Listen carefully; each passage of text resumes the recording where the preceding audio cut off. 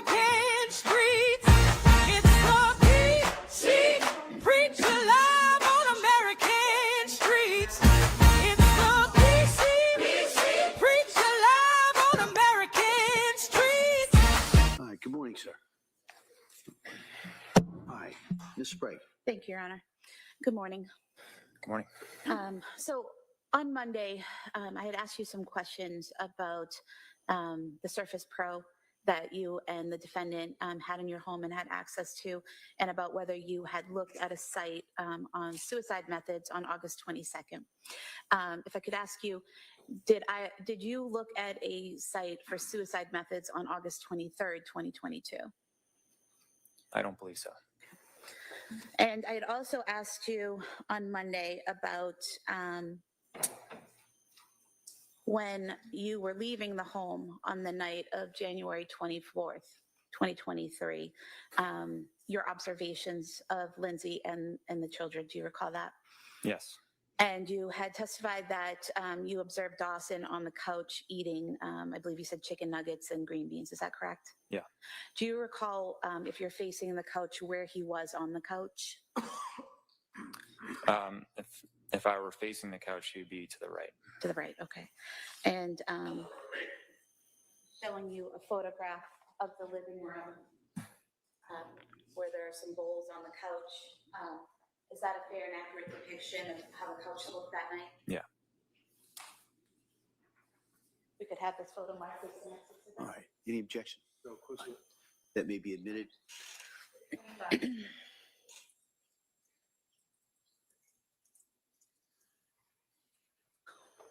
Now, as you're getting ready to leave the house to head out to get the takeout, did Lindsay say anything to you? Nothing specific that I can recall, just other than maybe goodbye. Do you recall something about discussing something about CVS with her? Yeah. Okay. And what did she say about CVS? She wanted me to pick up some stool softener for Cora.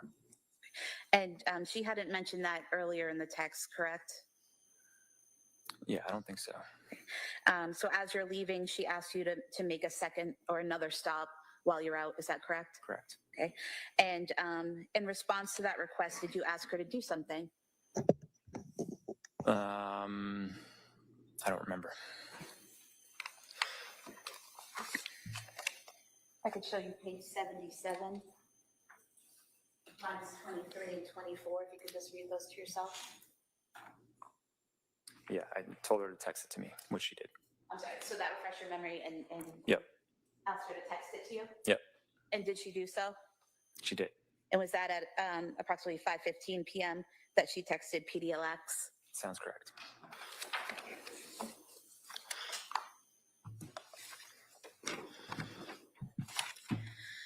So your two stops then that night were going to be CVS and the 3V restaurant, correct? Yes. Where did you go first? CVS. And do you remember the route that you took to get there? Yeah, I went out our driveway, took a right on Winter Street, and then took a left on the main road and went to CVS. So it's a pretty direct route from your house to CVS? Yeah. Here's the map. Just going to have you look at the screen, if you would, to a map.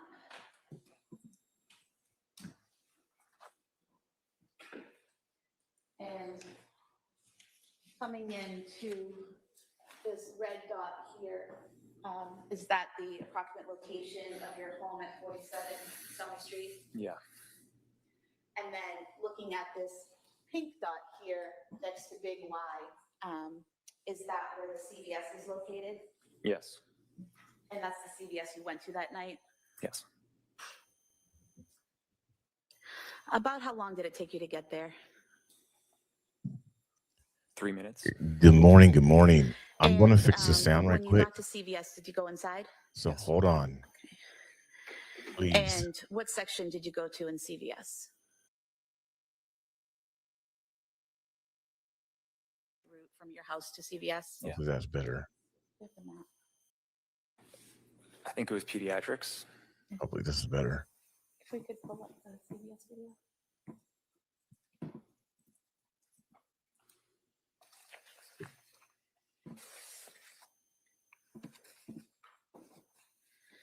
I'm going to ask you to look at the video here.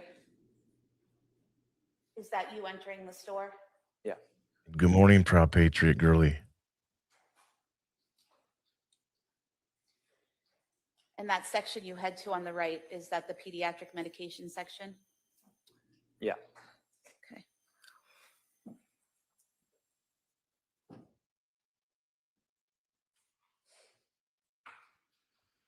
And while you're in that section, looking for the medication, do you do something? I called Lindsay And why did you call Lindsay? because what we were looking for wasn't there. The shelves were pretty empty. It was still during COVID. It was, I'm sorry, what? It was during COVID, so Okay, so, and was that call at about approximately 5:33 p.m.? yeah. Okay. And then, did she answer the call? Yes. She entered when you called her?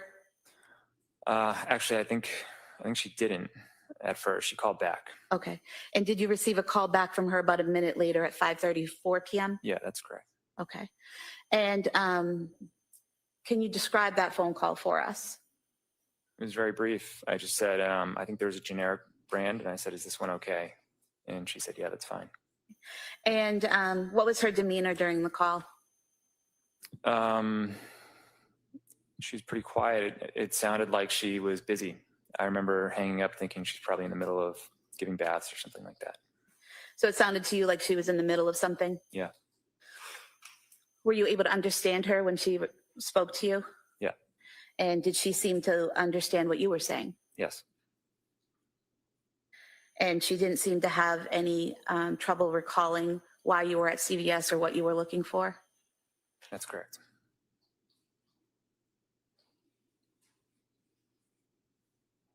And did you, in fact, purchase some Pedialyte at CVS? Yes. Did you purchase anything else while you were there? I bought a pack of Skittles.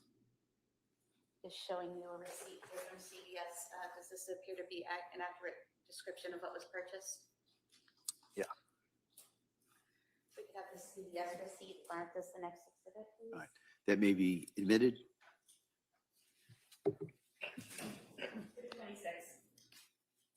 And then if we could have the original CVS video marked as an exhibit and the CVS timeline, a condensed version marked as the following exhibit. 27 and 28.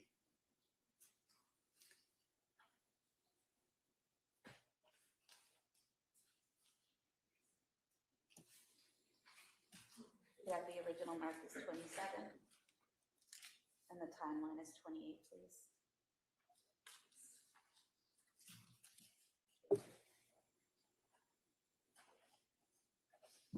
It's 26, 27, and 28 is the mark. All right. Thank you. After you had made your purchases at CVS, where did you go next? To 3V. And do you remember the route you took to get there? Yeah, I think I got on Route 3 South for just one exit, and then I got off and went straight to 3V. And showing you the map again here on the screen. This green dot here on the bottom, is that where 3V restaurant is located? Yeah.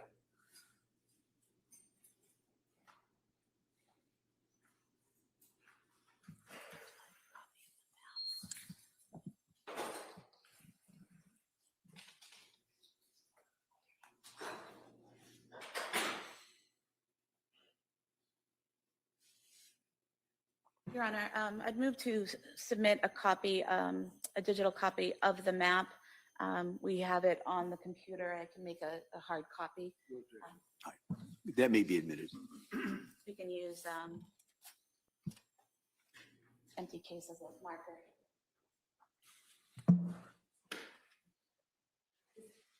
Is it 29? All right. Thank you.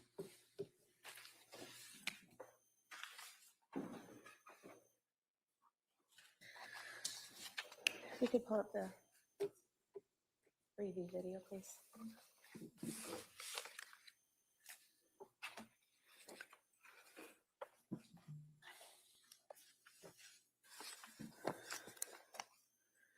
Now, sir, how long approximately did it take you to get from CVS to 3V?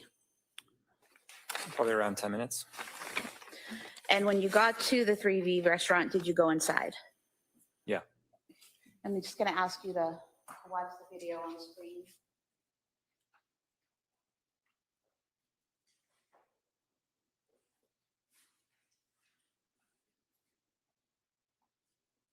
At 5:54:15 p.m., is that you coming in behind that other couple there?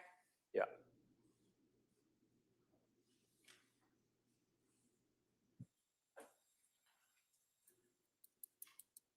And what are you doing at that point when you're looking at the bags? I think I was looking for the bag with my name on it.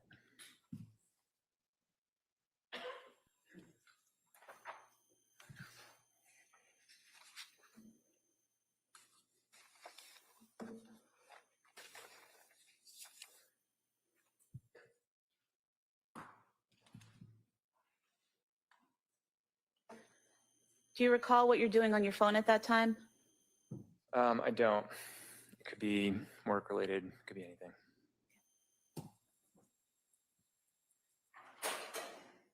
And the order that was listed under your name and phone number, correct? I think Lindsay ordered it. Right, but do you recall whose name it was under when you picked it up? I don't recall specifically, but it could have been mine.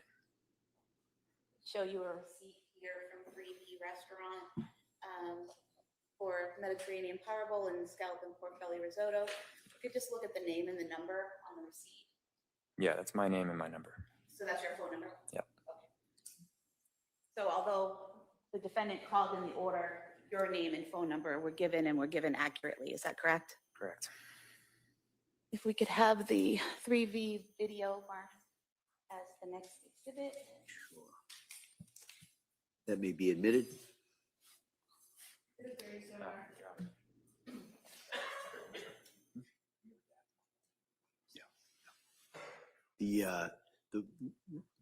Could I see counsel just very briefly?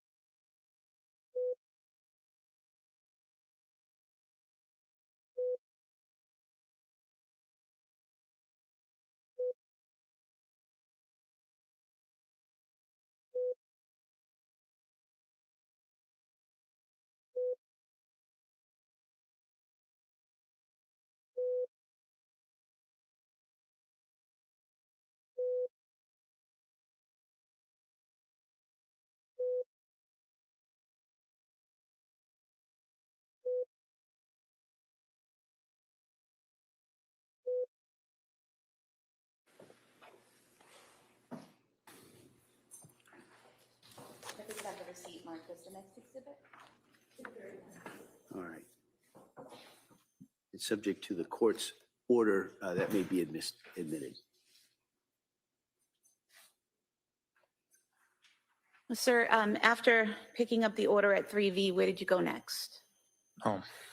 And do you recall the route you took home? Probably the same route, one exit on the highway, and then went home. Do you recall approximately how long it took you to get home? I would guess 10 to 12 minutes.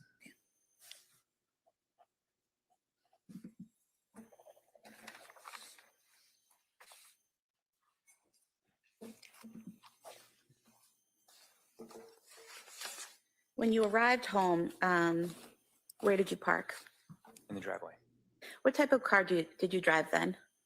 A Chevy Silverado. And was that a white pickup truck? Yeah.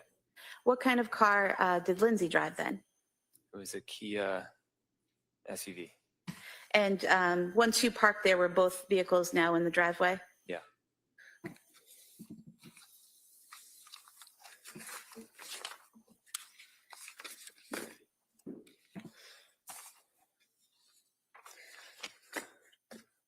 going to show you a series of photographs of the exterior of your home. You could just look through them and tell me if they accurately reflect how your home looked on January 24th, 2023.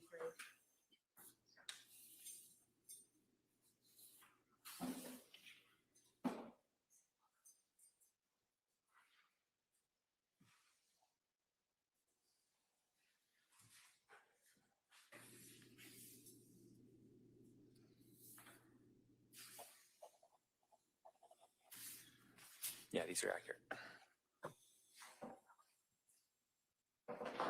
You could have these photographs of the exterior of the home, front and back, marked sequentially as exhibits. They may be admitted. Thank you.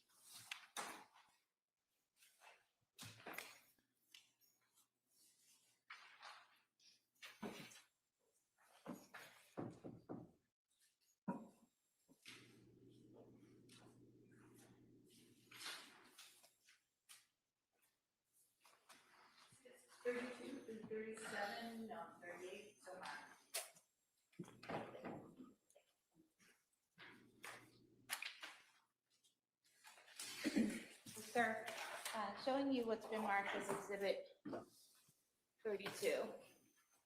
Is this the front of your house with the main door? Yes. And then showing you what's been marked as exhibit 33. Where is this in relation to that main front door? It's to the right. And here where the light is that a secondary entrance at the front of the house? Yes. And for the record, that's to the left of the garage. Yeah. Showing you exhibit 34. Can you tell us what portion of the house this is? It's to the left of the front door. So if I'm facing the front door, it's to the left, there's a fence there, is that correct? And exhibit 35, is that more of that same fence on the left? Yes. And then showing you exhibit 36, is this looking at your backyard from that left side area where the fence is? Yeah. And then exhibit 37, can you tell us what we're seeing here? This is the back of the house and the window where Lindsay jumped out. And exhibit 38, is that a more direct view of that back of the house? Yeah. And so the window you referenced about Lindsay, is it this upper right top window? Yeah. And what is behind that window? Our bedroom. And the window to the left there in the middle, what room is that window in? That's the upstairs bathroom. And then the top window on the far left, what room is that for? That was Dawson's bedroom. Austin. And then directly below the top right window, so the bottom far right window, what room is that window for? The living room. And then again, the middle window on the bottom level. Downstairs bathroom. And then that window on the far left there, is that the kitchen? Yeah. And on the far left of the photo where the sliding glass doors are, where does that lead into? There's like a room off of the kitchen where there's a kitchen table.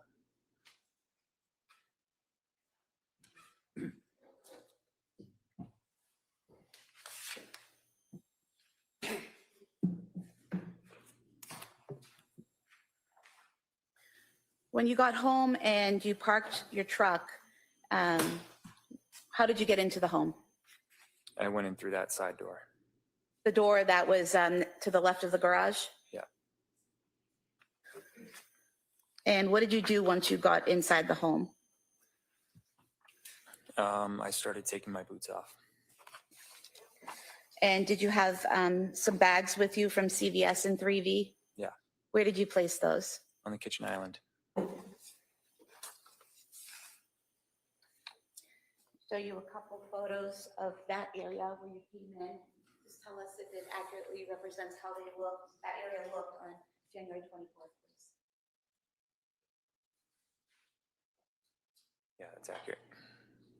You could have these two photos marked with the next to exhibit, please. It may be admitted.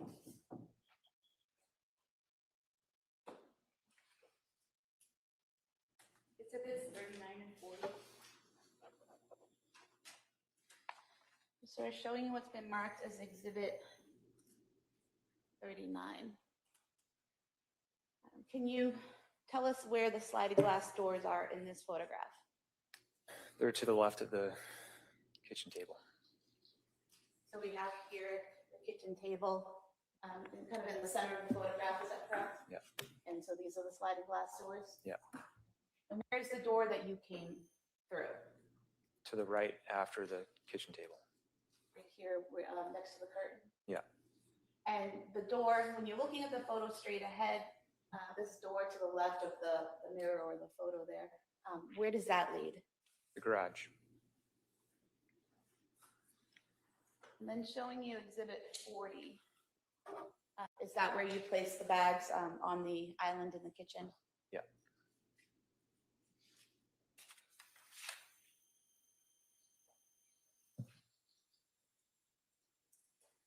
When you came into the house and you were taking off your boots and putting things down, was there anything you noticed? Yeah, the house is really quiet. Is that unusual? Yeah. And when you realized it was really quiet, what did you do? I called out And who did you call out to? everyone. Did anyone answer? No. After you called out and no one answered, what did you do next? I think I don't know the order, but I called down in the basement and no one answered. And then I called Lindsay to see if she was home because I looked out and I couldn't see her car, but it's because it was dark and her car's black. Okay, so when you say you called down to the basement, when you approached the basement door, do you remember if it was open or shut? It was shut. So did you open it and yell down? Yeah, And there was no response? correct. And showing you a photo here, is that a fair and accurate depiction of the stairway down to the basement level? Yeah. We could have this marked as the next exhibit, please. That may be admitted. Exhibit 41. Do you recall when you opened the door to yell down whether the light was on or off? Yeah, it was on, but Lindsay always left the light on. And you said you called Lindsay, was that a phone call? Yeah. And was that at approximately 6:09 PM? Yeah. And did she answer? No.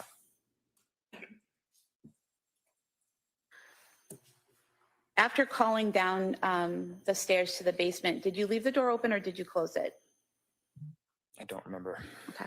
I would think I closed it because I always try to keep it closed. I'm not sure. Okay. And so after you called Lindsay and didn't get a response, what did you do next? I started checking upstairs. And where did you check upstairs? First, the bathroom. I thought maybe they were taking baths, but there's no one there. And then where did you go? The kids' bedrooms. Was there anyone in the kids' bedrooms? No. And then did you go to your bedroom? Yeah. And were you able to get into your bedroom right away? No, the door was locked, and that's when I knew something was wrong. And when you realized the door was locked, did you have a way to unlock it? Yeah, the previous owners, when they installed the doorknobs, had these like these little keys that they taped to the back of each door. So I got the one from Cora's room, and I started unlocking the knob. And when you unlocked the door to your bedroom, did you go in? Yeah. And what did you see when you opened the door and went in? I just saw blood everywhere, and the window is open. And showing you here a photo, is this the bed in your bedroom? Yeah. Now, the way the bed is in this photo, kind of pulled away from the wall and slightly askew or at an angle, is that the way it was typically? No. And when you left the bedroom that day for the last time prior to coming home later that night, was the bed in that position? I don't think so. It has this photo marked as the next to That may be admitted. Exhibit 42.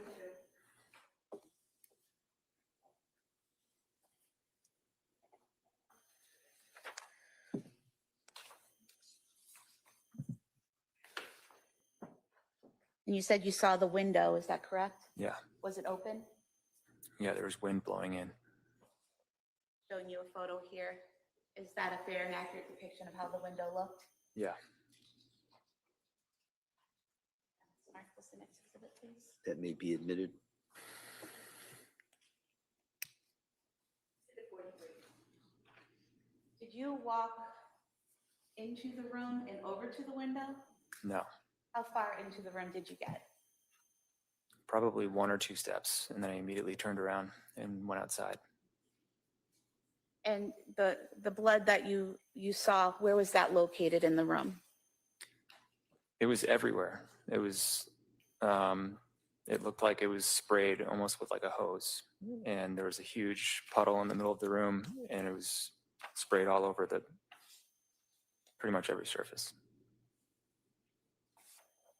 I remember it was on the doorknob. Okay. Showing you 3 photos. Do you recognize what's depicted there?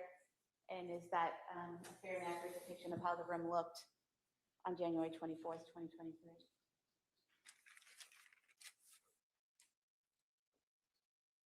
Yeah.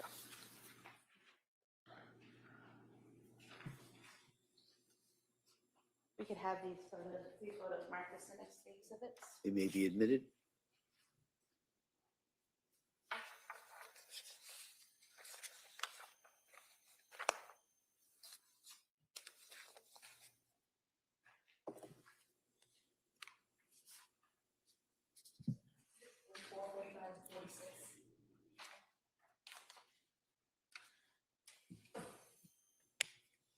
So we're showing you what's been marked exhibit 44. Is this the entrance to the room, looking into the room? Yeah. And then exhibit 45, is this mirror to the right of that bureau we were just looking at? Yep.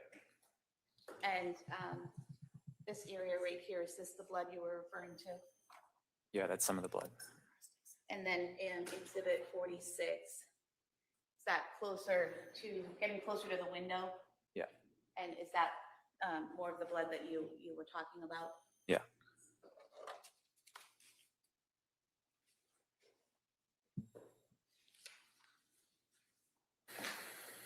Going back to exhibit 42.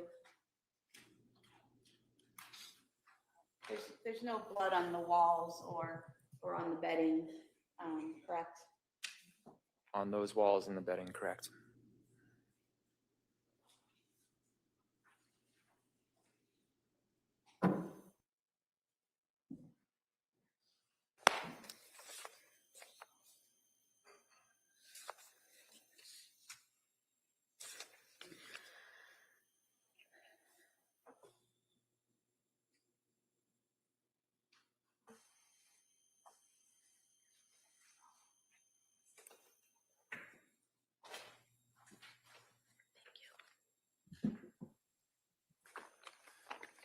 Sir, were you aware that the defendant's phone was found on the bed in the bedroom that night?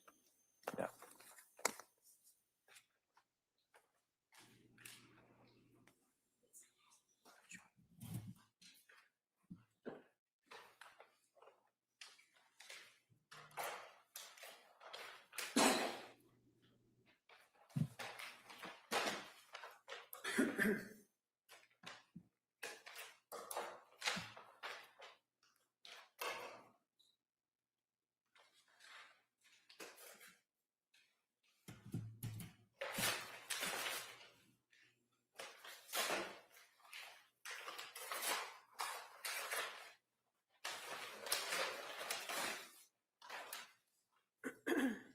They're showing you this phone with this light brown case. Do you recognize this? Yes. Whose phone is it? That was Lindsay's phone. And is this the phone that she was consistently using between September of 2022 and, well, actually August of 2022 throughout the fall and into January of 2023? Yeah. You could have this marked as an exhibit, please. That may be admitted. 47.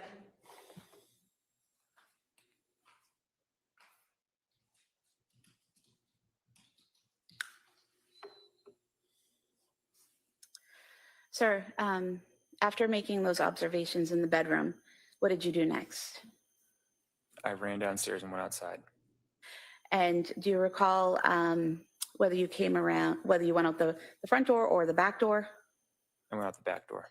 So that would be the sliders, is that right? Yeah. And where did you go from there? I just looked around in the backyard below that window and I saw Lindsay. And where did you see her?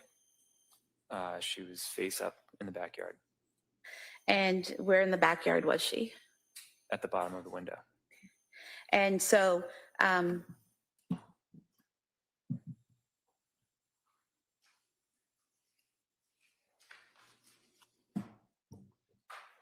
at exhibit 38, you said this was the window, correct, at the top right?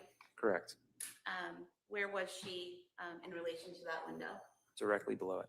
So down here by the window well? Yeah. For the record, I was pointing straight below the bottom right window by the window well. I'll show you a photo of that window you were referring to. Is this the exterior view of that window to your bedroom that night? Yeah. We could have this marked as an exhibit, please. That may be admitted. Exhibit 48.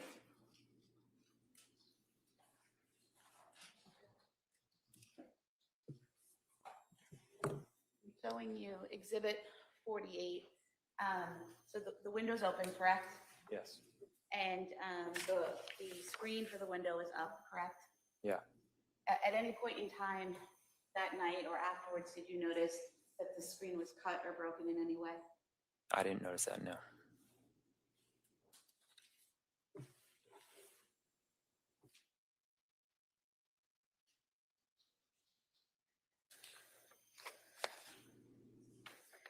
And when you saw Lindsay on the ground there under the window, which direction was her body facing? Her head was closer to the house. Her feet were away from the house. And did you go to her? Yeah. And did you observe any injuries? Yes. And what did you see? She had deep cuts on her wrists, and she had a red line across her neck. I wasn't sure what it was at first, but she cut her neck. And do you recall that these wounds weren't actively bleeding at the time? I later learned that I said that on the 911 call.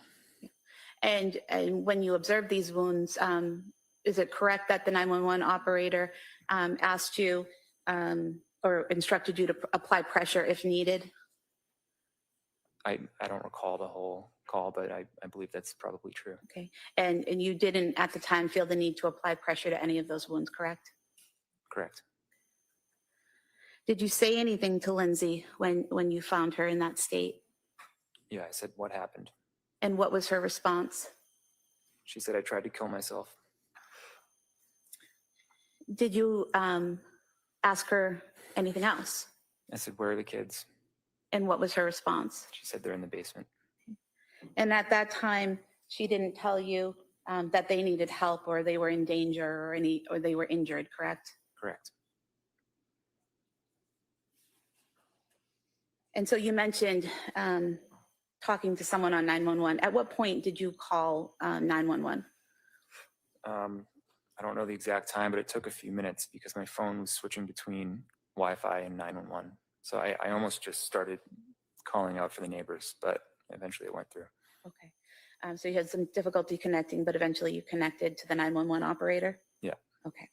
And did you stay on the phone with them while they were sending people to respond? Yeah. Okay.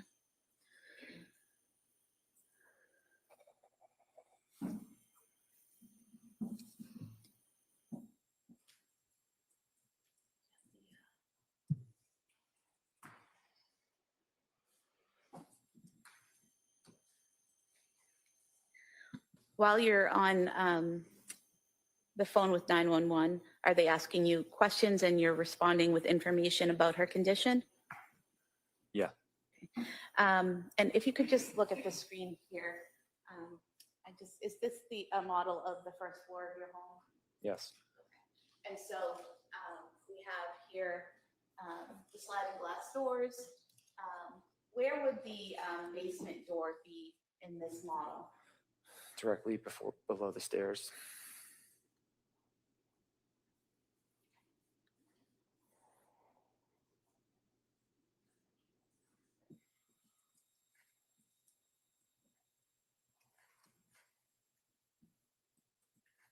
So now that it's flipped around, is this the door to the basement right here?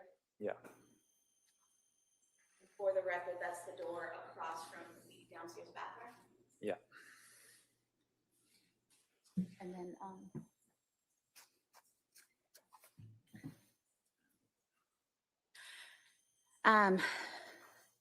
how long approximately, and I know you weren't looking at your watch or anything like that, but can you estimate for us how long it took for first responders to arrive?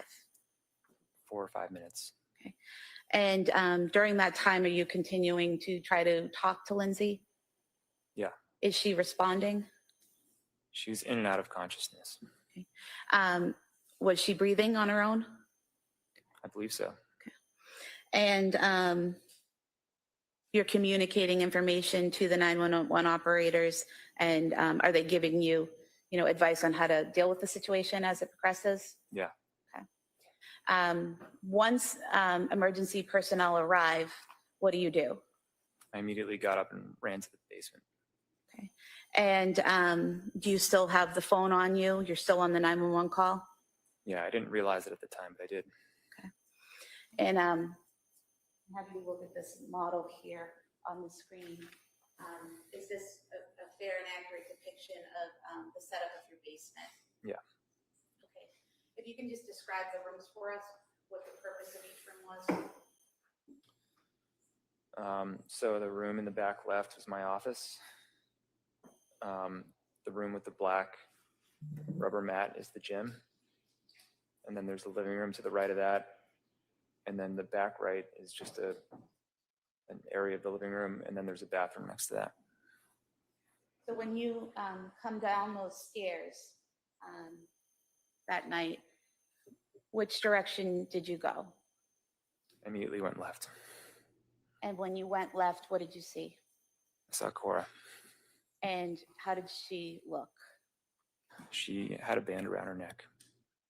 And was that an exercise band? Yeah. And do you recall whether she was, what position she was in, whether face up or face down? She's face down. And when you saw her in that condition, what did you do? I immediately ran over and tried to take the band off. Were you able to get the band off? Yeah. And do you recall how you got the band off? I think I untied it. And when you say untied it, was it in a knot that you had to, put everything down and unknot it, or how was it tied? I'm not sure I fully remember. Do you recall describing it previously as when you initially tie your shoes, but then don't do the bow? Yeah, that sounds right. And was she responsive? No. And what did you see or do next? I saw Callan. And where was he? He was next to her. And how did he appear? He had a band around his neck. Sorry? He had a band around his neck. And did you remove that as well? Yeah. And do you recall what position he was in? Same as Cora. And looking at the model here, if you could just tell us, where was Cora? The left of the couch. So would that be this area here that I'm pointing to in between the bureau and the couch? Yeah. And where was Callan? To her left.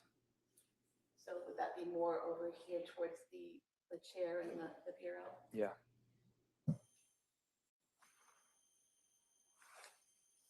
After you removed the band from Callan's neck, what did you do next? I tried to find Dawson. And where did you go? I looked in the bathroom and on the other side of the couch, and then I went to the other side of the basement and he was in my office. And when you saw Dawson, what condition was he in? I knew he was gone. And did he also have a band around his neck? Yeah, And did you remove that band? yeah. And looking at the office here, where was he located within the office? Just to the left of the door when you went in. Just in this area here, right inside the door? Yeah.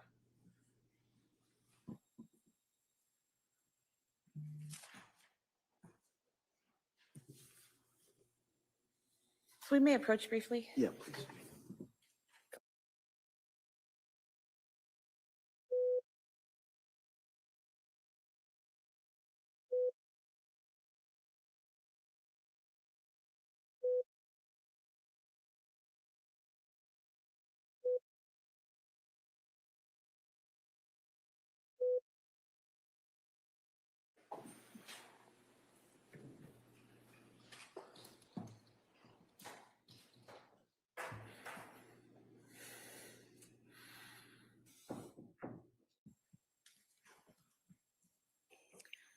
Now, after finding Dawson and taking off the band, what happened next? I think I was back and forth. I think I went to try to help Cora. Did you try to give her CPR? Yeah, At some point in time, do the first responders make their way down to the basement? yeah, And do they take over care of the children? yeah. Where do you go? They sent me upstairs. And at this point, Your Honor, I'd move to submit the 911 call as the next exhibit. That may be allowed pursuant to the earlier order.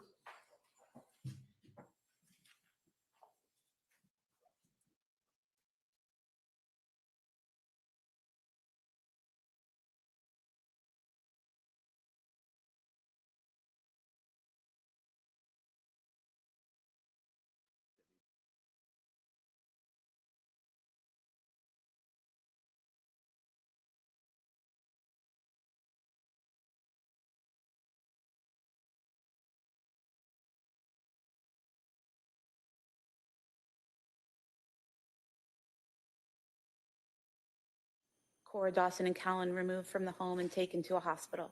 Yeah, Was that Beth Israel Deaconess in Plymouth? yeah, Did you also go to that location? yeah. And at the hospital, were you able to see your children? Yeah, And was Callan then transported to Children's Hospital? yeah.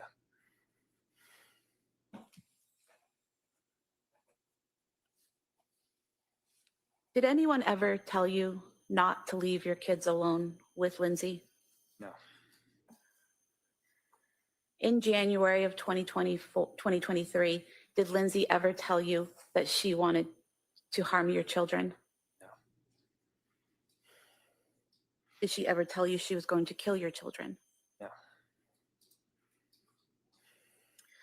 Did you receive, a few days after this happened, did you receive a phone call from the defendant while she was at Brigham and Women's Hospital? I think it was like a week or so after, yeah.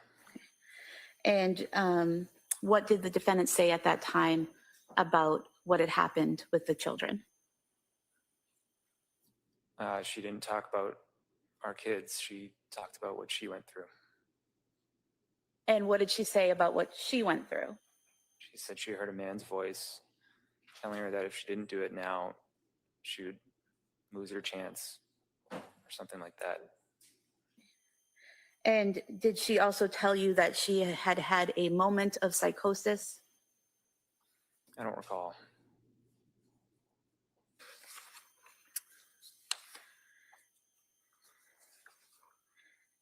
Did she mention the children at all during that call? I don't think so. I mean, not directly. Had she ever mentioned psychosis to you before? No, I didn't know what psychosis was until after this happened. Did she ever tell you she was hearing a man's voice before?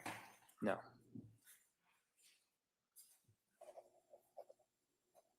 If I may have a moment, Your Honor. Sure.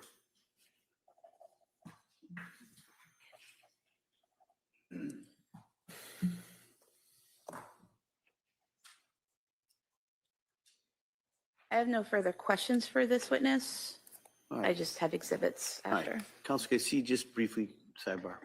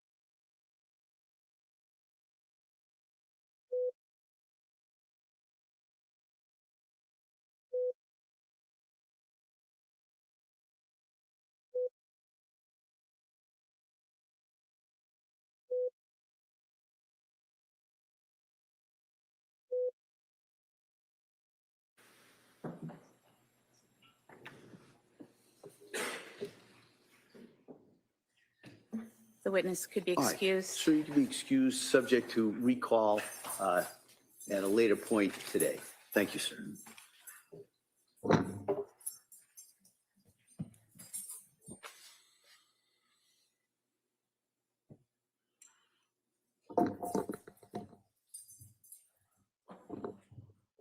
right, Commonwealth? Your Honor, at this point, I would move to submit some evidence. First,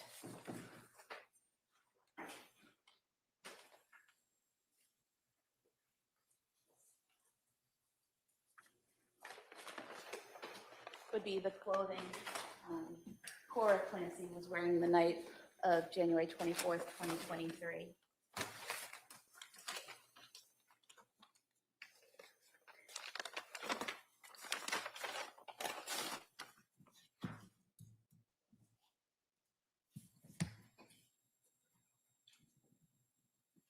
First, the pajama pants.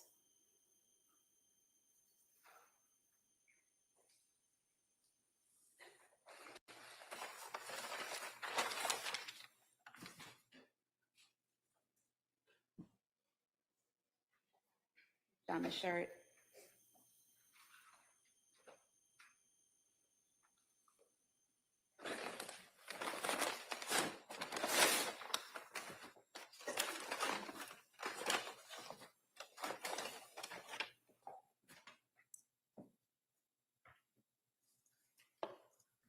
And then the pink robe.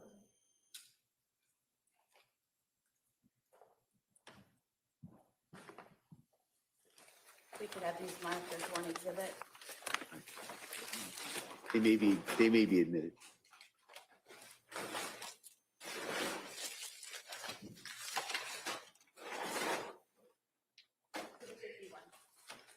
Thank you. And then Dawson's clothing.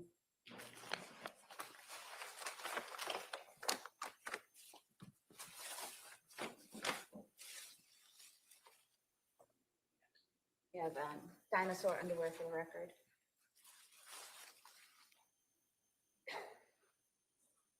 And a gray t-shirt or shirt, long sleeve shirt.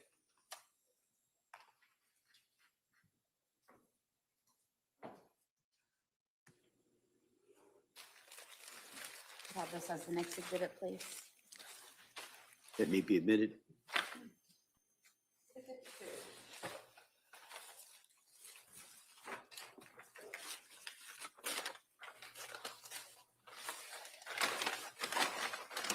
And then Helen's pajamas.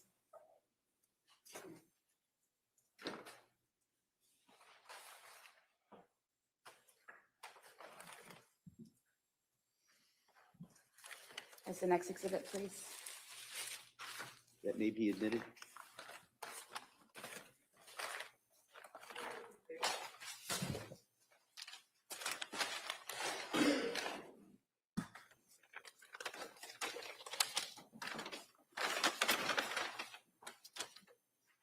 Yellow exercise band found with Dawson.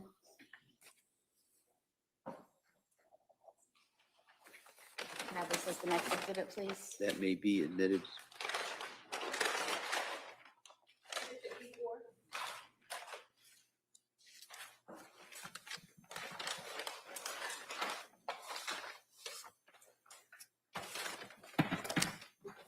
Black exercise band found with Cora.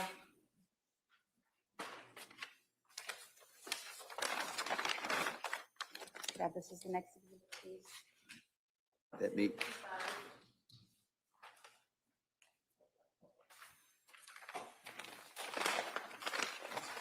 And then the blue exercise band found with Callan.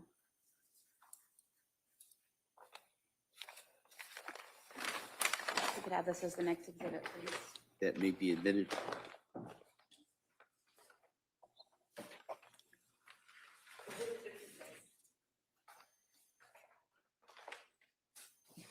Your Honor, we would ask that the 911 call be played.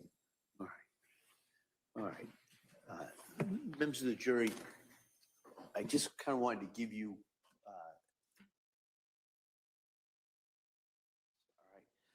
sometimes in a trial, evidence that is introduced that produces in jurors an emotional response. For example, it's understandable to feel sympathy and empathy when you hear or see certain evidence. And so, but as jurors who have taken an oath to follow the law, I'm instructing you that the law says you must separate any emotional reaction on your part from the informational value and weight of the evidence. You must not be influenced in any way by the unpleasant nature of some of the evidence, including testimony, including exhibits.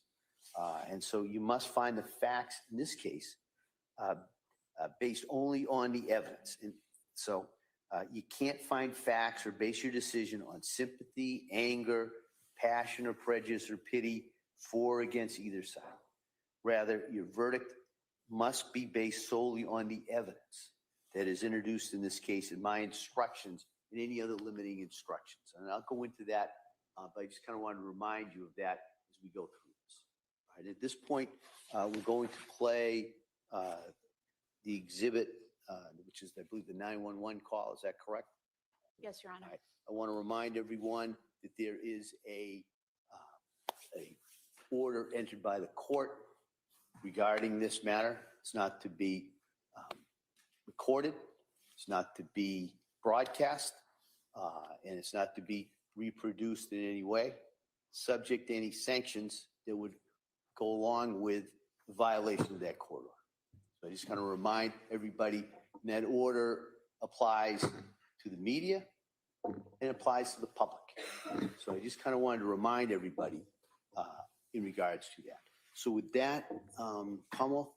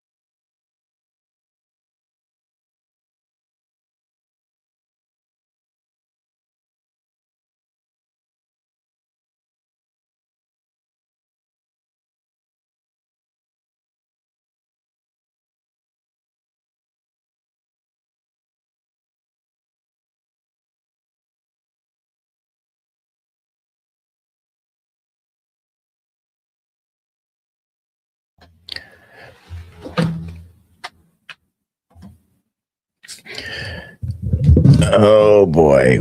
So right now, obviously they're playing the 911 calls and she is having a emotional reaction. So due to her illnesses, do you think this is genuine or is it just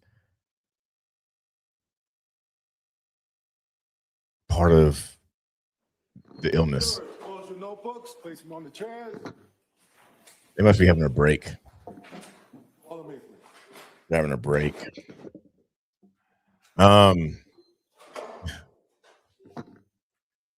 The judge had to warn people.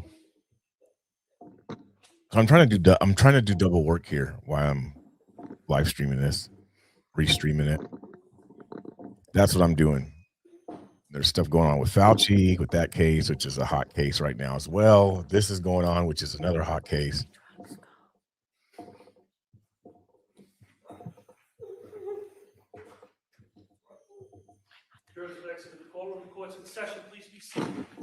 We'll be in recess at this time. Thank you. All rise. So they're going into recess. Recess, please exit the courtroom. Clear out the courtroom, please. Thank you. Wonder how long they say we don't even know how long the recess is. How long is recess? It is 10:30, 10:25. How long is the recess? Don't know. I can flip over to Fauci while this is going on, but this is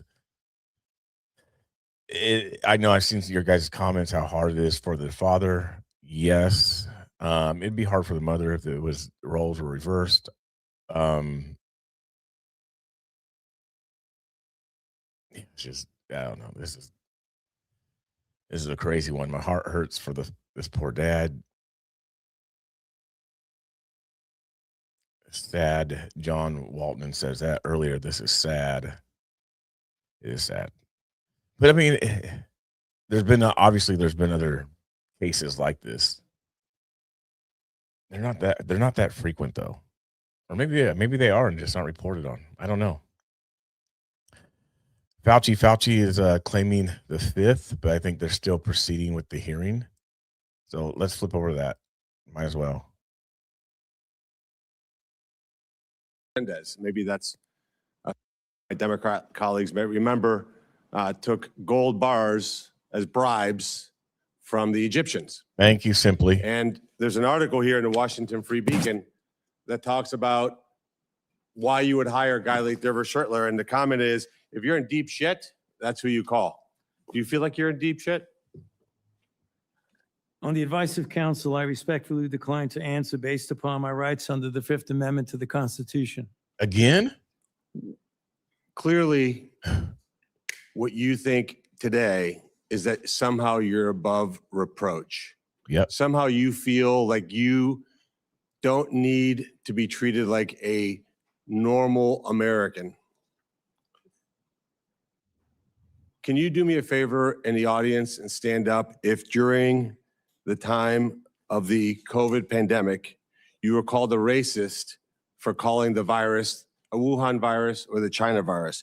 If you thought the 6-foot rule was total crap, if you thought the vaccine wasn't something that you should take, if you thought it was outrageous the way the mask policy was rolled out, if you were fired from your job for not taking that vaccine, including members of the military, if you thought closing schools was catastrophically stupid, and that you thought that during these times saying these things made you somehow a lesser human being. Dr. Fauci, can you just turn around and look at the people behind you? Oh. You're not willing to do that? That's not a question. It's not a question. To your lawyers, not a question. It's a request. All you have to do is look up from your lawyers and look at the people Oh, who man. were absolutely shamed for saying what we know now to be the truth. You can't even look at them? That's a question. Are you able to look at them? You can sit down in the audience.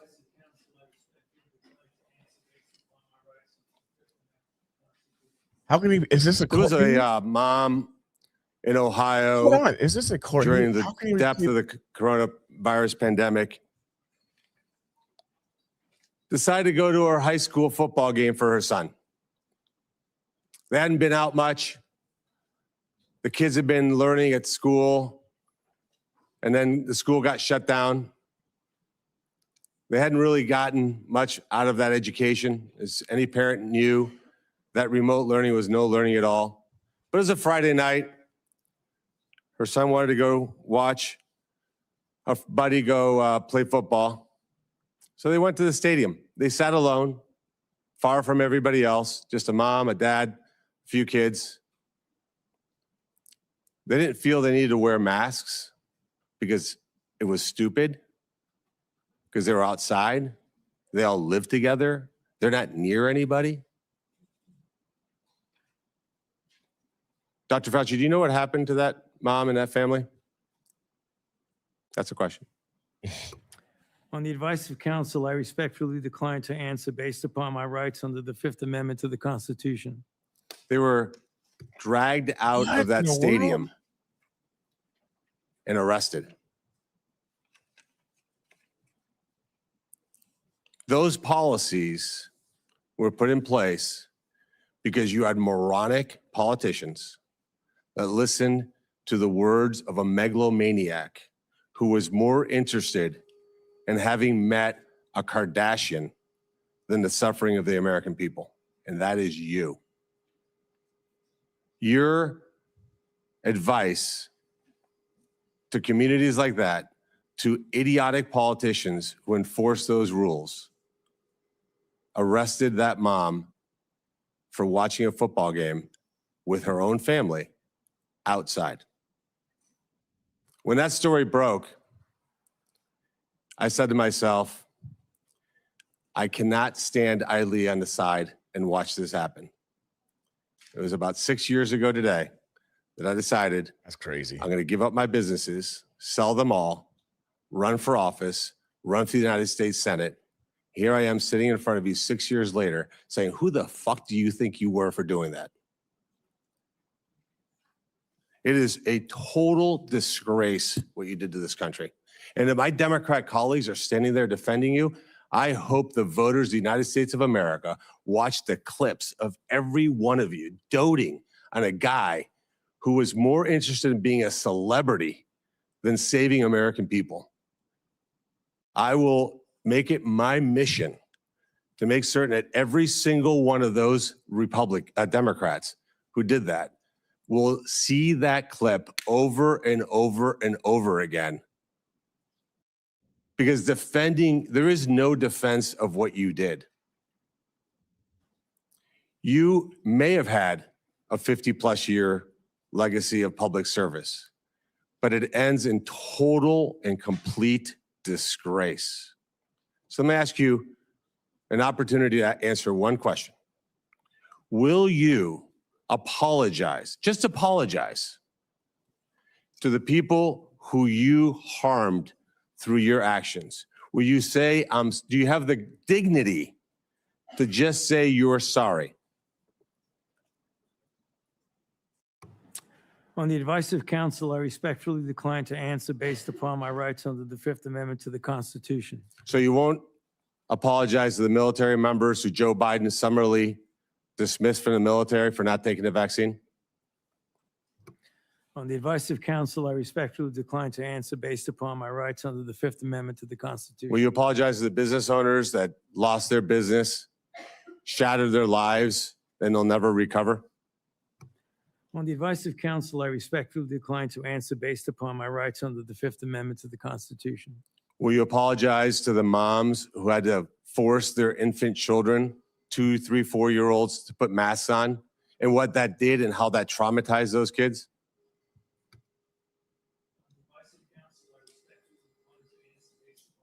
Under the Fifth Amendment to the Constitution. Will you apologize to the family members of the people who died because they took your advice and not only got the first vaccine, but the 5, 6 other boosters that they did not need?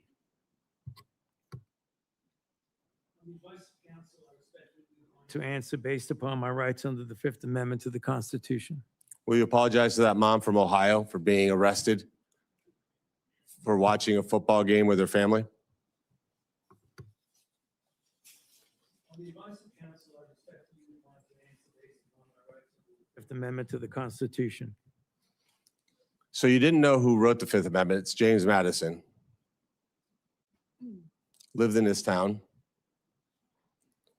I can only wonder what he would think of somebody like you invoking his writings to shield culpability for the actions that you took.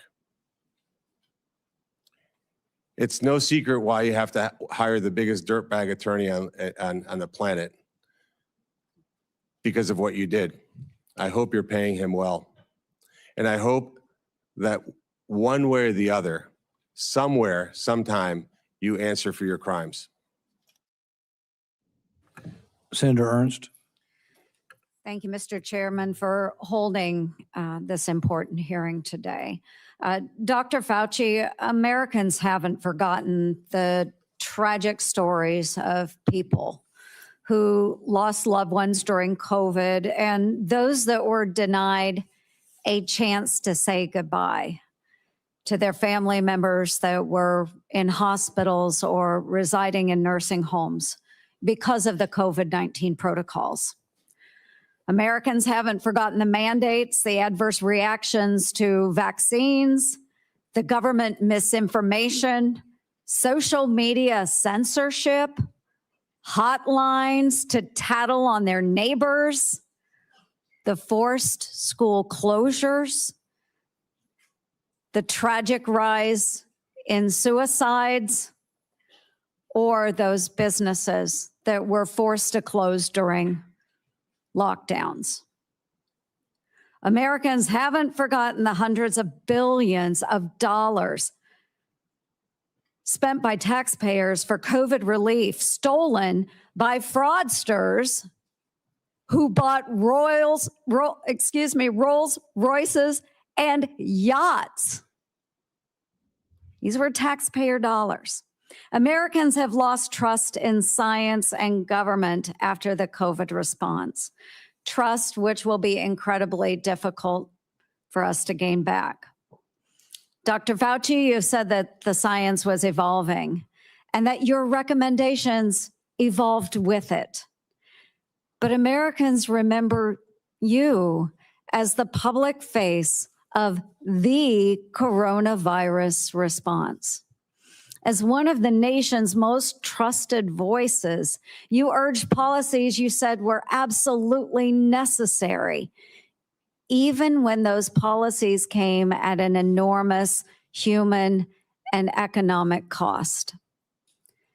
And Americans deserve answers about reports that you may have worked with others to pressure the president into adopting the slow the spread strategy, and why you later sought an unconditional pardon for crimes you may have committed dating back to 2014. Dr. Fauci, in 2022, you had a taxpayer-funded salary of $480,000 a year. You were, in fact, the highest paid federal employee in the entire federal government, even making more than the NIH director and the president of the United States.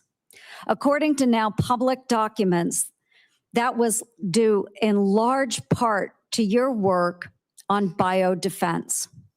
Unreported is how NIAID spent over $1 billion from 2009 to 2026 in biodefense and influenza federal contracts and subcontracts. My office uncovered records on usaspending.gov that show from 2015 to 2020, NIAID paid out $515,418 in subcontracts to Harbin Veterinary Institute in Harbin, China, including $100,000 a few days after it opened a BSL-4 biolab in 2018. That very same institute was criticized for doing gain of function bird flu research in 2013. And yet you were funding them for years after that, sending U.S. taxpayer dollars to China. These contracts, which we also trace to NIAID, show U.S. taxpayers funded gain of function researchers in the Netherlands and in Wisconsin, funding the same folks whose controversial work led President Obama to pause this exact type of dangerous pandemic research. Dr. Fauci, did you know that the NIH's billion-dollar Sears contract programs were funding gain-of-function researchers in China, the U.S., and in the Netherlands? On the advice of counsel, I respectfully decline to answer based upon my rights under the Fifth Amendment to the Constitution. Dr. Fauci, Dr. Deborah Birx wrote in her book that you and President Obama's former CDC director were at a Saturday, March 14th, yes, 2020 meeting at her home 2 days before the president announced his 15 days to slow the spread effort. Your now released diaries said the meeting was a week before that. Dr. Birx said you all were trying to trap the president into having no other options. She wrote, your plan was to, quote, block any of the president's escape routes. So, quote, he'd have no choice but to agree to our flatten the curve measures. Yes or no, Dr. Fauci, did you try to block or trap President Trump into the slow the spread, flatten the curve measures in March 2020? On the advice of counsel, I respectfully decline to answer based upon my rights under the Fifth Amendment to the Constitution. When the COVID-19 virus broke out in Wuhan, China, you, Dr. Fauci, knew pretty much right away that NIH had funded Chinese labs, including those doing coronavirus research. There's email traffic from early January 2020 where your staff was flagging for you that NIH funded coronavirus research at the Wuhan lab through EcoHealth Alliance. Yet few Americans knew we funded the Wuhan lab because the funding went through a sub-award and was not reported to the public database like usaspending.gov as it should have been. Also, EcoHealth violated federal law by failing to report in its research papers how much taxpayer funding it spent on that research. At my request, the Government Accountability Office helped track down that $1.4 million of U.S. taxpayer money that was sent to the Wuhan Institute of Virology, both by you, Dr. Fauci, and through USAID. But first, it passed through EcoHealth Alliance, which I helped to get defunded through the NDAA. Dr. Fauci, did you intentionally use subaward funding to obscure NIH funding of Chinese biolabs and coronavirus research? On the advice of counsel, I respectfully decline to answer based upon my rights under the Fifth Amendment to the Constitution. NIAID awarded multi-million-dollar grants to a number of scientists shortly after they wrote publicly in the Proximal Origins paper that the COVID virus likely came from nature. Though documents Chairman Paul released last week show in private, those same scientists were much more open to the virus being from a lab. In 2023, Representative Jordan insinuated that you basically gave a $9 million bribe in the form of an NIH grant to NIH-funded virologists to say the virus likely was from nature. Dr. Fauci, yes or no, did you reward the Proximal Origin authors by giving them NIAID grants or contracts? I respectfully decline to answer based upon my rights under the Fifth Amendment to the Constitution. Dr. Fauci, we have learned that U.S. coronavirus researchers at UNC shipped, quote, humanized or transgenic mice to China by around 2017 for use in their dangerous coronavirus work. Under your NIAID coronavirus researchers also used aborted baby body parts in mice research, and taxpayers paid for them to do that. NIH-funded coronavirus researcher Dr. Ralph Barrick and his colleagues at UNC put parts of livers, thymuses, and chunks of human fetal lung that they got from aborted, almost 5-month-old human babies. They put those parts in their research mice. They disgustingly named them BLTL mice and wrote they had created a, quote, sandwich of aborted body parts in the mice. Get it, folks? BLT. A BLT sandwich. Your RML lab employees in Montana also ordered and used aborted baby body parts in their taxpayer-funded research. And emails show how they plan to use those mice for post-COVID work. NIH funded putting aborted babies' fingers and scalps off the heads of aborted babies and putting them into the backs of research mice. The scalps later grew fine baby hair in the mice. They even included those disgusting photos in their research paper that you funded. Not all of those were research on coronaviruses, but some were. Thankfully, the current NIH director has said, no more of this. Dr. Fauci, yes or no? Do you think that human aborted parts should be put into mice for coronavirus research? The advice of counsel, I respectfully decline to answer based upon my rights under the Fifth Amendment to the Constitution. Mr. Chairman, would you direct the witness to answer the questions that we have been asking? He probably would if he was here, but I can direct it. But I think we understand his answer. We do understand that. Americans are asking for accountability, Dr. Fauci, and your silence is very telling. Thank you, Mr. Chair. Senator Moody. Thank you, Mr. Chairman. You know, I'm the most junior member of the Senate here, showing from where I sit. I just got here last year. Many of you may remember I was the Attorney General in Florida who fought back against the lockdowns, the school closures, the church closures, everything to embrace sanity and science. We fought back. We got ridiculed for it. And we didn't just call people names. We actually impaneled a grand jury of people of all walks of life, all political persuasions. So that's how I came here, fighting for a free state amongst states that had locked their own people down. We are now called the Free State of Florida. And I believe our responsibility here is to make sure that government remembers the people are our bosses, that we report to them, that we're accountable to them. Government shouldn't operate for itself. Government operates on behalf of and for the American people.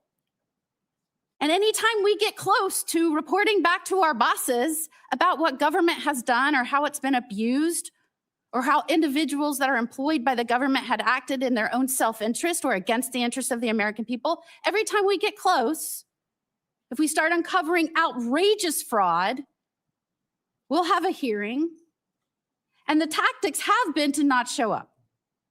So you'll have all of us over here trying to drill down on why we've been giving money that actually works against American citizens, and no one shows up. Today nobody's here at the moment. Today there seems to be a different tactic. Today we have Democrats showing up and trying to spin why we shouldn't even be having this hearing to report back to our bosses. As one said, today's hearing does damage. It will deter others from public service.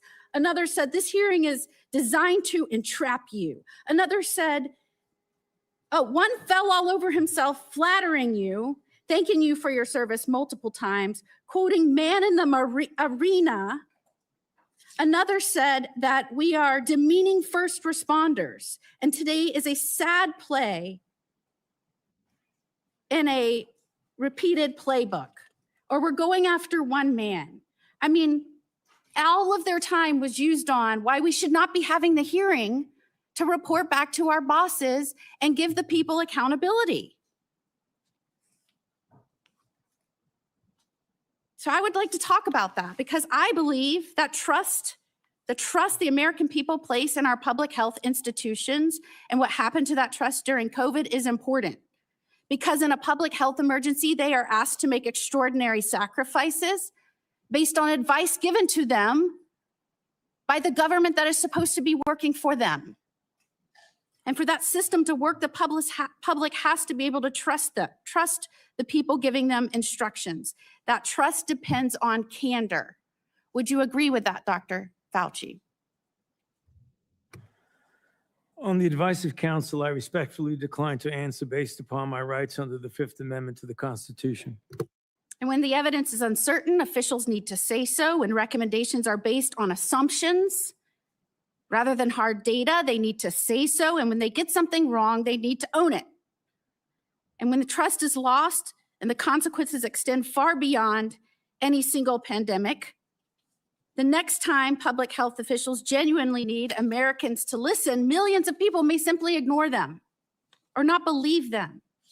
And Dr. Fauci, you were undeniably the face of the federal government's COVID response. You said so yourself in your diary. You said it's not hyperbole to say, I've become the most famous and talked about person in the country. So I want to understand how we got here.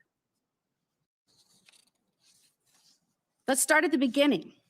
On March 8th, 2020, you appeared on 60 Minutes to discuss the spread of COVID-19. You were specifically asked to clear up the confusion and misinformation surrounding masks. You told the American people, right now in the United States, people should not be walking around with a mask. The interviewer immediately stopped you and said, are you sure of it? Because people are listening really closely to this. And instead of walking back or qualifying your statement in any way, you doubled down. There's no reason to be walking around with a mask. When you're in the middle of an outbreak, wearing a mask might make people feel a little better. It might even block a droplet, but it's not providing the perfect protection that people think it is. And often there are unintended consequences. People keep fiddling with their masks. They keep touching their face. Just a few weeks later, the CDC released its guidance recommending that Americans wear masks in public. You were asked to explain your original recommendation. You emphasized a very different consideration. You said, well, back then, the critical issue was to save the masks for the people who really needed them because it was felt there was a shortage of masks. So I want everybody to sit with that. The critical issue driving your initial recommendation to the American public was scarcity, logistics, not medical evidence.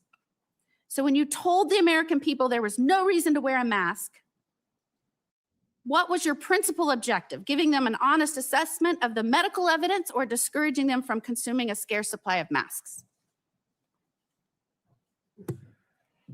On the advice of counsel, I respectfully decline to answer based upon my rights under the Fifth Amendment to the Constitution.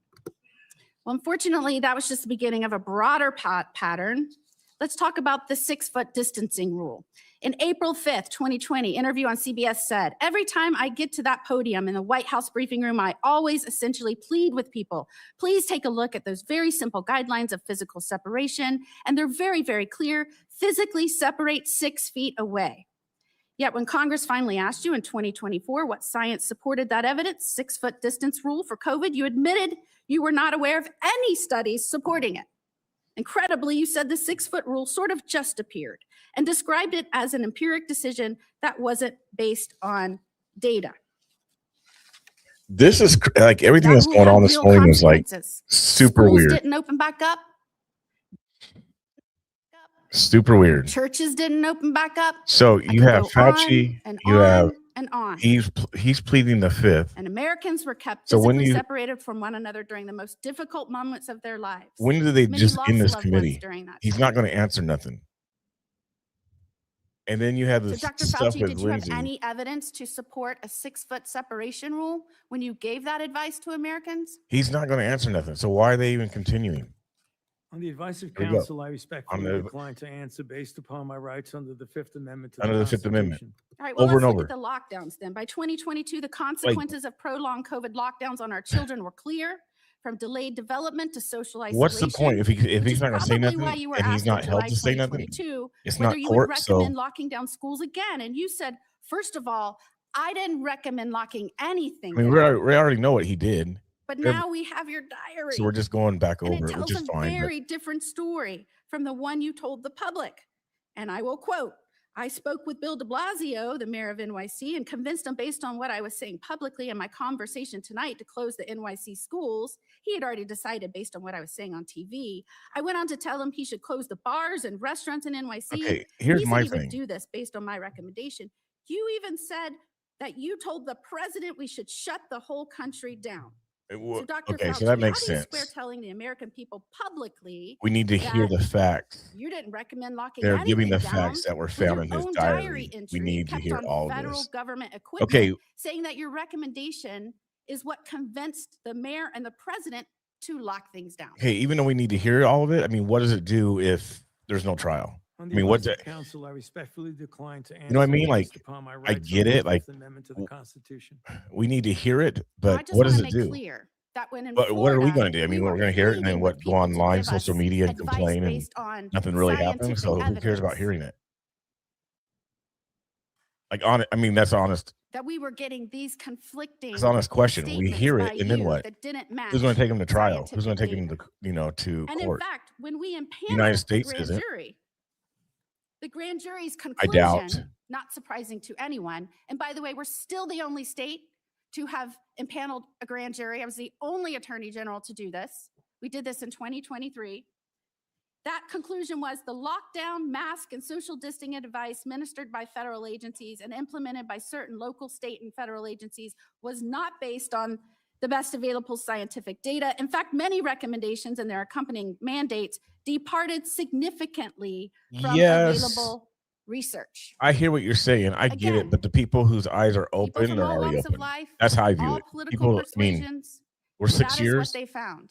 And People, yet, you during know, that time, while you were giving those statements, knowing that's why there she was just no said there's scientific Democrats basis showing up for it, that are defending him. So and we know the now eyes you that knew are it 'cause we open have your to, diary the entries. fear mongers, you called their eyes are open. the The people governor who that I aren't, worked they're not.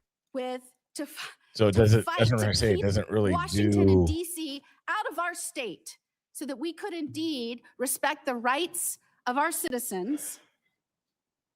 You called our governor, Who's gonna take him Governor to court? DeSantis, and I'm going to quote this so I get it right out It of your sucks. He needs to go to court. journals, a total jerk, that he is a complete disgrace, that he is blocking local authorities from mandating masks in various locations, including schools. He needs to go to court. And you were very concerned and upset that we were actively, and I'm going to quote, criticizing you. And we talked virtually every day about being wrong on everything. And what is astounding is that you wrote you feared Possibly. I don't know how that because works. of that, because we were questioning our government, because we were fighting back for the truth from our government, from scientifically based recommendations, because we were pushing for that. You said you feared that our democracy is in dire danger. Dire danger. Thank goodness we have people up here that I work with that understand our role, which is to report to our bosses, the people, because they are in charge. It's the usual do nothing. Yeah. Like, Calling for our government to be honest with us and transparent with us and accountable to us. and it's cool to hear. That is a democracy. What you did is the opposite. And I cannot believe I have to explain this to someone who represented our government and some of the most important issues for so long. And before I conclude, if I can just put up our pardon. This is the pardon you have heard so much about. And Dr. Fauci, the only other person that got a pardon like this, I believe, had a last name of Biden. Uh-oh. This pardon goes back to, and if you'll see, January the 1st of 2014. Did you talk to President Biden and ask for this pardon? On the advice of counsel, I respectfully decline to answer based upon my rights under the Fifth Amendment to the Constitution. Who did you talk to in the White House about this pardon? See, On the advice of counsel, I respectfully decline to answer like based that upon type my of stuff, rights like under the Fifth you're Amendment to the wasting time. Constitution. Did you specifically ask that it be dated Questions, back you're to the wasting time. beginning of 2014? At this point, On the advice of counsel, I respectfully decline to answer based upon my rights under the Fifth Amendment to the Constitution. Did you do that so that you would be given immunity going back to the beginning of 2014? On the advice of counsel, I respectfully decline to answer based upon my rights under the Fifth Amendment to the Constitution. I'm just very interested why it was this date. Did it have anything to do with the fact that 2014 was also the year that the NIAID or NIH began funding EcoHealth Alliance's Understanding the Risk of Bat And to be honest with Coronavirus you guys, Emergence Grant? let me just be honest and play On the this advice of side. counsel, I respectfully decline to answer based upon my rights under the Fifth Amendment to the Constitution. And this is the same grant that funded the work on bat Think coronaviruses about at this. the Wuhan Institute on Virology. Although we want to hear the answers, the advice that this council's given him, Millions of Americans it'd be given are to each one of questioning us. Since it's not what court, happened during COVID. don't say why nothing we to were these getting people. given So misleading information, misleading the advice of the council is why like you accurate, gave conflicting especially if statements it's not a court hearing. like, based on, I guess, how you were feeling that Don't day. say nothing, And Americans right? rightfully, Because it'll be over a it, million Americans. public like this, it'll be held should be against you. So like, why insulted would he be when the saying? Democrats insult I mean, our he's not chairs. wrong. He's It's like, pleased yeah, because he's we on are an irritated obsessive and like mission to go after bothered, but one man. he's Could his doing what he obsession- should be obsessive doing mission be regardless to of this. find out why a million Americans died and who might be responsible for that and where that started? Could that be his mission, Dr. Fauci? On the advice of counsel, I respectfully decline to answer based upon my rights under the Fifth Amendment to the Constitution. And after everything we have just walked through, can you sit here today and tell the American people, our bosses, that you bear no responsibility for their collapse in trust of their government?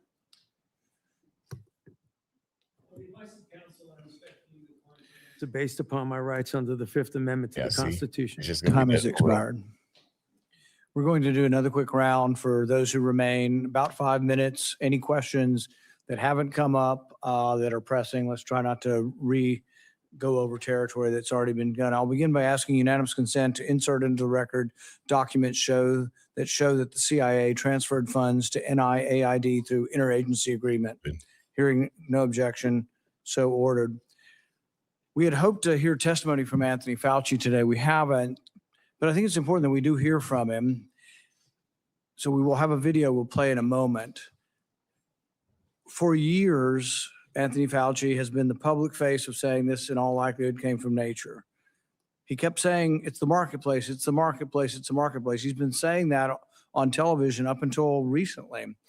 But what we find is that what he was saying in public is different than what he was saying in private. In January, in private, he wrote that looks like the wet market was a super spreader event. It didn't originate there. We know that some of the earliest deaths and sickness came from somewhere else. But then for years and years, we got dishonesty. So let's play the video so we can see a little juxtaposition of the problem we're dealing with. Fauci's journal entries contradict what he said publicly about the origins of COVID-19. Fauci admitted in January 2020 that the initial outbreak of COVID did not occur at a wet market. Take a really good look at the animal-human interface and the fact that animals from the wild are being brought into wet markets. You have animals that come out of the wild that are sold at these open, what they call them, wet markets. Wet markets, where you bring animals in from the wild who have these viruses. The wet markets in Asia, where people bring animals from the forest into market. There are wet markets in Wuhan that are ample opportunity for a virus to jump from an animal. The origin was from a bat to an intermediate host to a human, very likely in a wet market. And those animals should not have been in the Wuhan market. They knew that those animals should not have been in the market. And they immediately cleaned out the market, put restrictions on the kinds of animals that come into these wet markets. I think they should shut down those things right away. I mean, it boggles my mind. So repeatedly saying in public something different than what he believed in private. Now, this is interesting because, the first SARS outbreak in 2003 was traced to a wet market, to animals there. But interestingly, they had evidence. They had evidence that the animals had the disease. They also had evidence that the handlers had a disproportionately high number of antibodies to the disease. So there was evidence, and the evidence was presented. So when this came out, the same thing happened again. They did look at the wet market. 40-minute They looked at the recess wet so market far. and tested, I think, 80,000 Yeah, animals. trial. Didn't find any animals that had COVID-19. When they did find COVID-19 and trace samples there, they found that the DNA or the RNA was consistent with human spread.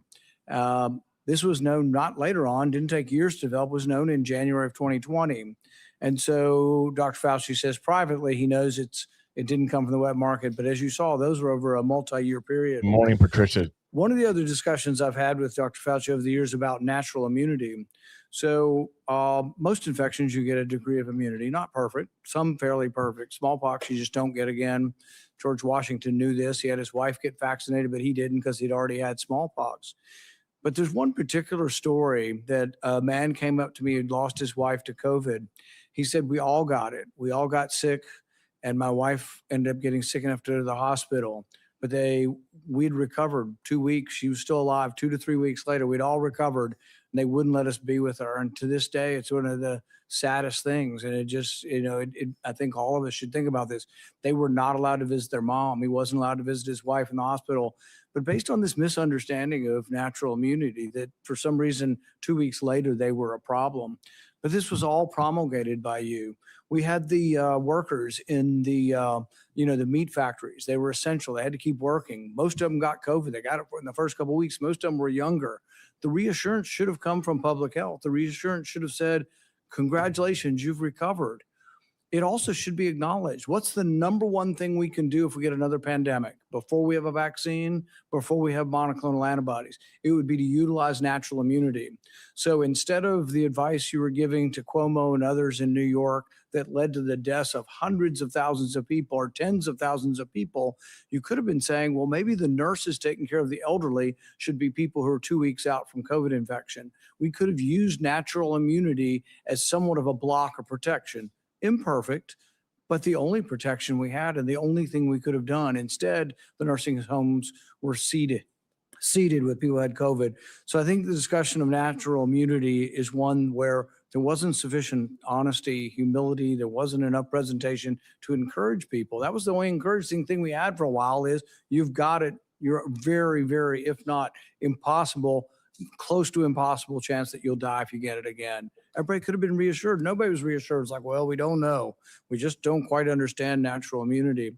My favorite quote from that is from Martin Kulldorff from Harvard. You called him one of the people that you had to take down, the fringe epidemiologist, which I've never ever heard a scientist call another scientist that. But he jokingly said on Twitter, he said, yeah, we knew about natural immunity from 486 BC, from the time of the Athenian plague. We lost all knowledge of it in 2020.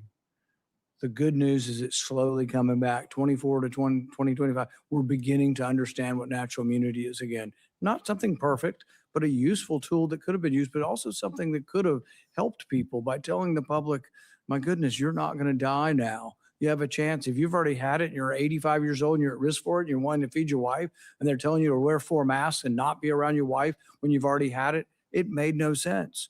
I visited with a man whose mom was 83 and she was dying from COVID.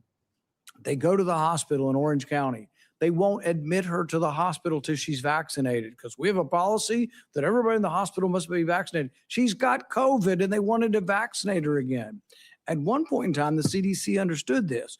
They told people, don't get vaccinated if you've had COVID within 3 months. Why? Because it may give you a heightened immune response when you've already got a heightened immune response. But giving a person very sick, And many of the people who died from COVID died from sort of this storm of response, this immune storm. The answer wouldn't be try to stir up their immune response more by giving them a vaccine. The answer was actually steroids, and good old-fashioned steroids, 37% reduction in death. It turned out to be way more valuable than remdesivir, way more valuable than any of the other treatments. But I don't remember ever hearing a complimentary word on natural immunity or steroids or anything else. And, you know, I wish we could have done more today. I would have been willing to accept an apology today. I'm sorry I made mistakes. We all made mistakes. And, you know, at the time I thought the gain of function research was, you know, the risks of it were worth the benefits. But I've reassessed since 15 million people died. People say, well, gosh, these things never happen. We know it happened in 1977. We know with 100% certainty a virus escaped. In 1977, there's something called the Russian flu. Nobody's exactly positive how it got out. But when they sequenced it, they found out that a flu in 1977 had exactly the same RNA as a 1954 one that they had in the lab and they had created a vaccine for. In fact, turns out anybody born before 1954 was immune, and the only people who got it were people who had been born between 1954 and 1977. But it was identical. The genetic sequence was identical to this vaccine or the virus from 1954, and that doesn't happen because these respiratory viruses are always mutating. To be identical means it had to have leaked from the lab, proof positive that it had. So we know this happens. An author by the name of Young wrote a book and said there was 1,200 cases of significant accidents that have occurred. We knew all of this, and yet it was completely discounted because I think you were worried that if it was seen that you funded dangerous research that started the pandemic, you'd get blamed. And it was a concerted effort. It wasn't just you. Anybody associated with the funding decided we needed to protect ourselves. Senator Johnson. Hey, Mr. Chairman, you mentioned that we lost knowledge of natural immunity. I didn't. Dr. Fauci did. I suppose I had an asymptomatic case of COVID because of the very faulty PCR test. I never got vaccinated or injected. There's no way I would have done that because I found out enough about the mRNA gene therapy. But you also brought up the issue of hospital protocols. I'm going to be holding a public event on hospital protocols. We've already received a couple hundred testimonies. They are heart-wrenching. They are heart-wrenching. Here's an excerpt from the testimony of a staff surgeon, very experienced, doctor for decades, at Providence Regional Medical Center, Everett, Washington. Quote, after our hospital was given remdesivir by the CDC, we were provided misleading/inaccurate information about the drug by medical leadership. When I had a young trauma patient who was a perfect candidate for remdesivir, the infectious disease doctor on call told me to not give it to her because, quote, she seemed like a nice girl. He concludes it was known early the remdesivir kills. As I said, nurses referred to it as run, death is near. So again, I've always been, because it never made sense to me that we put all of our eggs in the experimental gene therapy. If you knew anything about it, you would have avoided it like a plague. And we sabotaged early treatment. But the only treatment we really approved, monoclonal antibodies, which I think basically worked pretty well, but those weren't particularly available. They were denied an awful lot of patients. It was all remdesivir. Based on a study that the NIH changed the endpoint from mortality, because it had no impact on mortality, to days of recovery. A drug that the WHO recommended against its use in COVID in November of 2020, but a drug that cost over $3,000 for a course of treatment, versus things like ivermectin, hydroxychloroquine, who even Dr. Fauci, I should have got that one out because I want to take this time to enter things in the record, said, we need to have a very tight protocol on remdesivir because it's unknown, but hydroxychloroquine, that's approved, some side effects, but we have a long history of it. Let's put up my latest chart. Again, I was tracking adverse events on the experimental injection, but I use this chart as a comparison. So you've got ivermectin, hydroxychloroquine. These are average, again, Avayers doesn't improve causation, but there's correlation. It's there for a safety signal. So ivermectin, over 30 years of FDA reports, 17 deaths per year. 30 years. Hydroxychloroquine, over 38 years of reporting, 142 deaths per year. Remdesivir, over 5.5 years, 546 deaths per year. The COVID injection, almost 7,000 deaths per year. Which is safest? What did the FDA freak us out about? Ivermectin, hydroxychloroquine. Yes, a year. When they turn a complete blind's eye toward the injections injury. So I want to enter the quote from the surgeon. By the way, here's the answer. Cheryl Atkinson in an interview said that when it comes to money, we check financial ties among experts on the government panel devising coronavirus treatment guidelines, which had the effect of dialing back hydroxychloroquine use and giving an edge to remdesivir. We found the 11 members reporting links to a drug company. 9 of them named relationships to remdesivir's maker, Gilead. 7 more, including 2 of the committee leaders, have ties to Gilead beyond the 11 months they had to disclose. 2 were on Gilead's advisory board. Others were paid consultants who received research support and honoraria. By the way, within the study, I think one of the study participants was an employee of Gilead. A bunch also had conflicts with Gilead. So, gee, I wonder why. You know, there are conflicts of interest. Gilead made billions of dollars off of remdesivir and people died. In terms of ignoring safety signals, you can probably put that down now. This has come to light. This is Dr. Drew Weissman, who got the Nobel Prize for the mRNA platform. He wrote to Dr. Fauci on February 8th of 2020. Tony, I wanted to alert you to some. I got to step away for a little bit, you guys. mRNA, I'm going to put it back on the Lindsay trial, Lindsay Clancy case. It's going on 50 minutes. They've been on recess, so they should be back on, I'd say, within 10, 15 minutes. So that same day, Dr. Fauci responds. It also sounds like they might be done with questioning what human dose levels Fauci, since he's not answering nothing. Intermuscular do. So I'm going to flip it back later, Dr. to Lindsay. Replies, he said, we still have some concerns over the data. Like I said, it should be, I'm thinking it's not going to go longer than an hour for a recess. Blew it off. So it's at 50 minutes right now. They've been away. So, like I said, I'm going to flip it back there. I got to step away for a few. The last thing I want to enter in the record here is, and then I'll be on, you guys. and I want to make the point. I'll be listening and watching as well. So that they buried the treatment of severely injection injured. The fact that we haven't acknowledged these injection injuries, these people can't get treatment. They're being gaslit by their doctors. So it's all in your head. The rate of the injection injured of suicides is increasing because they've given up hope, because our medical establishment and federal health agencies completely failed them, failing to acknowledge it. So again, Dr. Nath was diagnosing and treating injection injured in March of 2021. This concerned people. So you had Dr. Walter Koroshitz, writes Dr. Fauci. One of the points he made, there's been a steady, slow stream of reports to me of post-vaccination neurological conditions. Dr. Nath has been collecting a bunch. He has reports sent out to publish. Well, that alarmed everybody. Boy, you can't let the public know what's actually happening. You can't actually let the public know what the science is showing.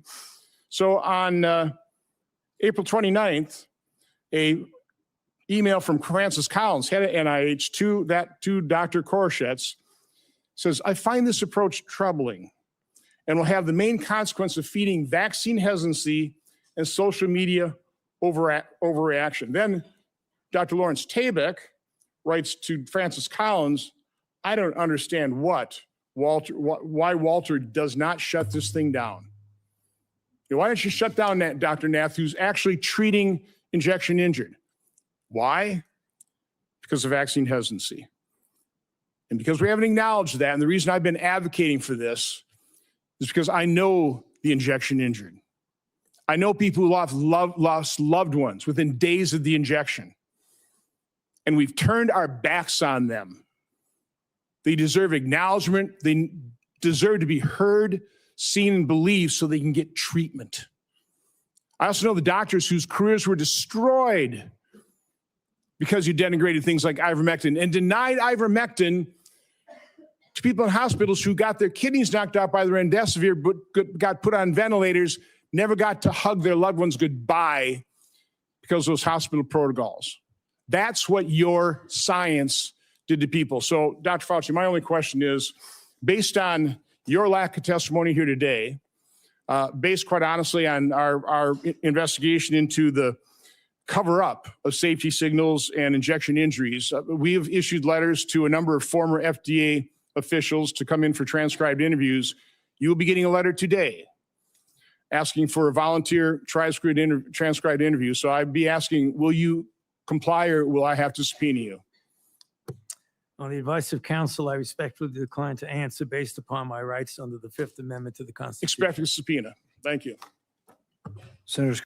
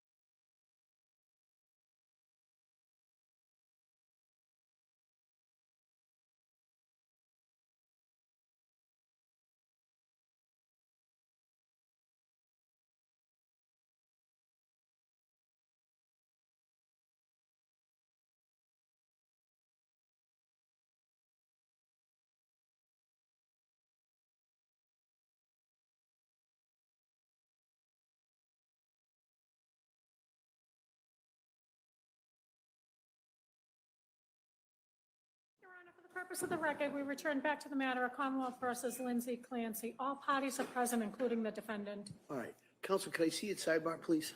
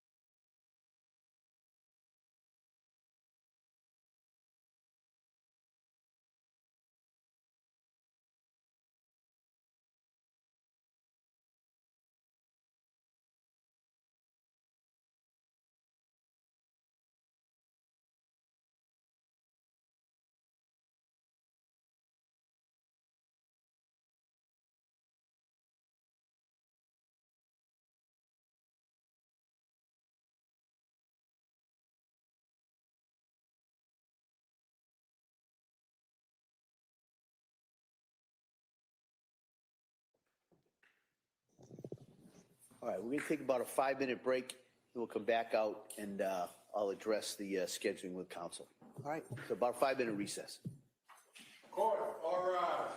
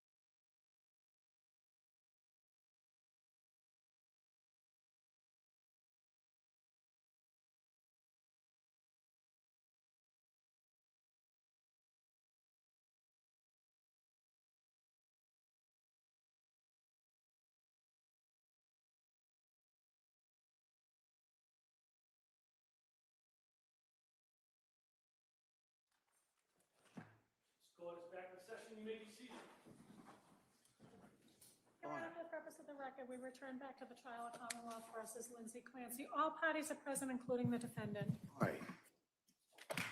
Counselor, is the Commonwealth ready to call another witness? Yes, Your Honor. All right. Before we do that, can I see the sidebar?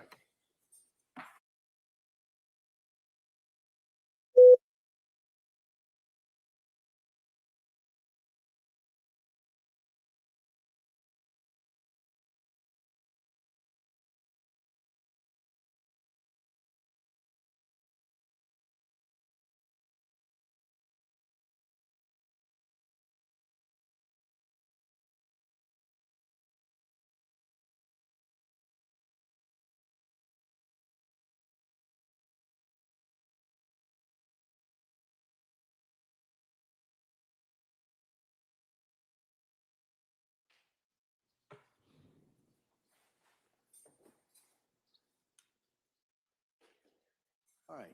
Commonwealth, if you'd call your next witness, please. Oh, geez.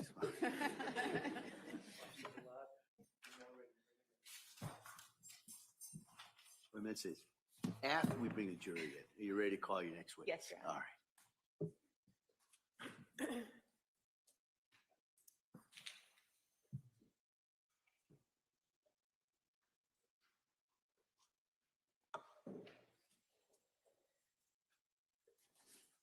Which ones do you want? All the exhibits are in that box. The prescription bottles are right here.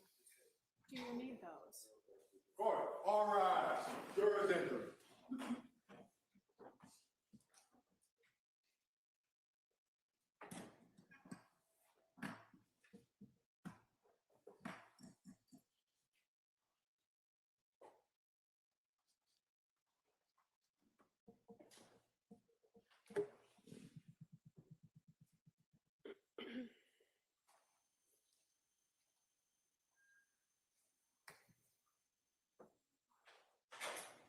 This court is now in session. Please be seated.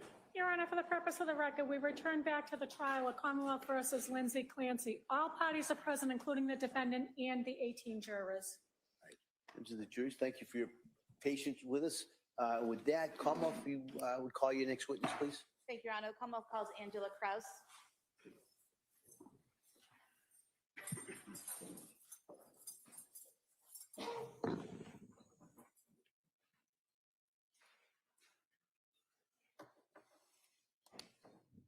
Come on. Stop right here. Raise your right hand for the clerk. Good morning. Do you solemnly swear that the testimony and the evidence you shall give to the court and the jury that have an outstanding between the Commonwealth and the defendant shall be the truth, the whole truth, and nothing but the truth, so help you God? Thank you. Why don't you step right here, please? Hey, good morning. Good morning, how are I'm you? going to ask you to keep your voice up and speak into that microphone, please. Okay, All right, thank you. Commonwealth. Thank you, Your Honor. Good morning. good morning. Could you please state and spell your name for the record? It's Angela Kraus. It's Angela Krause, And your date of birth, please. 5/19/77, Where do you work? CVS Pharmacy, And at which location? Kingston, And do you know the address of that location? 189 Summer Street. And how long have you worked there? 4 years at that location. And what is your role there? General manager How long have you been the general manager? for CVS, For CVS, yes. 9 years. And so the entire time you've worked at that location, those 4 years, you've been the general manager at the Kingston store? Yes, ma'am. I want to direct your attention to Tuesday, January 24th, 2023. Were you working that day? Yes, ma'am. And what shift were you working? Closing, Which is what hours? say roughly 3 to 11. So that would be 3 p.m. to 11 p.m.? Yes, ma'am. And I want to direct your attention further to 4:48 p.m. Did you receive a phone call while you were working? Yes, ma'am. And was that on the CVS line? Yes. And do you know that number? No, And where were you when you received that call? I was in the office And what were you doing? preparing to do cash for the night. And what does that entail? I'm closing out the registers. And the call that you received, was that from a male or a female? Female. And what, if anything, did she say? She was inquiring if I carried a product in stock. And what product was that? It was like a constipation medicine. Was it Miralax? Yes. And did she specifically ask for something to do with children's marital acts? Well, I asked for clarification because depending on if she wanted children's or adults, it would be in a different part of the store. And when you asked for clarification, was she able to provide clarification? Yes, she And what- said it was for children's.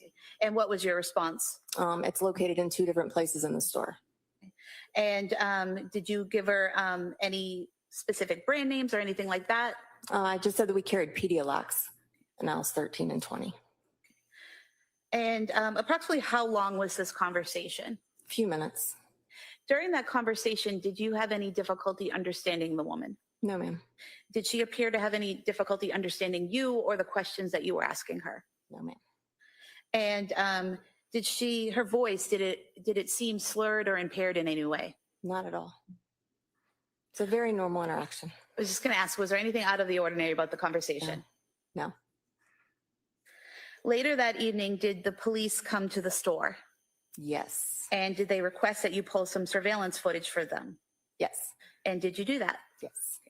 And if I could just have Exhibit 28, the footage up for a moment.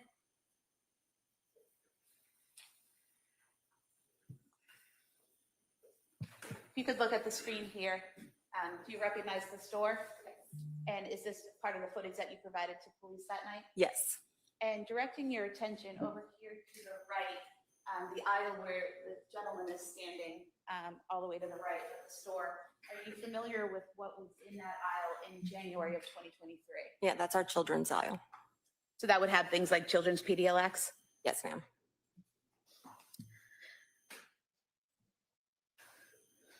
Did you have any interaction with that gentleman while he was in the store? No, ma'am.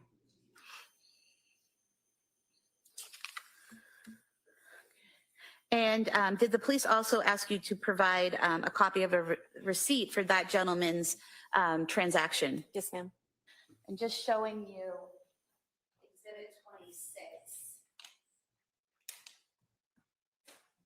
Is this the receipt that you provided to the police? Yes, ma'am. And on here, it says Skittles Wildberry. Would that be Skittles? Yes. It also says FLT PDLX LQD GLY for the second item. What does that stand for in CVS? It's Fleet brand, but then it's going to be Pedialax and then a glycerin suppository. Okay, so the FLT is for Fleet? Yes. And the PDLX is for Pedialax? Yes, ma'am.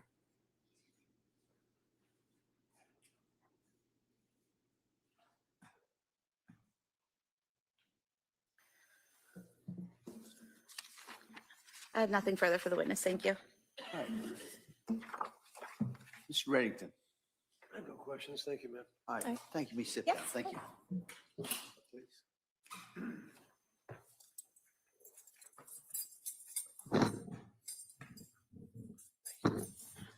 Your Honor, the Commonwealth would call Soraya Sweeney.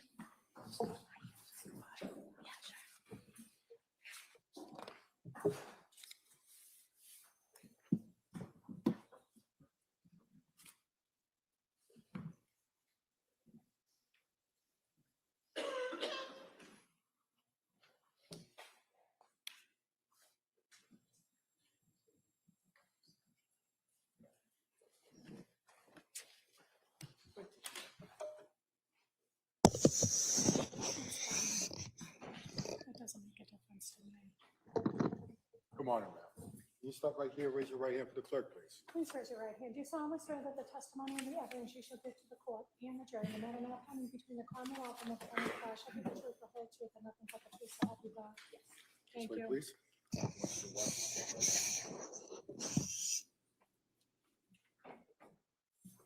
Hey, good morning. Good morning. Well, I'm just going to ask you to keep your voice up and speak into that microphone. Thank you. Absolutely. Yes. Thank you, Tree Your Honor. Sprague. Thank you. Good morning. Could you please state and spell your name for the record? My name is Saria, Saria. My last name is Sweeney or Shelgren, depending on what year we're in. So in 2023 was It your was last, Sweeney, Sweeny. and now what is your last name? Shelgren, Shelgren. And what is your date of birth? 9/3/89. And where do you work? Currently have 2 jobs. I work at a doctor's office and I also work at 3V. It's a restaurant in Plymouth. And how is 3V spelled? It's spelled out the number 3, THREE, with a V at the end. And how long have you worked at 3V Restaurant? Since 2019. And where is it located? In Cordage Park in Plymouth. And in 2023, in January of 2023, what was your role at 3V Restaurant? I was a hostess then. And directing your attention further to Tuesday, January 24th, 2023, were you working that night? Yes, I was. And what shift were you working? I work an evening shift. Usually I would arrive between 4:45 and 5 o'clock. And when would your shift end? Typically between 8 and 9 o'clock. And what was your role as a hostess? Greet patrons, take takeout orders, give takeout orders, seat people, generally help with the running of the restaurant front end. And directing your attention to 5:10 p.m., did you receive a call for a takeout order? Yes, And was that a male or a female? it was a female. And did that person place an order? Yes, And do you recall what she ordered? yes. What was that? It was a order of risotto and a Mediterranean power bowl. And the Power Bowl, is that considered a type of salad at 3V? Yes, Did you ask any follow-up questions about the order of the salad? yes. What did you ask? We ask if it doesn't automatically come with protein. It's something that we always ask, do you want to add a protein? Does the Mediterranean Power Bowl automatically come with protein? No, it does not. So did you ask the woman if she wanted protein? Yes. And what was her response? No, thank you. And did she also give you the name and phone number of the person who would be picking up the order? Yes. And is that something that you enter into the system as you're entering the order? Yes. Did you have any trouble understanding the woman? No. Did she appear to have any trouble understanding you or the questions you were asking her? No. Did her voice sound slurred or impaired in any way? No. Was there anything out of the ordinary about this interaction? No. Directing your attention to 5:54 p.m., was the order picked up? Yes. And was it picked up by a male or a female? A male. If we could pull up Exhibit 30 footage.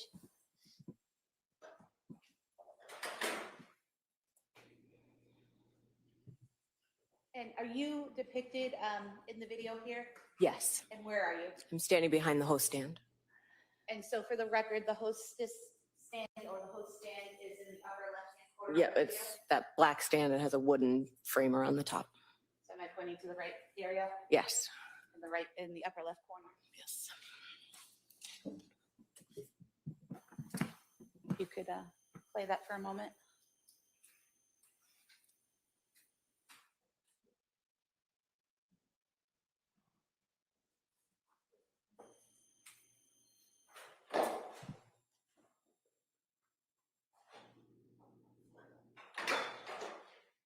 And if you could pause it, please. So we're at 5:54:19 p.m. You see the individual who picked up the order. Yes. And which individual is that? The man in the dark jacket that entered last. And is he the person behind the couple at the host stand? Yes.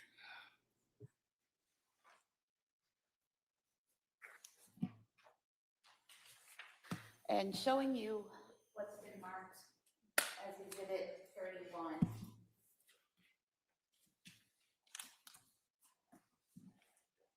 Do you recognize this? Yes. And what do you recognize it to be? That is one of our printouts that comes with orders. We attach those to the bags for takeout and have a copy for ourselves as well. And displaying it. Okay. Here, here in the line where it says Patrick and then a phone number, is that where you would enter and what the person calling gives you for the information of the person picking up the order? Yes.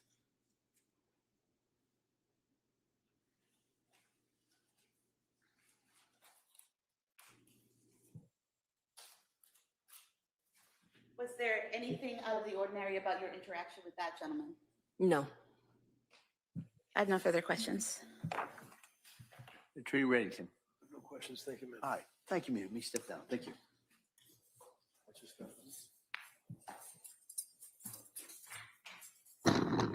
All right, and counsel, could I see you at this time? scheduling.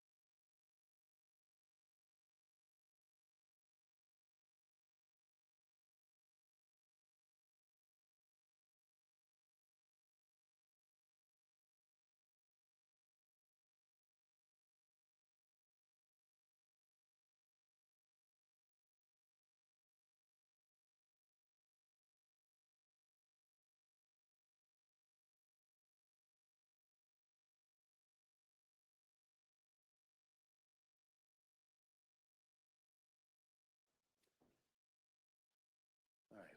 Well, members of the jury, remember I said today was going to be full of a couple of starts and stops. This is going to be one of those stops. All right. So we're going to do, I'm going to excuse you till 2 o'clock. All right. Then we're going to come back and we're going to resume, I believe, with the Commonwealth's case. So we're going to be in recess on this matter till 2 o'clock. All right. Court, all rise. Good. Close the notebooks, place them on your chairs, please. Call them out.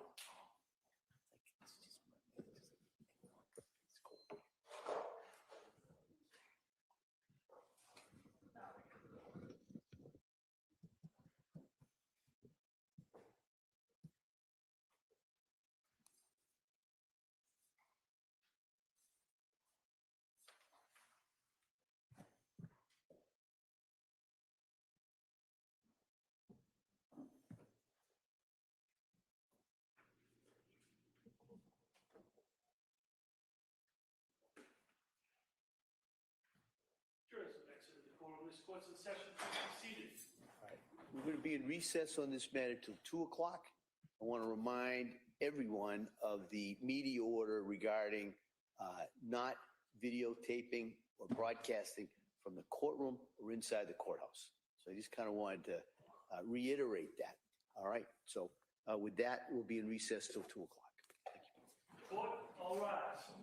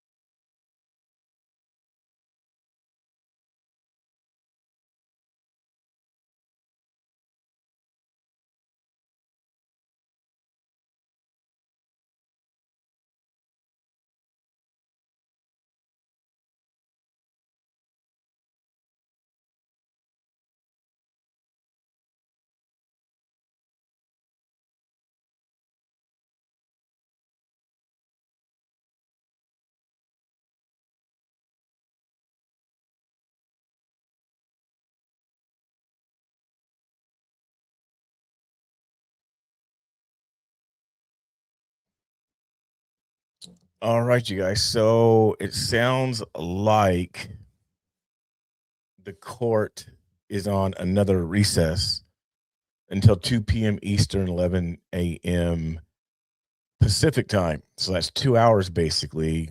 And they just did an hour recess, came back for 30 seconds, did a 5-minute recess, came back and did about 5 minutes of a witness or a testimony, and then decided to do a 2-hour recess.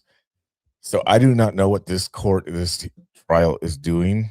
It's probably because there is no defendants as far as witnesses, possibly. So it's probably going to wrap up. I don't see how this trial could go like for days and days. I don't see how it could, because it don't seem like she has anybody to defend her. So yeah. I won't turn it off. I'll keep it on. I just hate to have it on a blank screen the whole time. What here? I know what's his face is having another whatchamacallit. The Fauci thing is done with. That ended that hearing or whatever stupid thing it was. It was good, but like if he's not going to answer, it's pointless. That's how I view it. But Lindsey Graham, there's Peru Independence Day going on right now, and then Lindsey Graham is having his procession in South Carolina.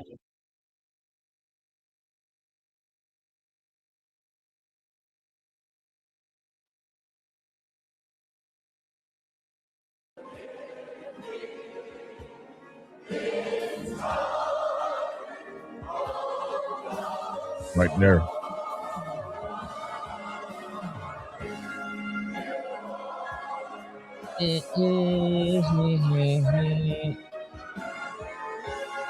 You are.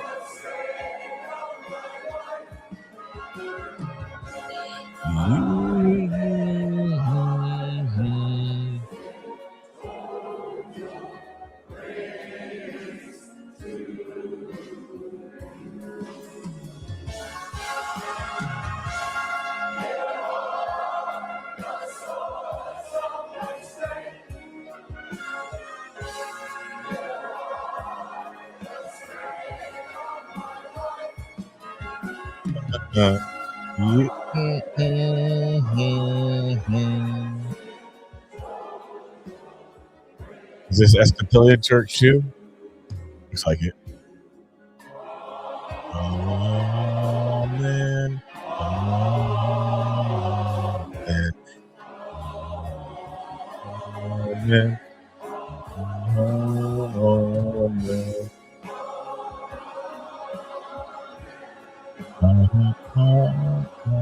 Amen.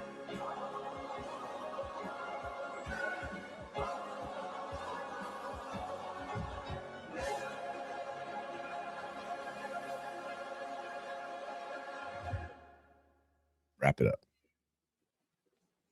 All right. I will lift up mine eyes unto the hills. From whence cometh my help? From whence? My help comes from the Lord, the Baptist maker Church. of heaven and earth. Those ancient words from Psalm 121 have been recited for centuries by pilgrims traveling to Jerusalem. As they lifted their eyes towards the surrounding hills above the holy city, they reminded themselves I'm that preaching. their confidence was never ultimately in kings or armies, in wealth or in power, in human wisdom or earthly achievement. Their help came from the Lord, the maker of heaven, the creator of the hills and the mountains, the giver of life. And our choir just echoed those same sentiment in this song, Total Praise. You are the source of my strength. You are the strength of my life. I lift my hands in total praise to you.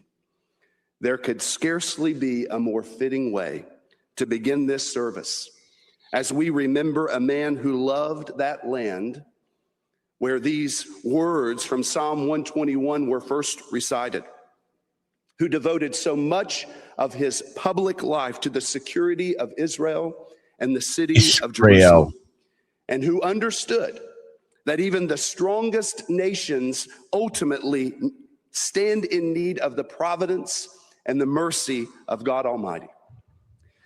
Governor McMaster, Secretary Bessent, Senator Scott, Congressmen, constitutional officers, elected officials, members of the judiciary, distinguished guests, friends, and people of God. On behalf of the First Baptist Church of Columbia, and especially on behalf of Senator Graham's family, welcome. Thank you for gathering today. Thank you for the many prayers and expressions of encouragement and of love over the last 2.5 weeks. We are here to give thanks to God for the life of Senator Lindsay Graham, and to affirm the sure hope that belongs to all who trust in Jesus Christ. It was just 31 days ago that Senator Graham was seated in this very sanctuary, just right back there, with his beloved sister, Darlene, their family. And he came here and in his typical humorous fashion said, "This is the highlight of my year to remind me what our country is all about through Baptists who can sing and dance." I have yet to If see you don't Baptists think sing and Baptists dance. can dance, you've never been to First Baptist Church. And then speaking of our nation's future, he delivered what became his last public comments in the state of South Carolina, reminding us of President Reagan's words that America is only one generation away from losing her freedom. Senator Graham then made this commitment. He said, "America is not going to lose her freedom on our watch." That was more than a memorable line. It reflected the conviction that shaped his public life. So today, Darlene, to your family, to the devoted staff of Senator Graham, to countless friends who mourn with them today, we extend our deepest sympathy. We grieve with you, and we hold fast to the promise of our Lord, who said, "Don't let your heart be troubled. Believe in God. Believe also in me. In my Father's house are many rooms. I am going away to prepare a place for you. I will come again and take you to myself." Our Father in God, we lift our eyes to you today, for you alone are the source of our strength and the strength of our lives. You guys say a prayer for We Pinto thank you for the life of Senator for a Lindsey garbage Graham, disposal for issue. his faithful service to the state and nation, for his I mean, what would you guys do devotion without to a garbage freedom, and disposal? for his love for the people that he represented. Today, God, we ask that you would especially draw near to Darlene, to every member of the Graham family, to his devoted staff, and to all who mourn his passing. Father, would you be their refuge? Would you be their comfort, a very present help in this moment of trouble?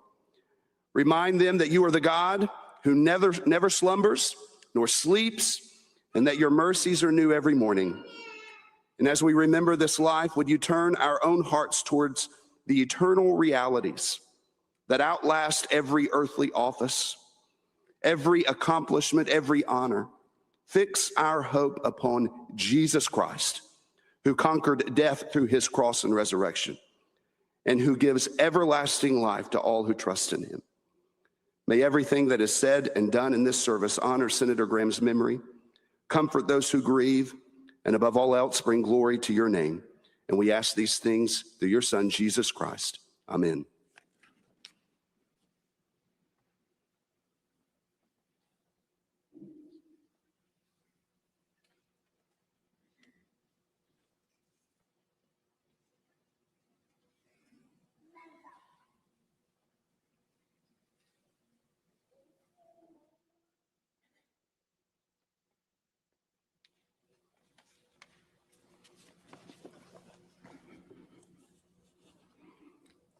The Lord is my shepherd, I shall not want. He maketh me to lie down in green pastures. He leadeth me beside the still waters. United States Representative, never heard of him. He restoreth my soul. He leadeth me in the paths of righteousness for his name's sake. Yea, though I walk through the Valley of shadow of the death, shadow of evil. death, Oh, something like that. I fear no evil, for thou art with me, thy rod and thy staff, they comfort me. That sounds so convincing. Thou preparest a table before me in the presence of mine enemies. Thou anointest my head with oil. My cup runneth over.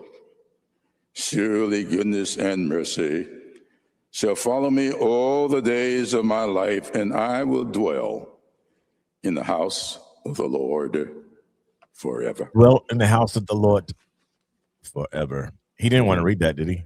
It don't sound like it. In the house of the Lord forever. Amen.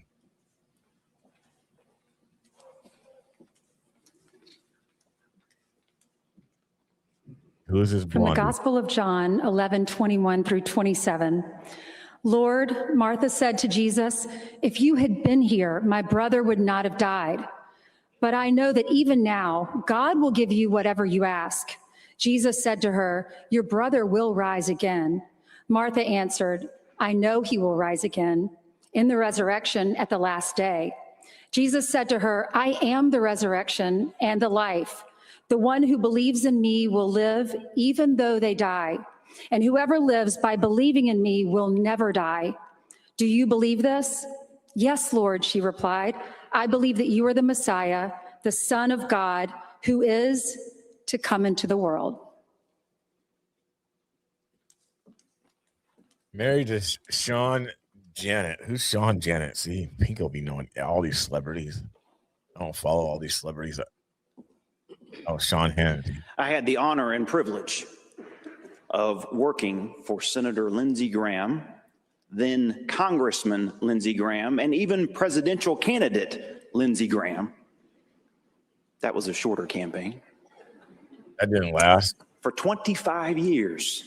25 years. He was my boss, my friend, my mentor.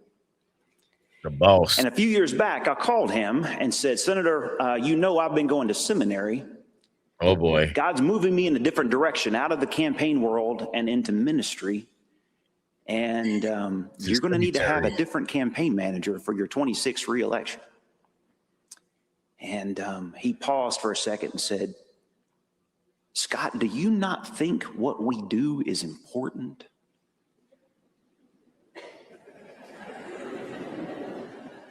And I said, Senator,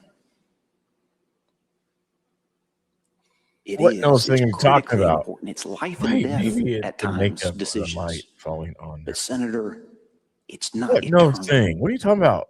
Simply. And he paused and said, I understand. What knows thing? Today, this passage from Revelation is eternal. What knows thing? Revelation 21, 2 through 7. I saw the holy city, the new Jerusalem, coming down out of heaven from God, prepared as a bride, beautifully dressed for her husband. And I heard a loud voice from the throne saying, Look, God's dwelling place is now among the people, and he will dwell with them. They will be his people, and God himself will be with them and will be their God. He will wipe away every tear from their eyes. There will be no more death or mourning or crying or pain, for the old order of things has passed away.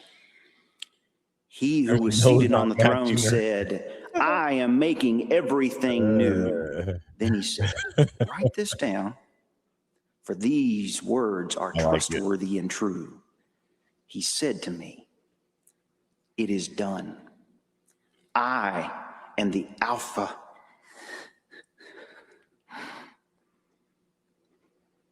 What's going on? I am the Alpha and the Omega, the beginning and the end.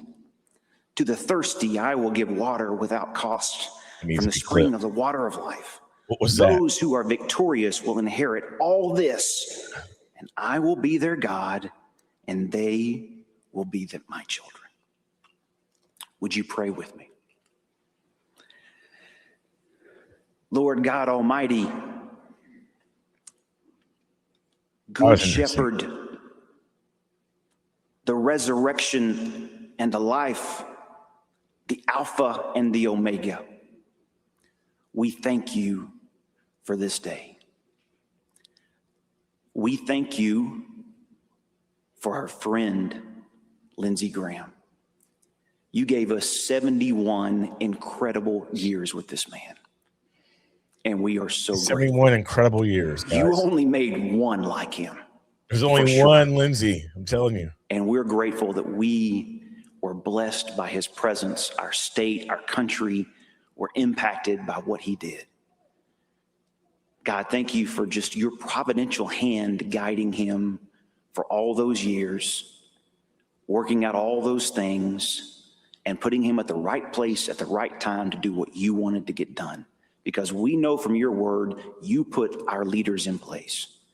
And we're so grateful to have been part of his team, to have been part of his friend, to just have known him. Lord God, the work is not done. And as he said to me that day, don't you think it's important? And it is.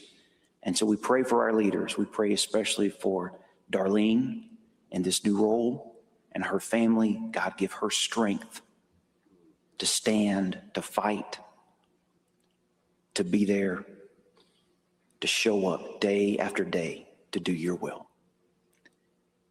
We love you, and we are so honored by our friend and all that he meant to us. Lord, sear in our minds this day the impact that he had on so many people. Did he? I don't know if he did. We are grateful. And God, we know from your word that those who believe and trust in you, Jesus, will be reunited, and every tear will be wiped away. Reunited, and it We look feels forward to the day where we see our brother again, Lindsay Graham, with you, Jesus, bowing at your feet. We love you and thank you, and it's in your name we pray. Amen. Cemetery. Amen. School, not The like. Bible tells us that by grace you're saved through faith in the Lord Jesus Christ. So we're going to sing together Amazing Grace, and shall we stand as we sing?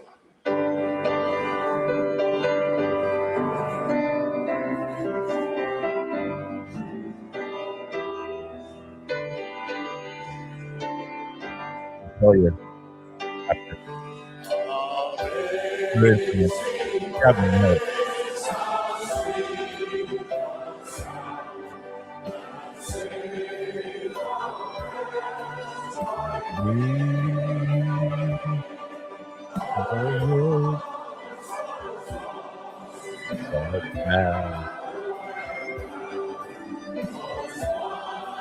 But now I see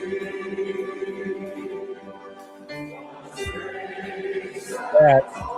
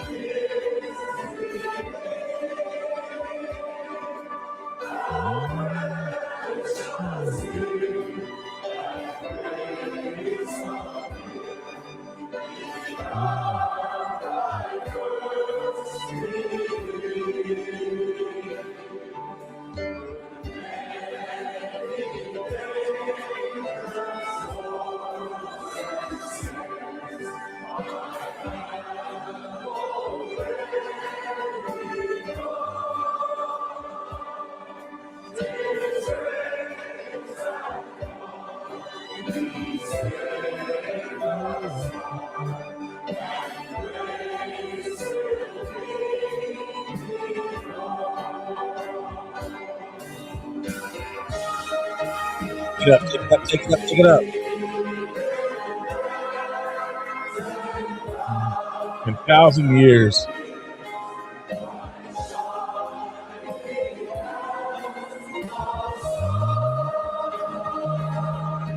They all made the trip.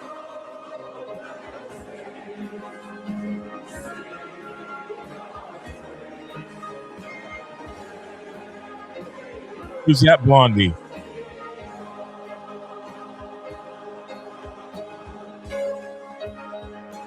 Up again.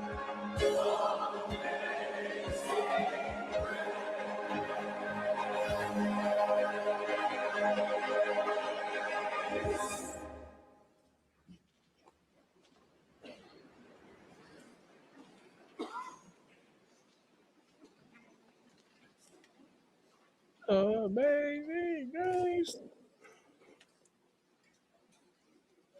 That's why I don't sing. Now you guys know why I don't sing. That was wonderful.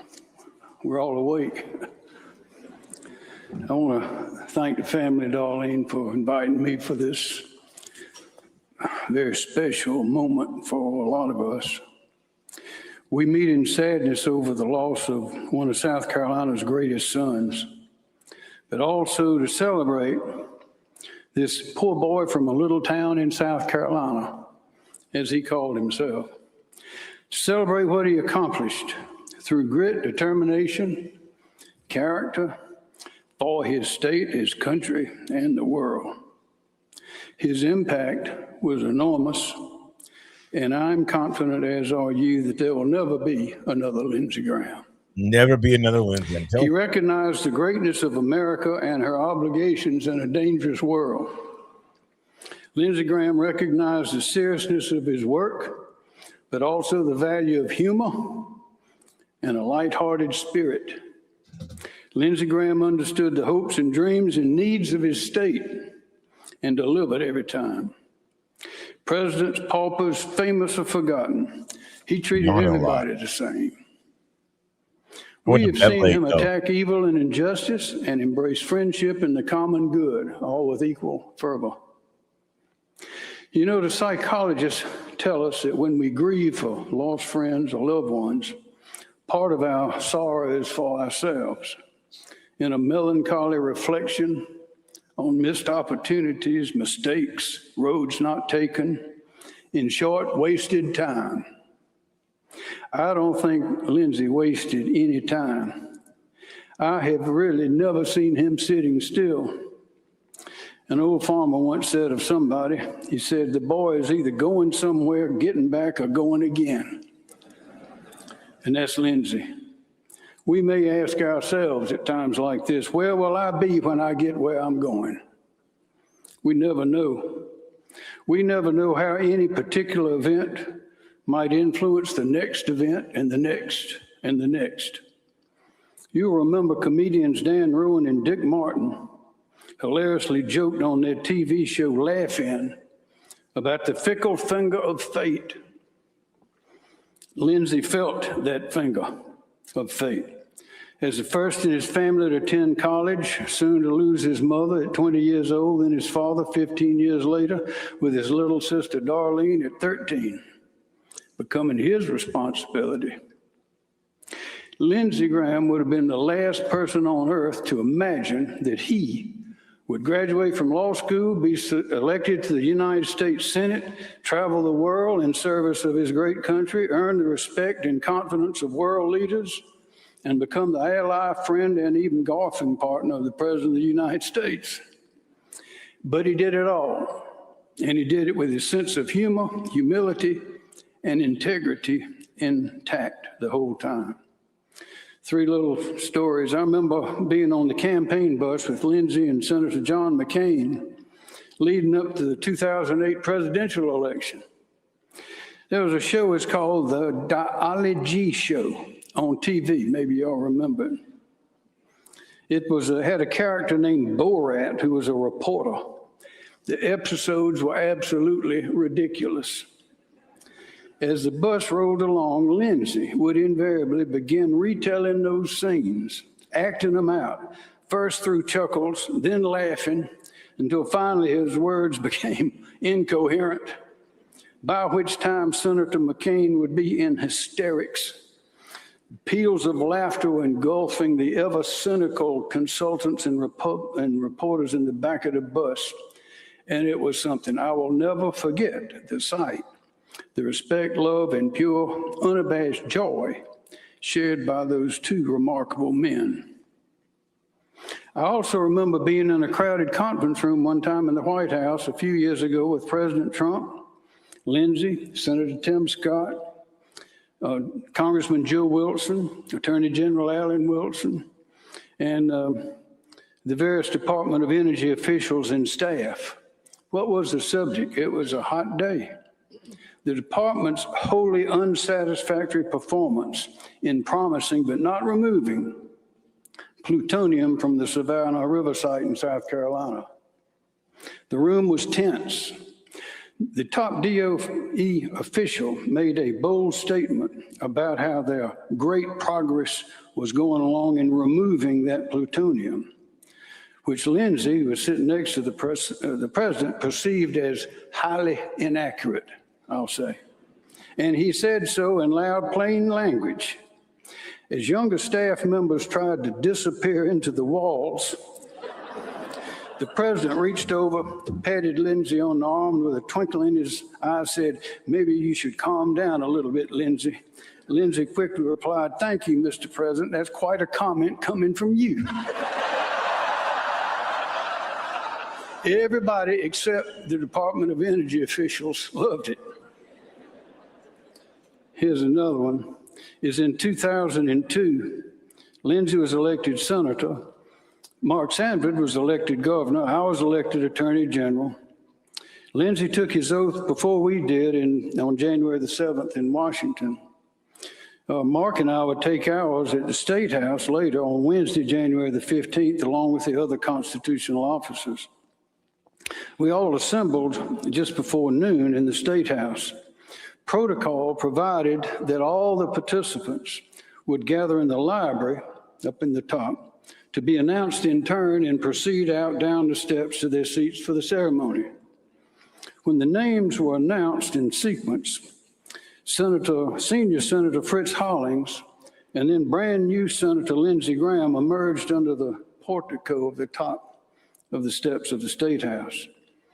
Ours being mostly a Republican state then and now, Senator Hollings, a longtime Democrat, received noticeably polite applause. As it began to subside, Lindsay's name was announced, and as applause immediately began to swell, Lindsay reached over and grabbed Senator Hollings' hand, and they raised it high with his own. So there we were, if you get this picture, our two U.S. senators, hands held high, waving to the crowd when the thunderous applause washed over both of them. I believe that not many men would have done what Lindsay did. I recite those instances, and I have one more that came to mind. I was sitting next to Congressman Clyburn. South Carolina was in a contest with the rest of the country for some major funds to help us be innovative in our technology. South Carolina decided on energy. We need energy. And we were working about 300 applications. It'd be narrowed down to 12 states would get this money.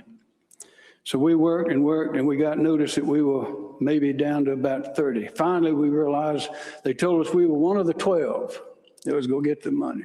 It's $48 million, I think, a year. Well, what did we do? We ended up, I was on my phone in my office in Columbia. Lindsay was on his phone, I think, in Washington. And Congressman Clyburn was on his phone in Washington. And Secretary Gina Raimondo, Secretary of Commerce under President Biden, was on her phone, I presume, in Washington. And we talked and we made the case. Each in our turn said something. Finally, towards the end of the conversation, Lindsay started cutting up as usual. It ended up being a very happy phone call. And we didn't find out then, but we found out later that we would get the grant.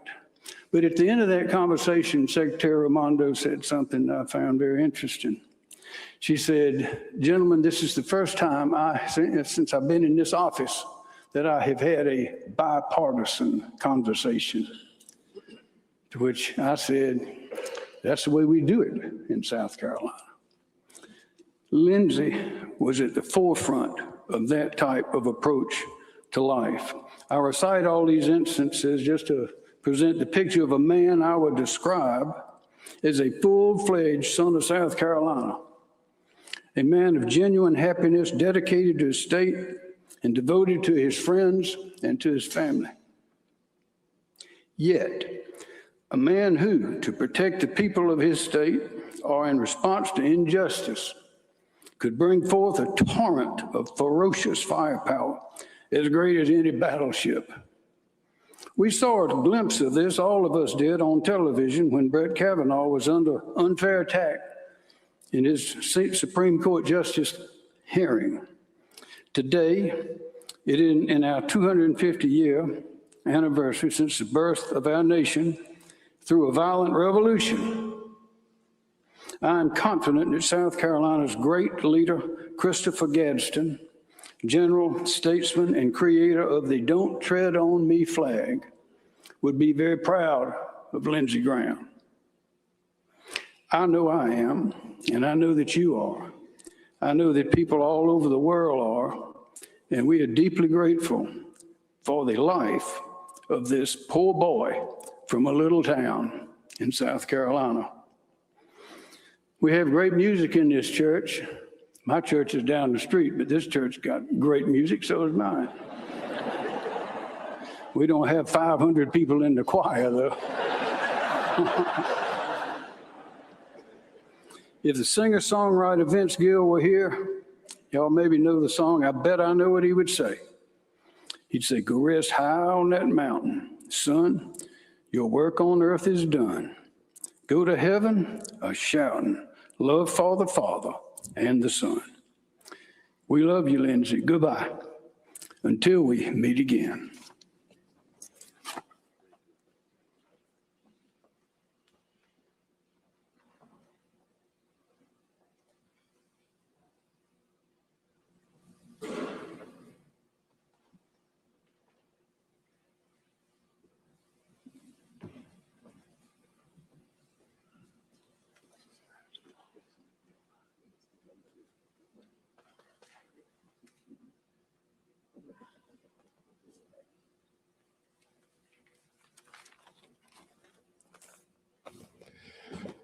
It is good to be home in South Carolina. We love when the world celebrates our heroes, but it is so good to come home to South Carolina. I miss home. And when we feel pain in our hearts, Richard, we need to be home, surrounded by people who love us, who know us, who care for us. We are deeply, deeply sorry for your loss. To the Graham staffers, thank you. Thank you for stepping up to the plate. Thank you for protecting and insulating the Graham family. Thank you for going the extra mile. It has been a long 2+ weeks. To the Graham family, may the Lord continue to bless you with the strength and the courage that you need to pull together, because this celebration will end in the next day or 2 or 3, but the wounds won't go away so quickly. I know you'll be there for each other. Darlene, what a powerful, grace-filled person. To watch you under immense pressure show up and show out is a blessing to South Carolina. I see we've got some Presbyterians over here. Praise the Lord, hallelujah. That was good, good. Hey, even the Presbyterians step up here and dance in the Baptist church. Someone should say amen. Never mind. It is good to be here. I haven't been here in a couple of years, and we certainly miss Pastor Estep, but it's good to see him here. I will simply say this, that I am going to miss my friend, Lindsey Graham. The congressmember who becomes a senator, who becomes a world leader, statesman without any question. I am going to miss my friend, Lindsey Graham. And I'll remember Lindsey had great humor and a lot of wit too, right? And so I'll never forget at my wedding, this Monday will be 2 years ago, sweetheart. I remember our anniversary is coming up on August the 3rd. Always helpful to remember that. Lindsay's at our wedding. I only invited 3 or 4 senators, and Lindsay's talking to this little kid named Case, and Case is in the arms of one of the parents, and Lindsay leans in and says, "Case, I'm so sorry, buddy. There will be no Social Security for you." Sean, it really happened, brother. It really happened. It was the kind of moment that everybody all the adults bursted out laughing. And poor little Case is like, "What Social Security?" Also, President Trump talked about this yesterday, but I think it's worth repeating. I started a South Carolina prayer breakfast in D.C., and I will tell you that my first call 15 years ago was to Lindsey Graham. And at that time, I did not know that Lindsey, much like myself, we really don't like mornings. And so I called Lindsey and said, "Lindsey, I need you to be there at my prayer breakfast at 8:30 a.m. Lindsey said, "Have you ever thought about having a prayer lunch or a prayer dinner?" I was like, "Lindsey's already said, man, I need you there." And he said, "I ain't coming. If Jesus comes before 10 a.m., I am not going to be there." But Lindsey committed to his friends, did what I hadn't seen him do since then. At 8:31 a.m., Lindsey walks through the door because Lindsey Graham was always committed to his friends, even if it was uncomfortable for him. I did not realize, however, that Lindsey gave lots of advice to kids. This was a new revelation for me. I was talking to Katie Britt, who has 2 young kids, and she told me that Lindsey actually gave her, Trey, legal advice. The head of the Judiciary Committee giving legal advice to a pretty good attorney in her own right. I had to write this down because I just didn't believe it. I said, "Well, what did he say?" Well, the legal advice he gave to her 2 kids is simply this. All the kids in the room, listen to most of it. Don't sell drugs on school property, because the enhanced sentencing guidelines is not worth the risk. That's good advice, but wow, right? Second advice he gave, not legal advice, was simply this. Kids, never do for yourself what someone else will do for you. Third piece of advice, he said, get away with as much as you can for as long as you can. And then one of my personal favorites, I practiced this while I was in school myself. He said, don't work too hard, just pull your friends down. Wow, that's really good advice. Having failed a couple subjects in high school, Spanish and English, I learned how to do that firsthand. But the advice I most appreciate from Lindsay, he never spoke to me. He lived it. First piece of advice, and I hope that it helps you too. Number one, get really comfortable being yourself. Get really comfortable being yourself. But in order to get comfortable being yourself, he would say, through his actions and not his words, you've got to know yourself. Know why God created you. Jeremiah 1:5 reminds us that God made Jeremiah a prophet before he was even in his mother's womb. Sometimes to be yourself and comfortable in your own skin, you've got to walk alone. God doesn't want carbon copies. Lindsay was an original. I would challenge each of us to honor Lindsay Graham by living as originals. God's imprint on each of us, unique and specific, reminds me of Romans 12:2, to know the acceptable and perfect will of God. Second lesson that he demonstrated. I actually like when, if you're not a pastor, the kind of sermon I like to hear is the one that I can only hear with my eyes and feel in my heart. Second one was simply this: learn to stand up for those who can't stand for themselves. Over 60 million Americans will never have their little feet on the soils of our country. Lindsey Graham always fought for life.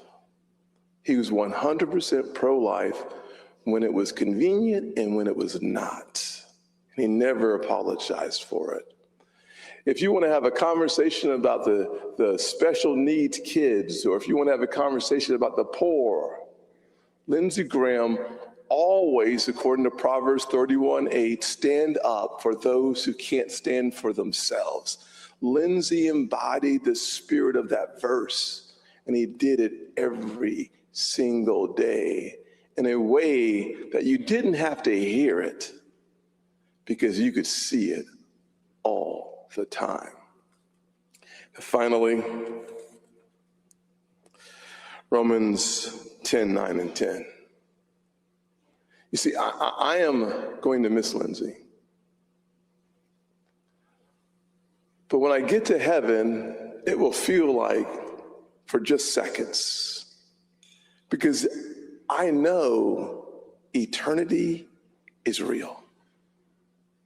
And Romans 10:9 and 10 reminds me that if we confess with our hearts and believe, if we confess with our mouth and believe in our hearts that Christ was raised from the dead, you shall be saved. And if you're saved, you get the benefit of spending eternity with the ones you love the most, like Lindsey Graham. And I will tell you, having watched the sermon every day, and I will concede sometimes the sermon would come in colorful language, not found in 2 Timothy 1:7, or maybe 3 Timothy, which there is no 3 Timothy, but it's colorful language sometimes. But Lindsey was always authentically himself. He always found time to fight for the underdog. And we now all know that he believed in the King of Kings and the Lord of Lords and the Alpha and the Omega. Let's make sure we spend eternity with God Almighty, whose Son is Jesus, and our good friends like Lindsey Graham.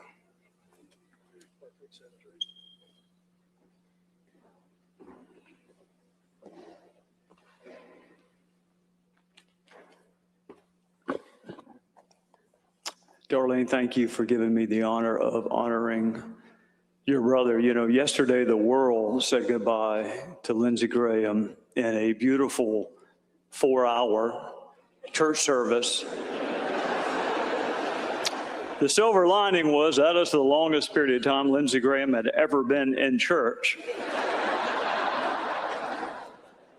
I want to thank you for being here to honor the life and legacy of, you know, I just never could call him Chairman Graham. He never wanted to be called Chairman Graham. He wanted to be Lindsay's. I want to thank you for being, we have so many dignitaries, so many people from, famous people from television. We have so many elected officials. We have judges.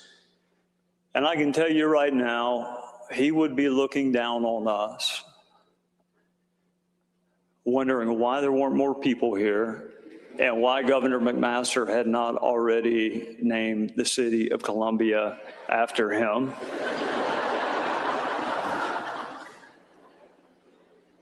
Both Governor McMaster and Senator Scott put their finger on it. The reason Lindsey resonated with us is because he was us.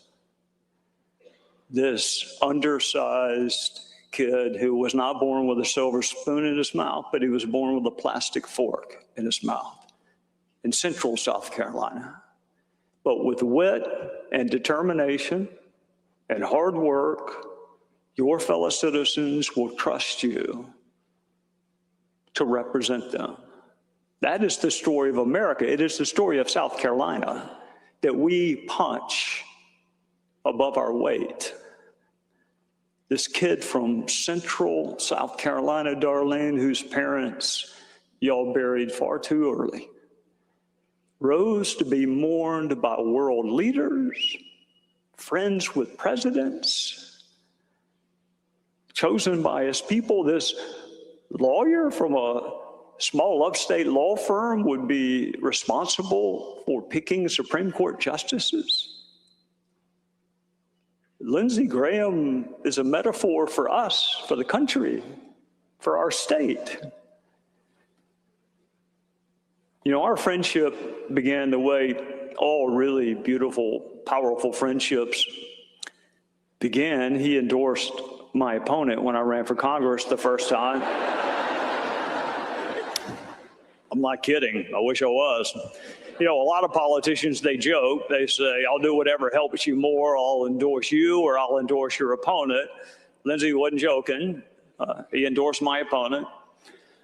After we narrowly eked out a victory and my wife is picking the confetti out of my pomade on election night, the very first phone call I got was from Lindsey Graham.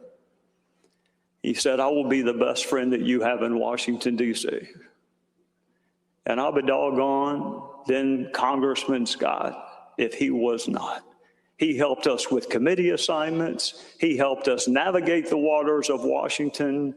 He never looked at us and saw a competitor. He looked at us and saw a fellow South Carolinian that needed some help. The things that that man did for me that no one else could have done. He introduced me to a guy named Bono. He pronounced it Bono. He couldn't tell you a single song U2 had ever recorded or written, but he knew that I was a fan of U2, and I wanted to meet Bono. 5 different times I got to be in the room with a guy named Paul Hewson, also known as Bono, because Lindsey Graham thought enough to think about a lowly House member and invite him over to the Senate. And you know what they were talking about? It certainly wasn't about music. And it wasn't about the earrings that Bono had. They were talking about children in Africa who needed drugs, they needed medicine, and they needed food. Sometimes in this world that we find ourselves in, 99 is a failing grade. Not with Lindsey Graham. If he could find one thing that he agreed with you on, that's what he put his energies in. And with Bono, it was children in Africa. And I got to tell you this, and my colleagues will back me up, how many different times did that man say, look, this is a tough vote. I'm going to vote yes.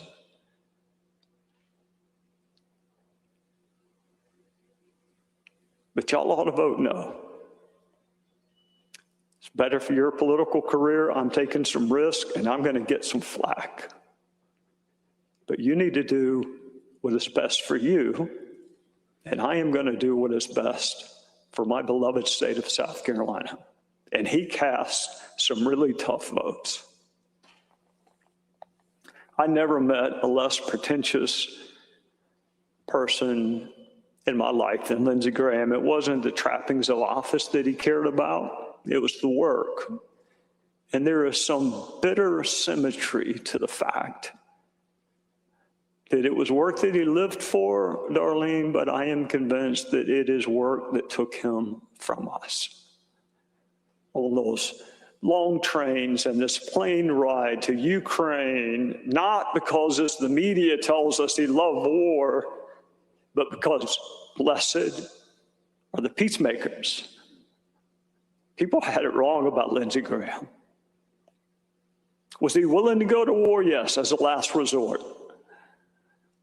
Blessed are the peacemakers. He was on a trip, what turned out to be his last trip, trying to broker peace in a war where hundreds of thousands of people had lost their lives. For those DC reporters who believe that Lindsey lack convictions.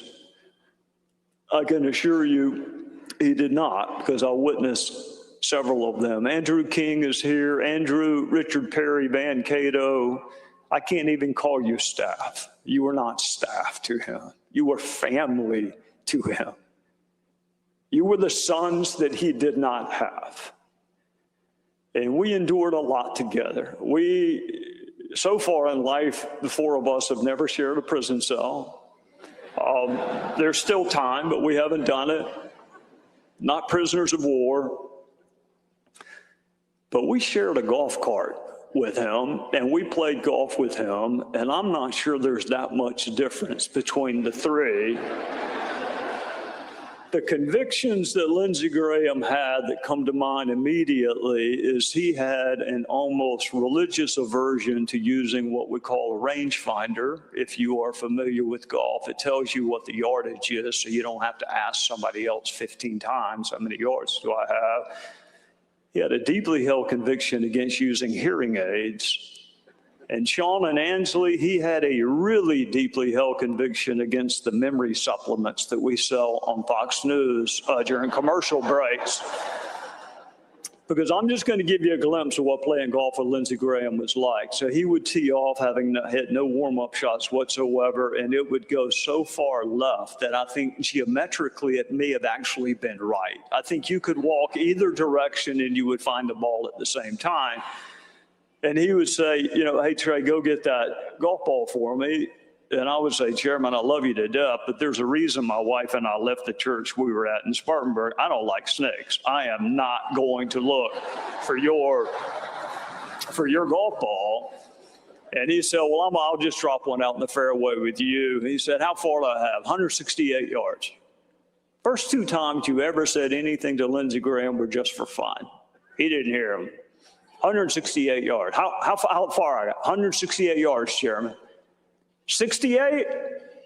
How did you get to be the chairman of budget? 168 yards. What do you think I ought to hit? Whatever goes 168 yards, Lindsey, I don't have any idea. I'm going to hit a pitching wedge. Well, if we were hitting off of the top of Mount Everest, yes, you should hit a pitching wedge. Lindsey, you don't hit a 168-yard pitching wedge. Times that by 18, times how many rounds of golf I was privileged to play with that man.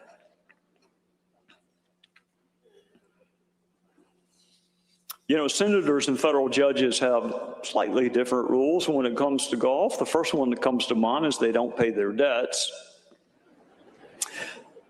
You can tell that I don't practice law anymore because there's some judges here and they probably don't find that as funny as I do. But Lindsey was turning over a new leaf.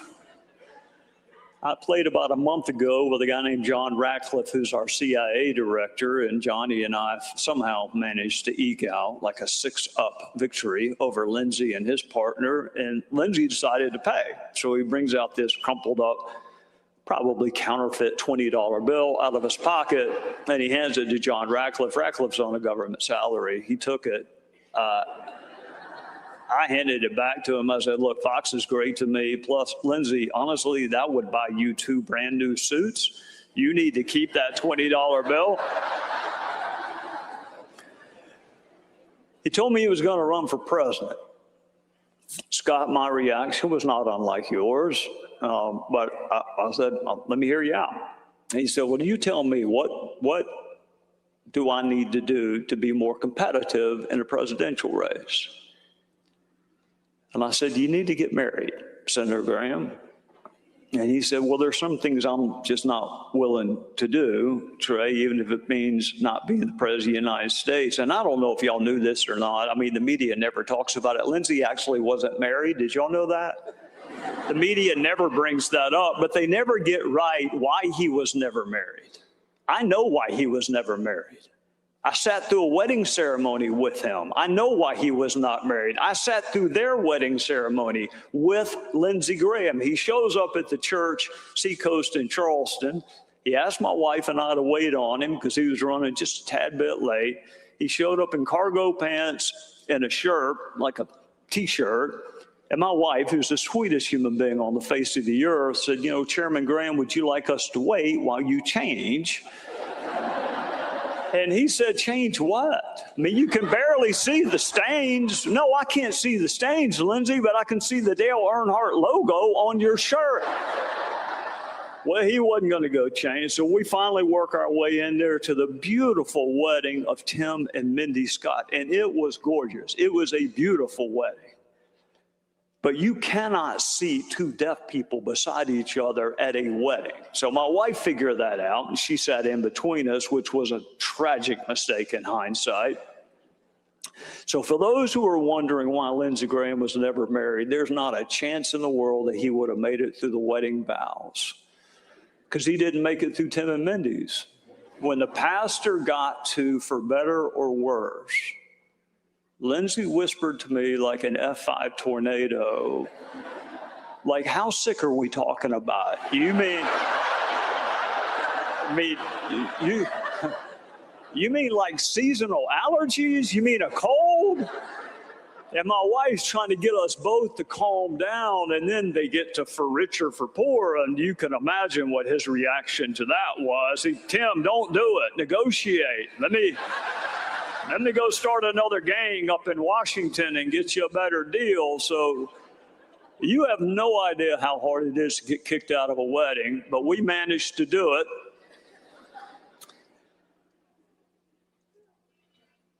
He loved, I cannot use the word staff. I cannot. Y'all have been so amazing the last 2 weeks. Darlene, you have one of the best group of people that's ever been assembled in South Carolina and Washington. I cannot call them staff. They were family to him. And old Richard Perry, God bless him, he's been with Lindsay since the earth cooled. And how many difficult conversations has Richard had? You know, the first time Lindsay ran for Senate, he sat Richard down and said, Richard, 31% of the people in this state are not going to vote for me no matter what. You don't need to worry about it. Don't even try. Richard's sitting there scratching his head thinking, well, I mean, we can try, can't we? I mean, do you have to give up on 31%? Don't worry about it. 6 years later, Lindsay's running for re-election. He says, Richard, 42% of the people in this state are not going to vote for me no matter what. Well, Richard's a smart guy. He sees things are not going in the right direction. And then this last go around, Lindsay said, Richard, 49% of the people in this state are not going to vote for me no matter what. That man had incredible self-awareness. He knew who he was. Tim and I looked at polls and we see that we're like double-digit disapproval, and we're on the phone with our therapist. Lindsay sees 55-45 and he thinks he's got 5 points to play with. Was he high profile? Yes. He just never acted like it. He treated the boys that parked the golf carts exactly the same as he did the men who owned the golf course. I walked through a lot of airports with Lindsey Graham. He never failed to stop to thank someone in uniform. And for a man that did not have biological children, he sure followed the teachings of another famous man who did not have biological children by the name of Jesus. I'm on a driving range with Van Cato, and I hear Lindsay talking in a voice that I have never heard him talk in before. It was sympathetic, empathetic, and I think, what has happened to my friend? And Van politely tells me he is talking to a child who's getting ready to have surgery. And he was speaking like he was the parent of 12 children. Lindsey Graham was the least pretentious person I have ever seen in politics.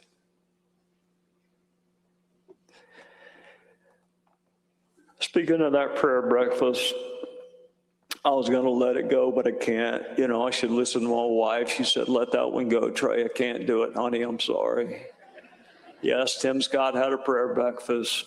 And there for a while, I mean, back when I was there wasn't any talk about your personal sex life at the prayer breakfast. That came later after I left.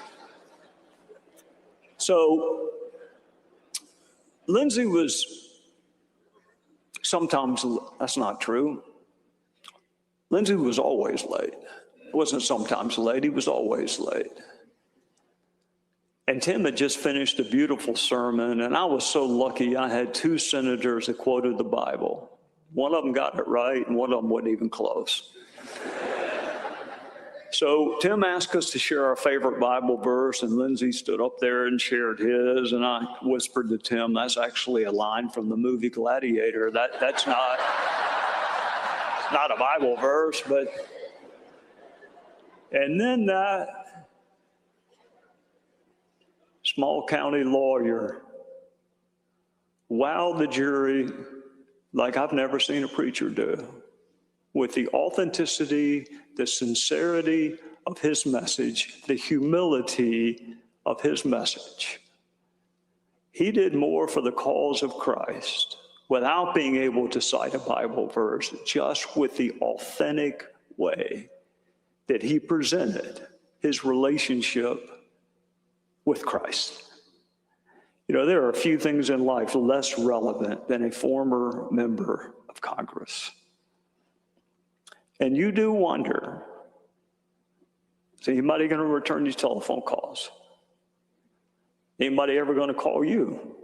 When you leave, you go through a period where you just question your relevance. My two senators would not allow that to happen. That man will preach my funeral. And Lindsey Graham spent more time with me after I left the House than when I was his colleague in the House. He took me on trips with him. He took me to see the President of the United States with him. I played more golf with him when I was a non-member of anything than I ever did when I was actually in a position where I could help him. To my friends in the media, or to those on social media, and boy, if I could go back in time and change one thing, I would never have got Lindsay an iPhone. I would have kept that flip phone, and whoever taught him how to use X, there's a special place in purgatory for you. I got to tell to all of Lindsey Graham's critics, he never hated you back. If your goal was for him to treat you the way that some people treated him, you failed. He was the worst at carrying a grudge. I had to keep a list of who we were mad at because he could not remember who had done what. And what speaks to the love and the forgiveness of Christ more than not carrying a grudge? Yeah, I saw him cry one time. I saw him get teary-eyed one time, and I saw him cry one time. Darlene, he cried at his retirement ceremony from the Air Force because he loved wearing the uniform of his country. He felt like he was part of something. He had a camaraderie, esprit de corps. He had brothers.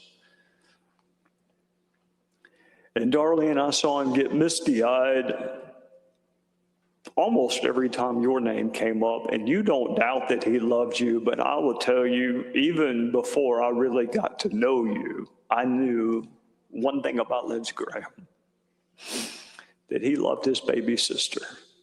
We were on the 16th tee box at the Country Club of Spartanburg, and I saw Lindsey running back. Well, that's not true. I saw Lindsey jogging back, and get this, he was briskly walking back to the 15th green because he had forgotten something. And I thought it was the quarter that he marked his ball with, because that could get him to move pretty quick, but that's not what it was. He had forgotten the putter that your father gave him. And he came back to the 16th tee box, and I'm standing there, Larry, with my son, and he says, and he was misty-eyed, there are three things that matter to me in my life. This putter, because my father gave it to me. The class ring that my mama bought for me. And my baby sister, Darlene. And that was it.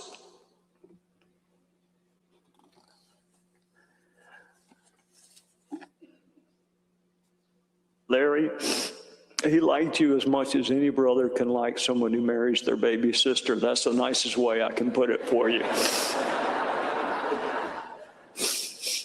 If only I had known that July 3rd, when our son and you and Lindsay and I played that round of golf, that it would be the last time I would ever see. If only I'd known. But we don't know, and that's kind of the point, isn't it? That's what Lindsay would tell us. Folks, I was talking to Sean Hannity, and Sean said, what do you think Lindsay would say if he was speaking at our service? And I said, well, Sean, they'd have to beam him in from Saudi Arabia. He wouldn't be at our service. Are you kidding me? But if he were to be beamed in, he would say, those flowers are beautiful. I would love to have seen them when I still could. Send the flowers when people can see them. And he would be so overwhelmed with the outpouring of love that has been visited upon him and his legacy and his family over the last 2 weeks. He'd be overwhelmed. But my heart breaks because he didn't get to hear more of it when he actually could have heard it. So what Lindsay would say is send flowers to people when they can still smell them. And tell people you love them when they can still hear you. Last thing he said to me, Larry, you were in the parking lot, I was in the parking lot. He just was with one of my children, but he said, tell the other child, Abigail, hello, tell Terry hello. He loved my wife, And I will call you when I get home. That's the last word that crossed his lips to me was home. Lindsay, you are home. Literally, figuratively, you are back in your beloved South Carolina, and you will soon be laid to rest in your hometown.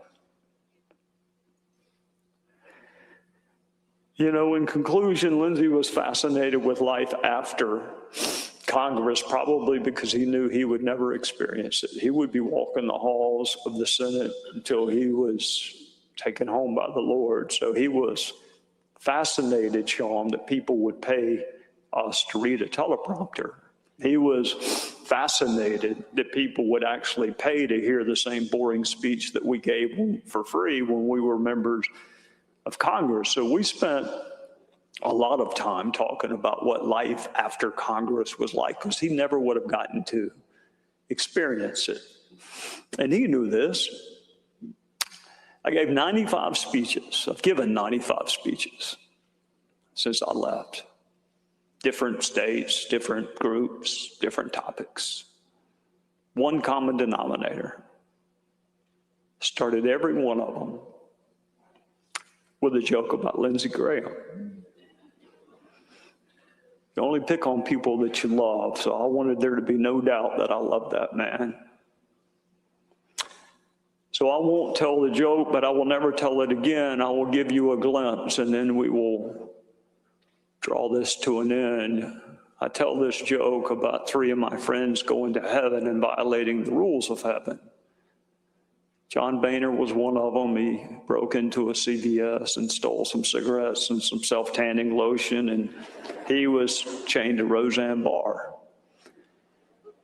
And then I said Marco Rubio violated the rules of heaven. He broke into Mary Magdalene's apartment to steal some high-heel boots in case he ever ran for president again. And he was chained to Richard Simmons with a 3-foot-long chain. And then the punchline is, and then I see my friend Lindsey Graham, and he's chained to Cindy Crawford.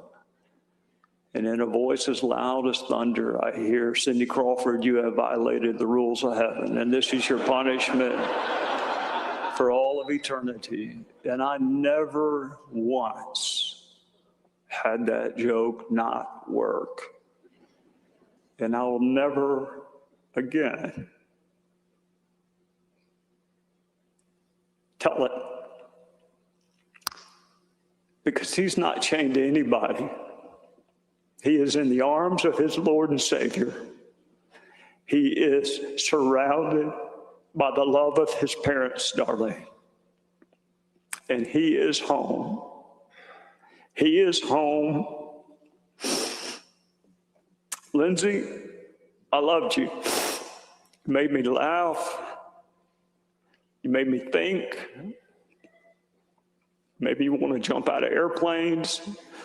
You got me fined by the FCC when you came on my show. And you have made me cry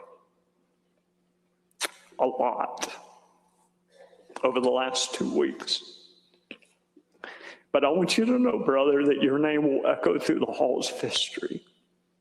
In your state, in your country, they loved you. In your family and your friends, they loved you. And I wish you could have been here to listen to how much people loved and respected you. I will do what you would have wanted me to do, which is take care of your sister. That is all you would have asked me to do. Take care of your sister. And that is what I will do. And then one day I will see you again and we can laugh and we can fight. And we'll do it forever and all of eternity. And until that day, I will miss you with my whole heart. God bless you, brother.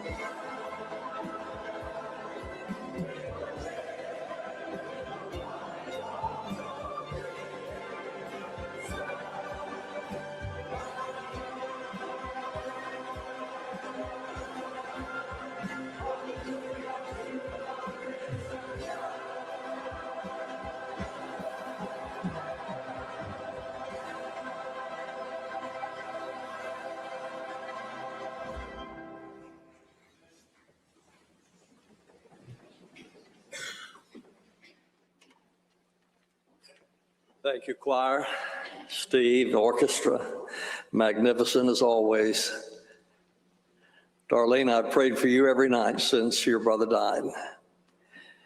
And I watched the service at the Rotunda yesterday. I was amazed by the strength and the grace that God gave to you. I'm very proud of you. When Senator Graham died, the world lost a friend, but we lost a member of the family. He loved South Carolina. You've heard that repeatedly these last several days. He told me not long ago, he said, you know, I think I'm old enough now and experienced enough now that I can be a good senator for the people. And that's what he wanted. He wanted to represent well the people of the state that he loved. After his death, I remember reading several different articles.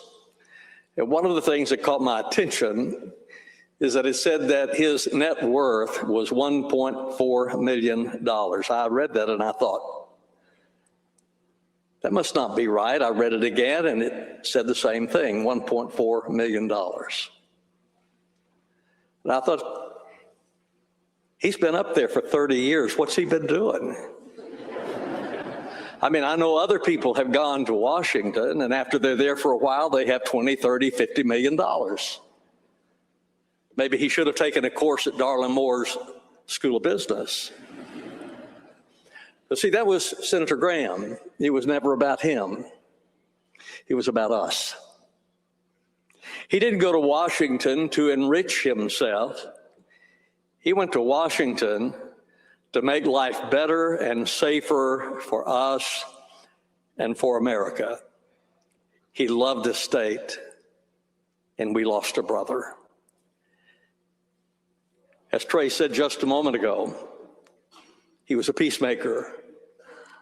There's a difference between a peace lover and a peacemaker. A peace lover cherishes peace, but a peacemaker works to make peace. He was serious, but he had a wonderful sense of humor. I remember early in my ministry, I began to notice that the people who influenced my life most were older pastors, older preachers. And I began to wonder, why is that? Why the older pastors rather than my contemporaries? And this is my conclusion. The older pastors seemed to take the gospel seriously, but not themselves. And that was Senator Graham. He took his work seriously, but not himself. He called me one day when I was pastor of this church and said, Wendell, do you want to play golf at Augusta National? Well, I'd given up on that idea long ago. I said, are you serious? He said, yeah, I'm serious. You want to play? And I said, you tell me the date and the time and I'll be there. He said, well, I'm looking at Easter Sunday.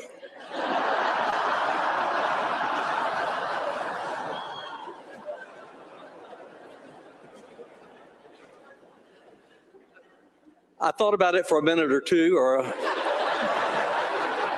and I said, I think I can work it out.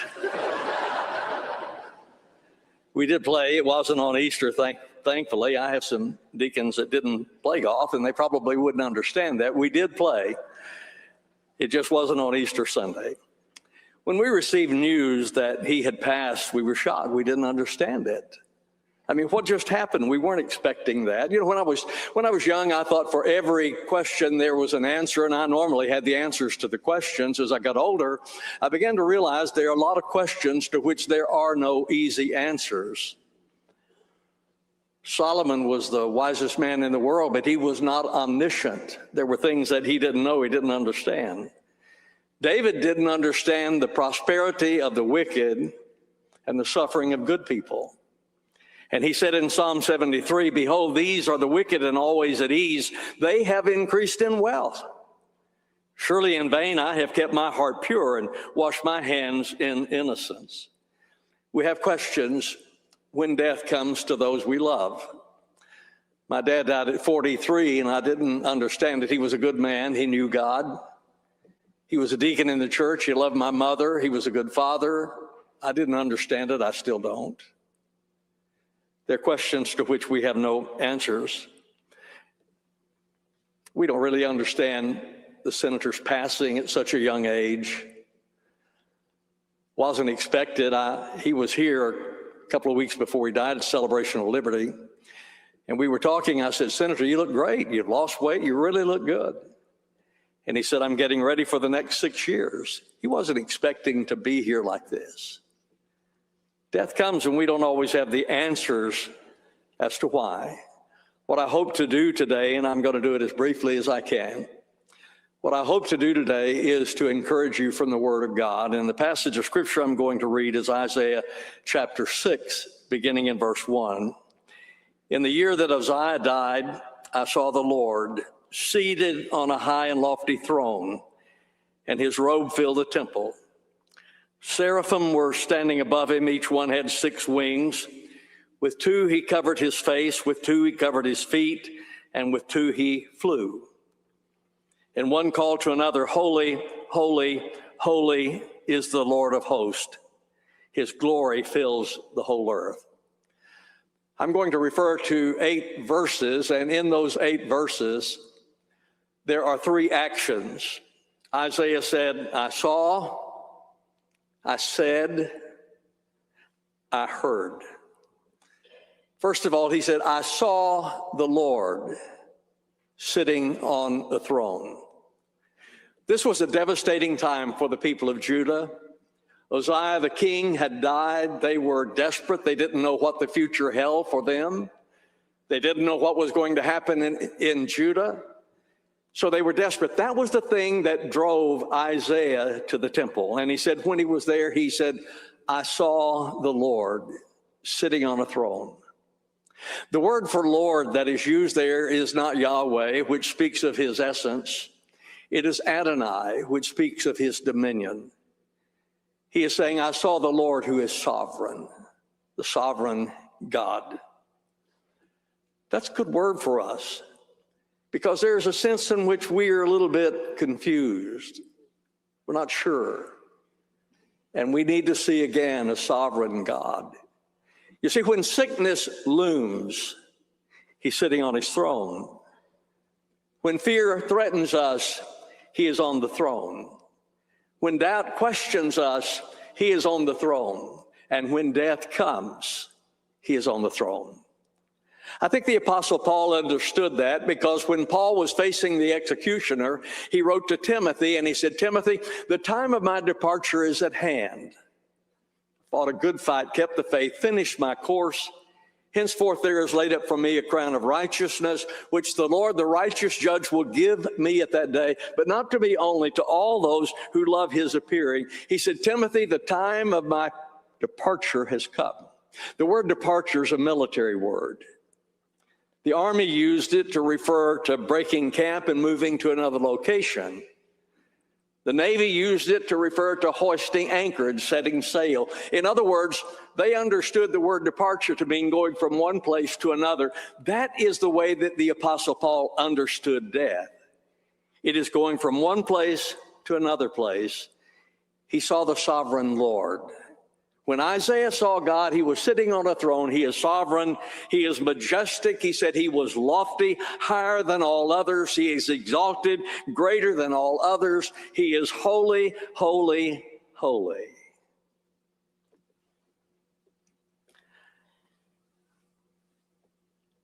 Ladies and gentlemen, it seems to me, and probably to many of you, that in many respects, the world is upside down today.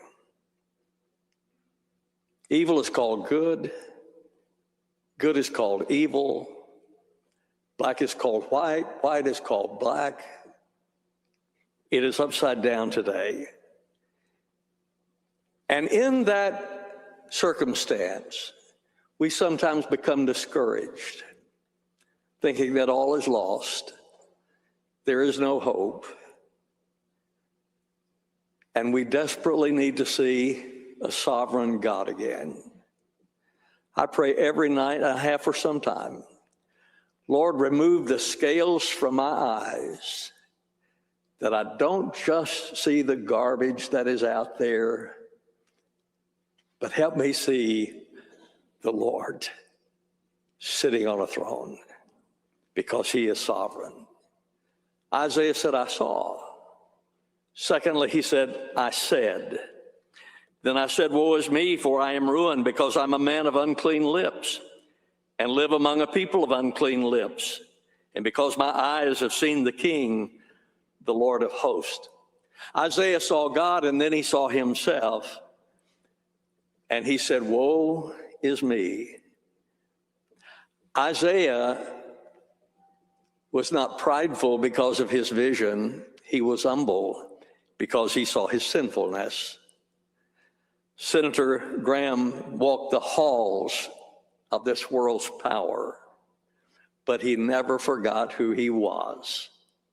He was a boy from South Carolina who grew up in a pool hall, and that gave him a humility that was attractive to all of us. Isaiah said, woe is me, and then he saw his sinfulness. He said, I'm a man of unclean lips.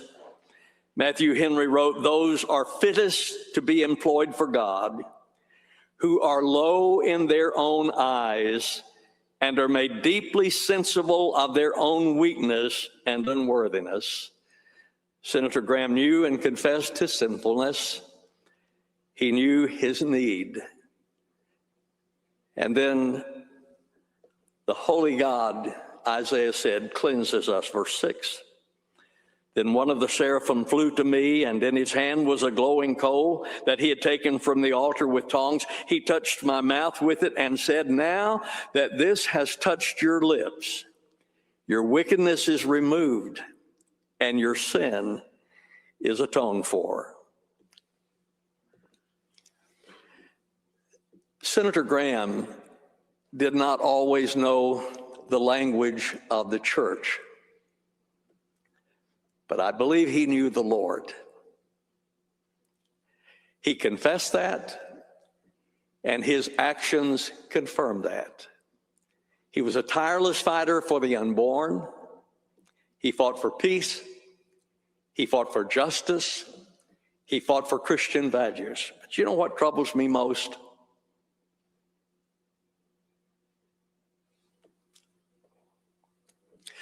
Those people who know the language of the church, and because they know the language, they convince us they know the Lord, when their actions testify that they do not. I believe that he knew the Lord, but not always our language. Third, I heard the voice of the Lord saying, who should I send? Who will go for us? I said, here am I, send me. The Lord said, who will go for us? And Isaiah said, here am I, send me. I think Senator Graham heard that voice, who will go for us? And he said, here am I, send me. He traveled the world on a quest for peace. How many times was he in the Middle East? 10 times in Ukraine, just came back from a successful mission. He heard the voice of God. Who will go for us? Here am I, send me. But ladies and gentlemen, after the Lord tells us to go, there is a time when he tells us to come. Senator Graham went, and then he went home to heaven. You know, all of us are going to end up in heaven or hell. I don't know. I'm curious about heaven. I know some about it because of what I read. The Bible says it's a place of beauty, more beautiful than Senator Graham's beloved South Carolina, streets of gold, gates of pearl, place of service. The Bible says his servants shall serve him. I used to hear about heaven, and I thought, I'm going to be bored to death up there. I mean, sitting on a cloud trying to keep my robe straight, my halo on, and all that stuff. And then I read that verse. It says that his servants shall serve him. I believe we're going to be productive when we get to heaven. I'm not sure what we'll do, but I believe we'll be productive. Is it a place of sinlessness? There's none there. Place of peace. The Bible says he shall wipe away every tear from their eyes. There shall no longer be any death. There shall no longer be any mourning, crying, pain. First things have passed away. Place of reunion. We will see again those who know the Lord if we know the Lord. I believe, and I do, I believe I'll see my mother, my dad again, my brother, my sister, our senator. I believe that we will be reunited. Will we know each other? We're not going to have less sense up there than we do down here. So yes, we're going to know each other when we get there. Let me close with this. I read this some time ago, and it's always been meaningful to me because it is a description of death that pictures it for me, and perhaps it will for you. I'm standing upon the seashore. A ship at my side spreads her white sails in the morning breeze and starts for the blue ocean. She is an object of beauty and strength, and I stand and watch her until at length she is only a ribbon or a white cloud just where the sea and the sky come to mingle with each other. Then someone at my side says, "There, she's gone." She's gone where? Gone from my sight, that's all. She is just as large in mast and hull and spar as she was when she left my side, and just as able to bear her load of living freight to the place of destination. Her diminished size is in me, not in her. And just at the moment when someone at my side says, "There, she's gone," there are other voices ready to take up the glad shout, "There she comes," and that is dying. Senator Graham is gone from our shore, but he has been welcomed on heaven's shore. Our gracious Father, we thank you for the promise in Jesus Christ that those who know him will be forever with you, and we will be reunited with those loved ones in Christ. Lord, I pray for Darlene and the family. I pray that you will comfort them, give them peace, and bless them. And I thank you, Father, for the friendship, for the life of Senator Graham. He was a blessing to us. Father, thank you for these who have come to pay their respects. I pray you'll bless them in Jesus' name. Amen.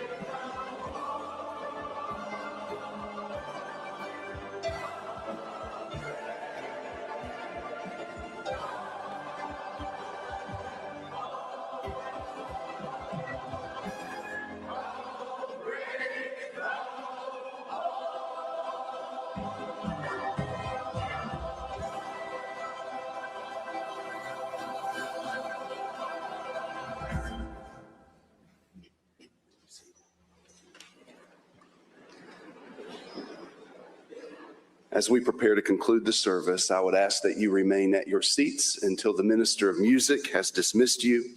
Following the benediction, the family is going to recess behind the casket, after which the honor guard will prepare to escort Senator Graham's remains from the sanctuary to street level. And once the family has exited the sanctuary down to the cars behind the casket, you'll be dismissed. Thank you for joining us today.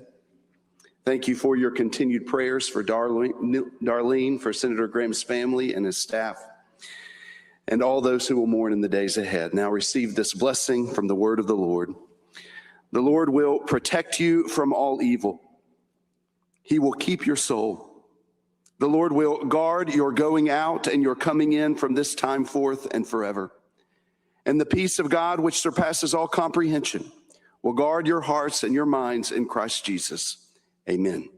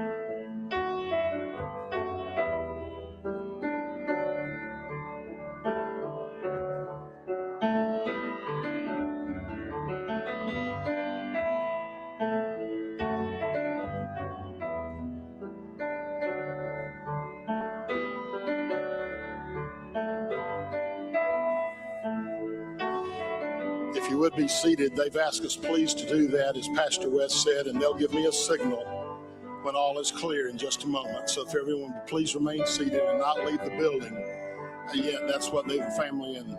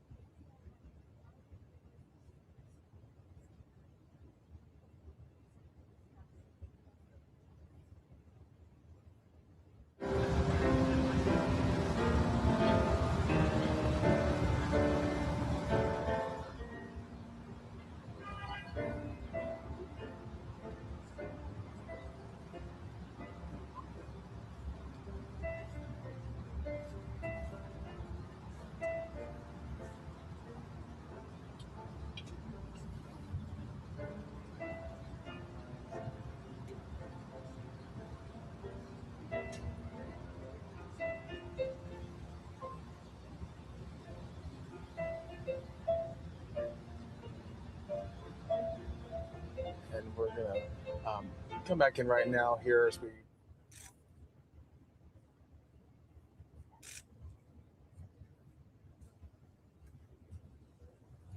Senator Lindsey Graham, is this the final, is this the final one? Or is there gonna be more?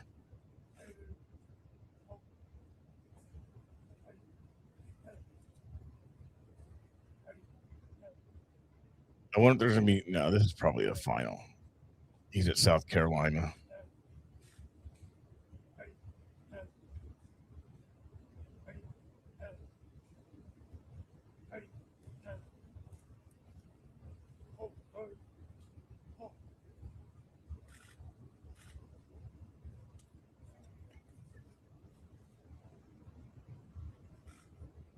Sometimes you have to ask while it's on your mind. Oh, okay. Is it rude to joke about reusing the coffin so my tax dollars aren't wasted anymore?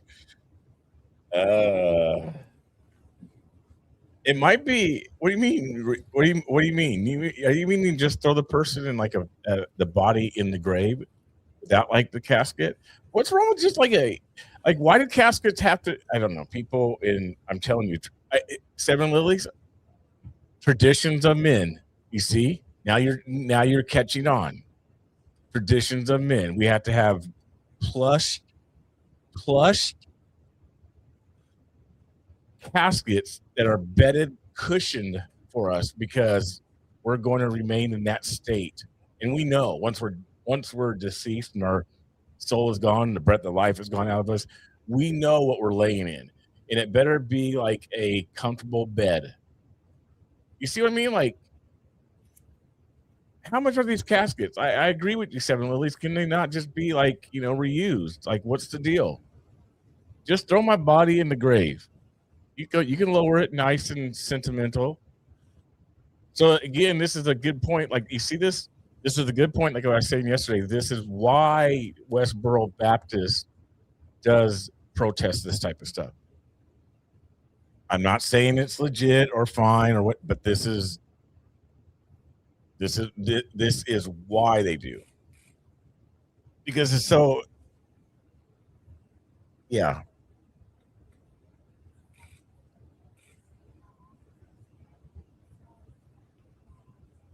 Everybody's trying to get that good shot. Give me that one money shot that's going to make me money. I understand. I get it.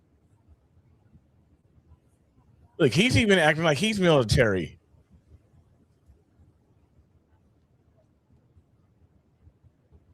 I guess it is the United States. So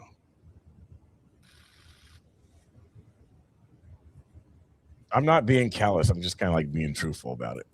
I mean, Seven Lily started it. I'm just kind of responding and elaborating more.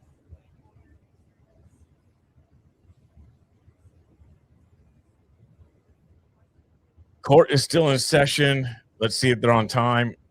There goes a procession. They push all kinds of chemicals into the bodies to preserve them for viewings, etc. So all those chemicals end up in the earth when someone is buried. Doesn't seem environmentally friendly. No. But it's underground, so 6 feet under.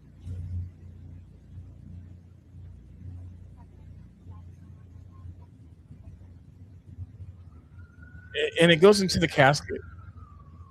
Chemicals that they use to, blow us up, make us look good, keep us cold. It goes into the casket, the plush bed with the lining on it.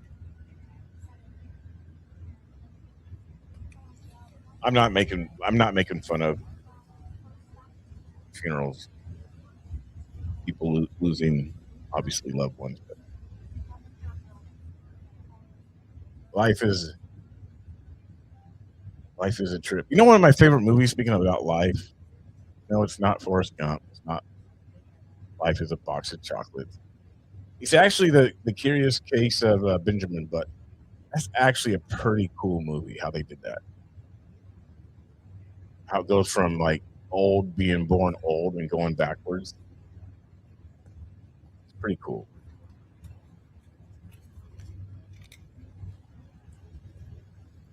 The feed wells, huh? It gets into the streams. Caskets rot away eventually.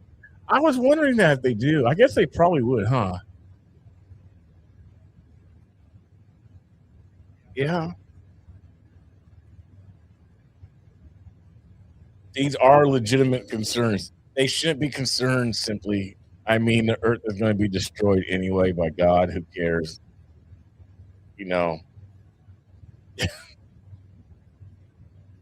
I don't know. I understand what you're saying. I do. But I always look at that type of stuff like, well, God's going to burn it up with fire anyway, so he don't really care. Yes, the Curious Case of Benjamin Button. He ages backwards. Yes, it's pretty cool, I think. Benjamin. They say that parents become the child. Yes. Yes. Yep. We're all getting to that place again in life where we're going to be the child. Again. You guys wondered why I had a lot of kids. Taken care of.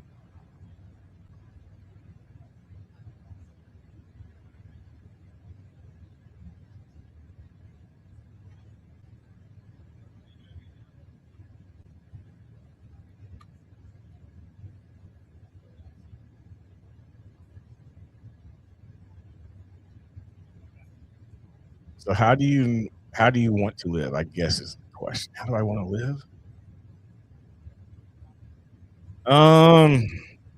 Third world is like something that I'm just playing. No, I do get it. I do get it. I understand what you're saying. I do like cleanliness.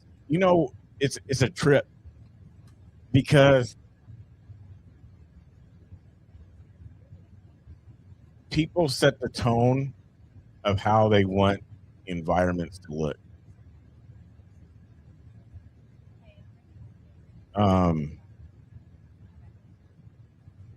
You know, like I like amusement parks. I love amusement parks.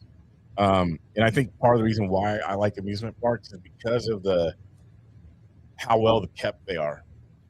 For the most part, you know, Disneyland is well kept. All the theme type of parks. You know, you go into the attractions and how they look and stuff like that, and all the landscaping and maintenance that they do. And even the surrounding areas, usually going to a theme park, you know, within a few blocks, you know, it's all like flowers and I mean, everything looks nice, you know, and people are super aware of like keeping it nice looking. And then you get to other places and you're like, it looks like a dump. So I get what you mean by environmental and goes into the earth and stuff like that. I get it. Because anyway, I like nice things too. I have like, it's so funny because as I've, you know, the children, like, it's one, like I would here, put it this way. I was like the type of quote unquote bachelor when I've lived by myself that I had OCD. And I still do, but you kind of get rid of your OCD, I guess, probably the more children you have. Like with the OCD, like you can manage it with like one or two. After that, it's like a wrap. And then, you know, it's like you're either just going to spend your time yelling and being upset and frustrated, right? Because like your OCD and everything else, or you just learn to be like, okay, well, it ain't going to happen right now. I mean, I have OCD so much. Like I have a pretty good DVD collection, and I have my stuff laid out. Well, I did, not anymore. I tried for a long time. It worked for a while, but the DVDs had to be facing the right way, all you know, the right way. So basically, so the wording would be like, you know, something like this. Let me just give an example. So that, you know, all the words that says hot, whatever, had to be the right way, right? Something like that. That's for my spelling test. I'm just playing. Had to be the right way. And then on top of that, I had them all in genres. So I'd have drama. I had my faith, you know, inspirational type of stuff. I had comedy. I had like real life biography type of stuff, documentaries. And then within that, so I had those in sections, and then within that, alphabetical. I am so like that. Like clutter, I can't stand. I can't stand having too much stuff. I cannot stand having too much stuff. Shirts have to be folded a certain way. I am that way. Yeah. So I understand, like I said, I understand what you mean simply about having the stuff. So there's how I'd like it. I guess if that answers your question. I do understand what you're saying. I just kind of laugh at it because of the other reality of what's going to happen. Go off they go. Now where are they going? Are they going? Okay, hold on. Didn't they go to like a place yesterday to bury him?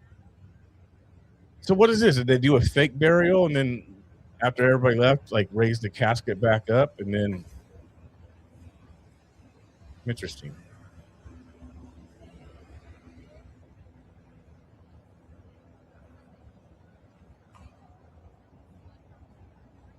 See, that's good. That's good. Simply, yep. As my son got older and life happened, I had to adjust my OCD-ness. Yeah.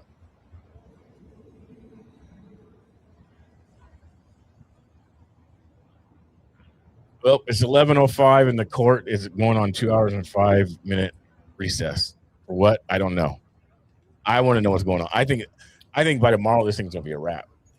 I don't even think it's a trial. Is there a trial even worth having? I guess they have to by law, but wait, was that a Tesla? Was that a Tesla police car? Was that a Tesla? What was that? No. Okay. It looked like a Tesla at first. I wasn't paying attention.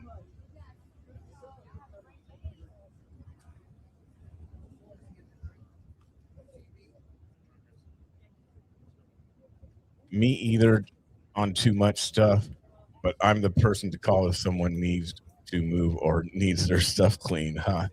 Swipe everything into the trash and let's go. I'm the same way, but then then I start to get sentimental. So I'm the same way, and then I get sentimental. But even with the sentimental stuff, it's like if I have sentimental stuff, it's like I want it either framed or like put someplace nice, or if it's like paper stuff. I know a lot of people save their children's stuff. If it's paper type stuff, I want it in a bin,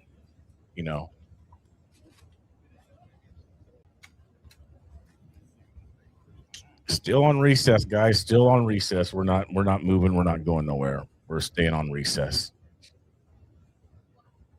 Oh man, what is going on? Maybe she was I wonder. Maybe something happened to her. Lindsay, you guys think something happened to her? Maybe.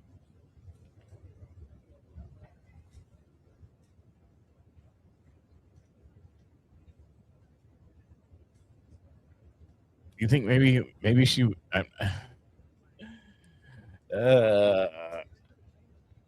You think maybe that she was trying to do something, that she was trying to jump out a window or something? Maybe. I don't know. Trying to escape, trying to run.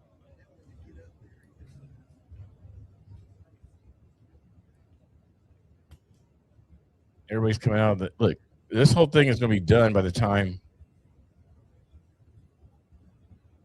I have a hope chest. I store memories in. That's cool.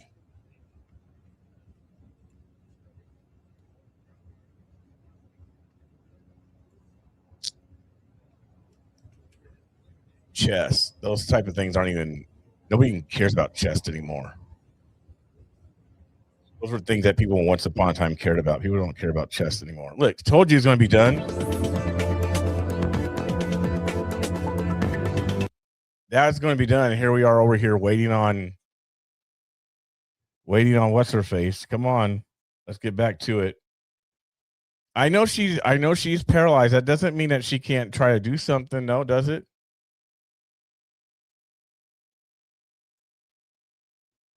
I mean, you can still, she can she use her arms and wheel herself? I mean, if there's a street around there and she just times it right and rolls herself into the street. I'm just saying, I don't know what her state is. I mean, she was having a major breakdown this morning and the judge called it out.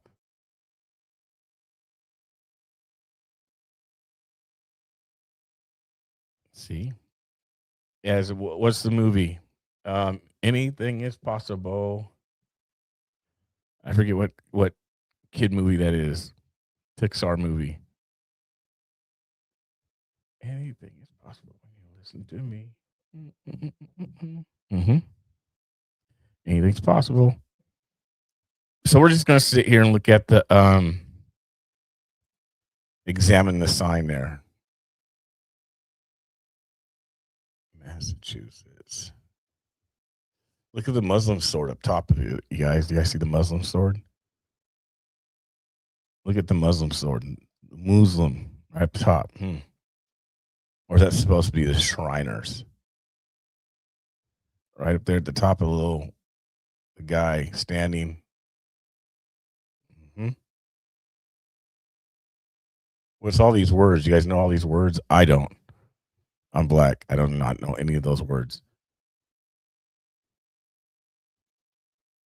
She had hand and arm movement in court. That's what I was saying. She could stroll herself out into the street, maybe down a flight of stairs. You don't know.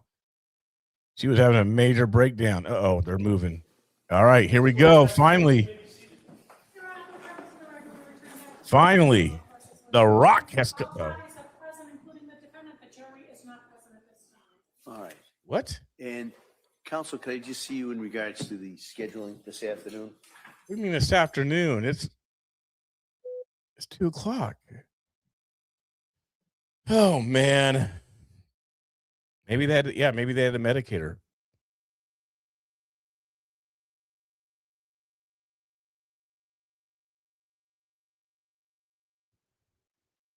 Come on, let's make the tour.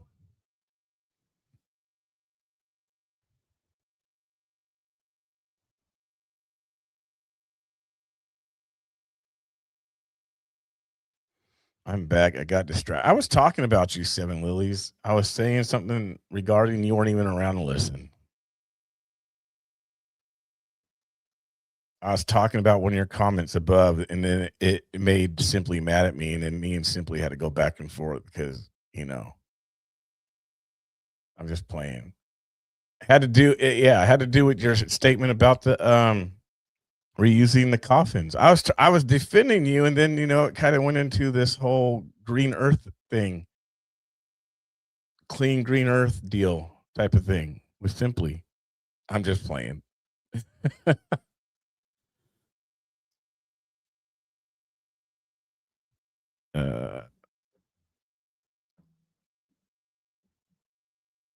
Maybe that might be why the break was so long, because she needed medication. Well, it's still long. It's still going on right now.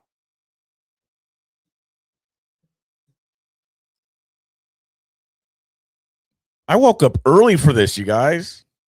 No, I didn't wake up. I did wake up early. I was up late. I got like 4 hours of sleep. I mean, what's the trip? And I hate it. I hate it. I absolutely hate it. It's because I've been off of work, like labor work, like slave work, out in the field, what type of work, working for the man. Yeah, he is white, but it is what it is. But I've been off of work for a year now, and it's, for whatever reason, it's made me more tired. I kid you not, it's made me more tired, and I hate it. I hate it because I mean, before 4 hours sleep, run off 4 hours of sleep, wake up, good to go. But now it's like, since I don't work, I wake up. I hate it. I feel, yeah.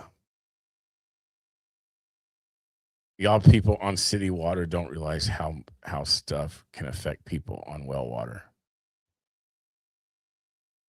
What are you talking about? Wait. What does that have to do with anything? Are you trying to say that? What is city? What? How it can affect people? Oh, okay. I see what you're talking about. The green earth stuff again. Yes, that is true, because the well water is all the stuff. But it's made me feel lethargic, like just, and I'm like tired, and why, like, gain weight. My gosh, I felt so good, like in 21, 2, 3.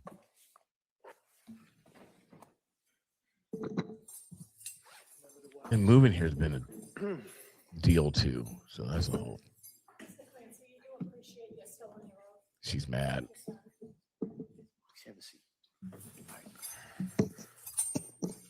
Stop staying up late. Yeah, I try, but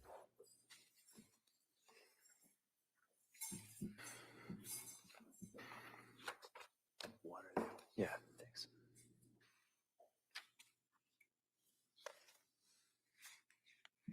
y'all privileged people.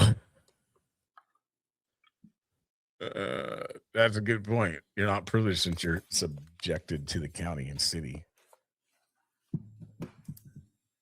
This has to be hard for him. I can only imagine. Like, how does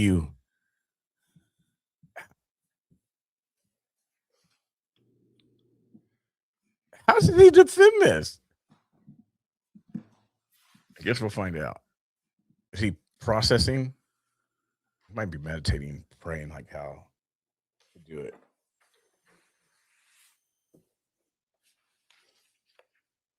I have like 10 children outside from my house. 1, 2, 3, 4, 5, 6.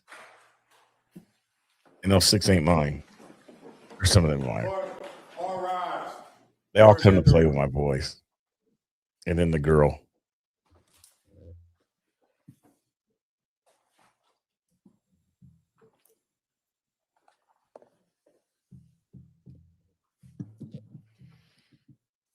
That's how it used to be back in our days. Just a bunch of neighbor kids play with all your friends.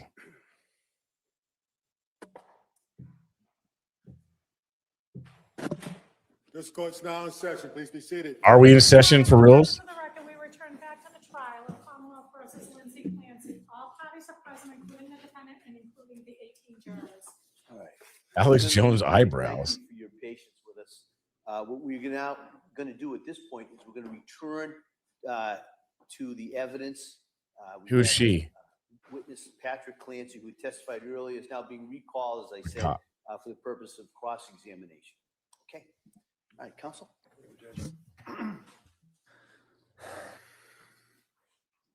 She looks Samoan-ish. Islander. You and I have certainly met before, correct? Correct. Would you agree with me that I went with you and your brothers, maybe some other people, into your home very shortly after the state police finished with searching and removing what they felt was evidence? Turn up his mic. Yes. And you recall that went into different rooms and looked at different things, and I think I took some photographs and things of that nature. Do you remember that? Yeah.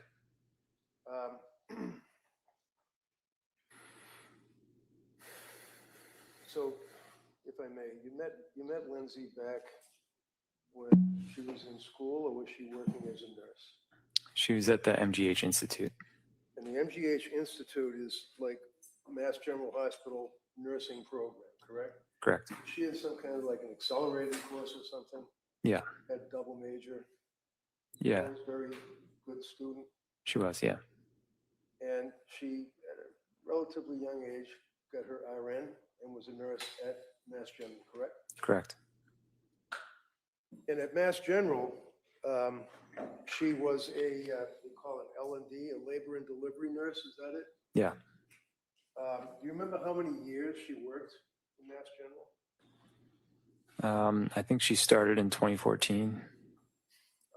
Do you remember when she graduated from nursing school? 6 months earlier. And were you guys in a relationship then? We were, yeah. And had you started living together in Southie, or was that before that? Not in Southie. We didn't. You know what, live guys? together He in Southie. We actually lived sounds together like in Villain. Quincy. Tell us a little bit about. He's like Villain. You know, Without looking at him. The most. How did she like being a nurse? She loved it. I think it was her dream. He sounds like Villain. Enjoyed her work and helping people. Definitely, yeah. So there's been some commentary here from the government about that she Wow. was anxious because she had to go back to work, like she didn't want to go to work, she's lazy, or whatever the case may be. Objection. This is sustained, if you could rephrase that. All right, so I'll strike lazy then. That she didn't want to go back to work, but I believe you said in answer to the DA, there was a reason that you could see that she was anxious about going back to work, correct? Correct. Now, was she anxious about going back to work, to your knowledge, because she just didn't want to work? No. What was the reason? She struggled to be away from our kids at a young age. So when you guys ultimately moved to Duxbury, you Uh-oh. had children Uh-oh. then? Yeah. And as the years went by, you obviously had more children. Uh-oh. You got 3 children. Waiting for it. Yes. You told us about her birth with Cora, and Yeah. Cora, it was a bit of a rough birth, is that right? Yeah, she didn't have time to get an epidural, and she bled a lot. Do you, in the years that you lived with Lindsay as boyfriend and girlfriend, fiancés, and then ultimately husband and wife, do you recognize her handwriting? I haven't seen it in a long time, but so I'm not sure. Okay.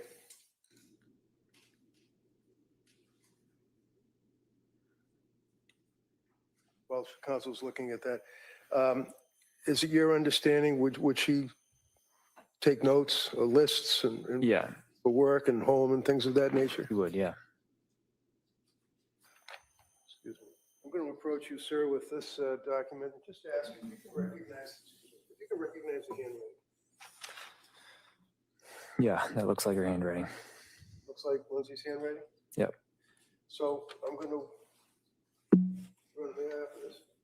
Any objection? Yes. All right, if I could see council. Again? Goodness gracious. Just call it a recess. Let's just go on recess all day. We should just do a recess all day. Did they postpone the cross because other witnesses time constraint? I don't know. I do not know. They just came back 5 minutes ago. I have no clue what's going on at Patriot Wheel.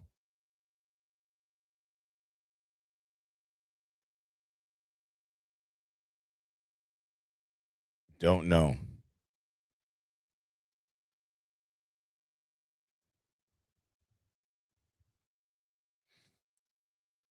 But they're taking their sweet time.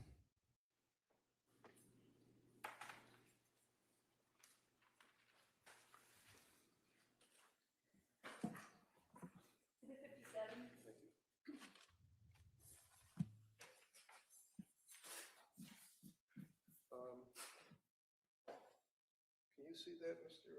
Clancy? Yeah. Pull it away a little bit. Looking at this, what does it appear to be to you, if you know?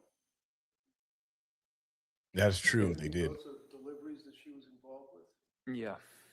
You see the first one? What's the date, if you can read it? I can't. It says May 11th, 2015. And does that indicate, would that, to your knowledge, be around when she started working as a labor delivery nurse? I thought she started a little early, but I'm not sure. You see the name of the little girl that was born on that date that was her first delivery? Yeah, What's the name? it's Cora. And is that the reason you guys named Cora? It was, yeah.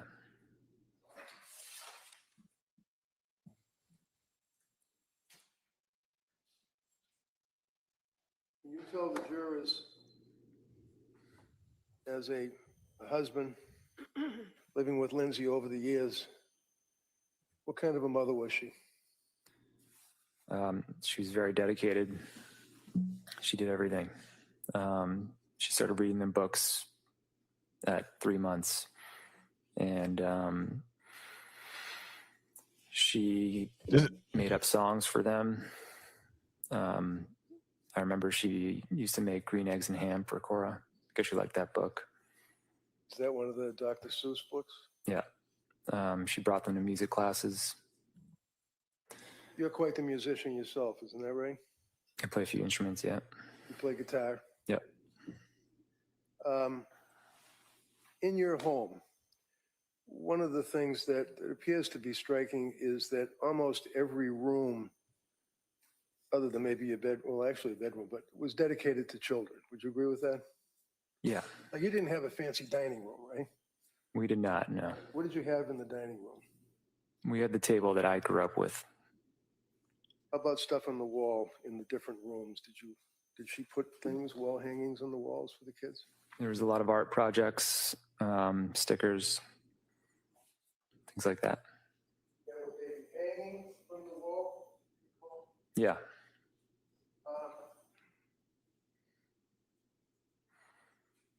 One of the photographs that the government had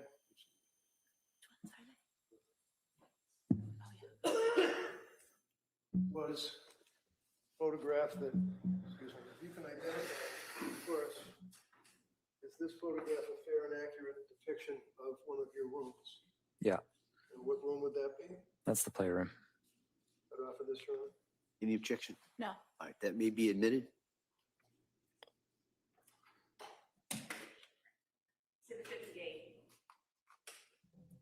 Thank you. If I may put Exhibit 58 up so the jurors and his honor can see it.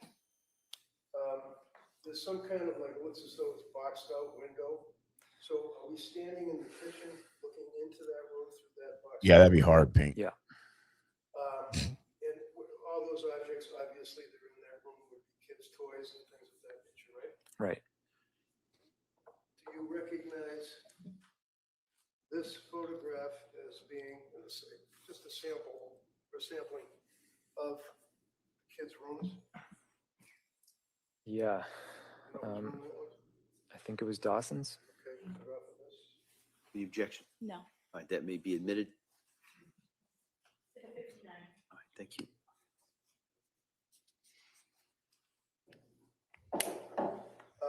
This one here has a bunch of stickers. It's got Bruce Lightyear or whatever his name is over to the right. It's got an alphabet, A, B, C, D, things of that nature, correct? It's Paw Patrol. Okay. And again, following through on that same theme, you recognize this photograph as well being another portion of that wall. Yeah. And what are those, decals? Yeah, they're just big stickers. In the interest of time, Your Honor, I would just say, you also identify this as being one of the kids' walls. Would that be what you were telling us would be art projects? Yeah, And they were hanging on the wall? correct. Who hung them on the wall? I think Lindsay did. And would she also take hundreds and hundreds and hundreds of pictures of the kids? Yeah. Do you recall her putting together a little collage saying newborn, 1 month, 2 months, 3 months, 4 months, and then hanging that on the wall? Yeah, she did it for each kid. Which child was that? That one's Dawson.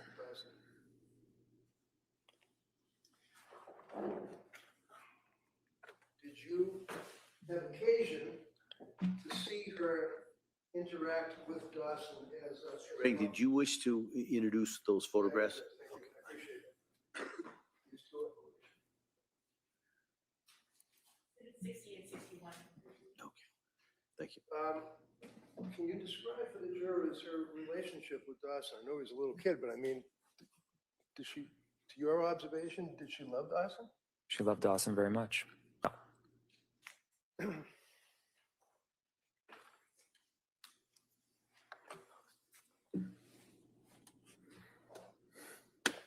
You are familiar with, as her husband, Lindsay's, let's say, use of social media such as Facebook, right? Yes. Can you tell us, would you look at her Facebook a lot and the pictures that she would post? To be honest, no, not really. Okay. Were you able to identify any of her postings on Facebook? Probably. Representative, over the years, or the period of time, I'm going to ask if you can identify this particular Facebook. And if we may approach briefly. Sure, yeah, Council.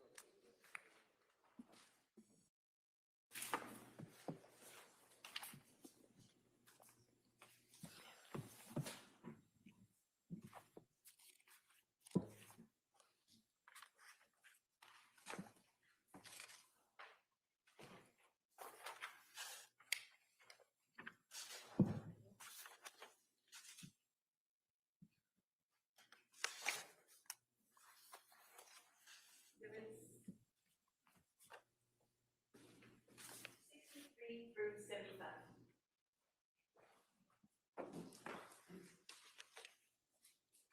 Mr. Clancy, you know, and if I ask a question and it's difficult, or if you need a break, I'm sure that, you know, most voters will certainly give you a break. Yep.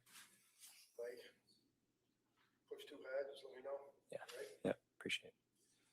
Okay, so again, just representative of the Facebook postings that Lindsay would post as the mother of your children. This, for example, would be July of 2018. Yep. Can you tell the jurors who that would be? That's Cora.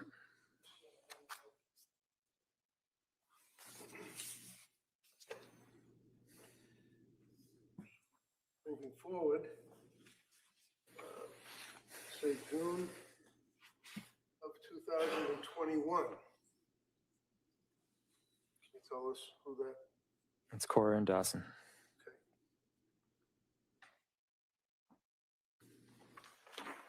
Again, the end of July 2021. That's us with Cora and Dawson.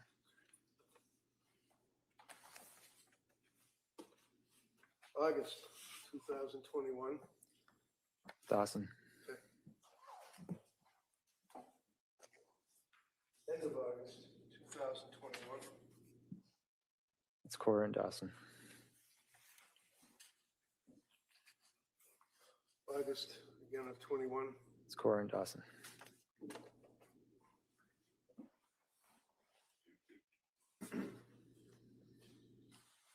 Number 1 of 21. It's Cora and Dawson. Is that first day of preschool? Yeah.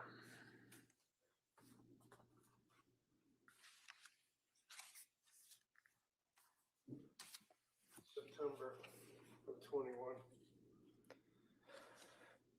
That's Lindsay and Cora.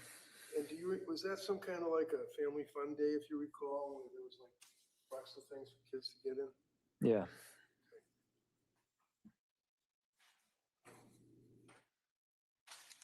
The end of September 21.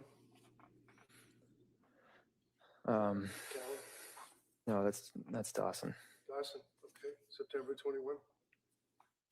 Callan was born when? Sorry. May 2022. Okay. And Christmas Eve, December 24th of 2021. That's Cora's birthday. Okay, and that's her birthday party that year? Yeah. Now that's 2021, right? Correct. Fast forward 1 year, and that would be December, Christmas of 2022, right? Right. And was that when you guys had the birthday party for Cora at the trampolines? No. When was that? I believe it was January 7th. Okay, but that was that would have been for that particular birthday, right? That was for the birthday with friends because most people weren't available on Christmas Eve. Christmas Eve, right? Yep. And then down. Again, September 1st of 22. Remember when that was taken? Yeah, that's with Callan and Dawson. Was that your yard? That's in the backyard. Backyard. Okay. This would have been September of 22, obviously right before 23, right? Right.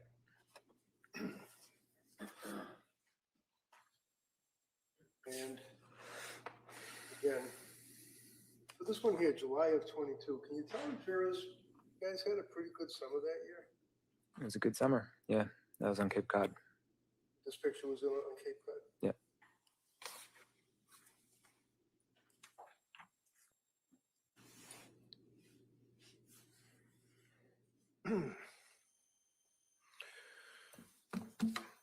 Couple of points that I wanted to raise, sir, with you. You have an email sent from your, is it Surface Pro? Is that what it's called? That was my laptop. Laptop? Yeah.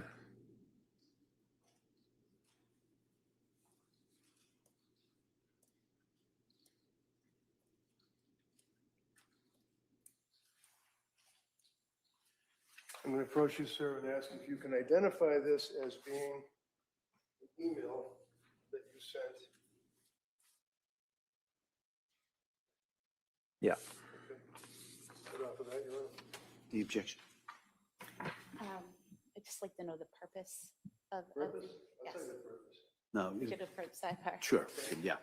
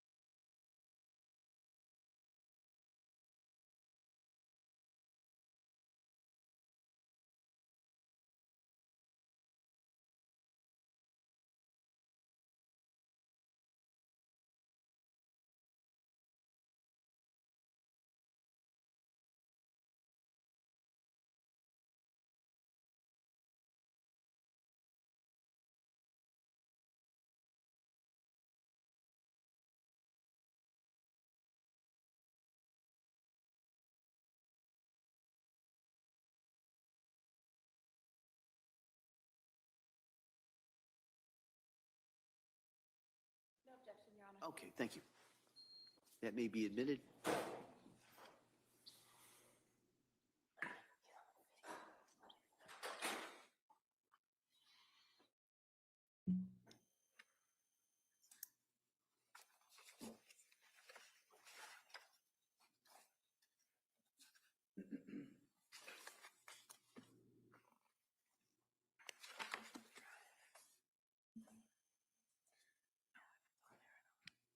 Well, while we're waiting for the copy, let me just move on to something else. Do you recall yesterday the district attorney was asking you a question or stated to you that on December 2nd of 2022, that you and your wife went to a fancy hotel in Boston and she had a massage and you both had a big dinner? Do you recall her asking you that question? Yeah. And in fact, would you agree, sir, that you did not, in fact, go to a fancy hotel on December 2nd of 22, being a Saturday night before your anniversary, the 3rd? You stayed at home, didn't you? We did. We stayed at home. And when you were asked that question by the DA, she wanted the inference to be that Lindsay Clancy in December of 22 was so relaxed that she wanted to have a massage and have a big dinner in a hotel. In fact, she was in her bed, in her bedroom that night. wasn't she? Objection. Sustained, if you could rephrase that. I'm approaching you with what appears to be from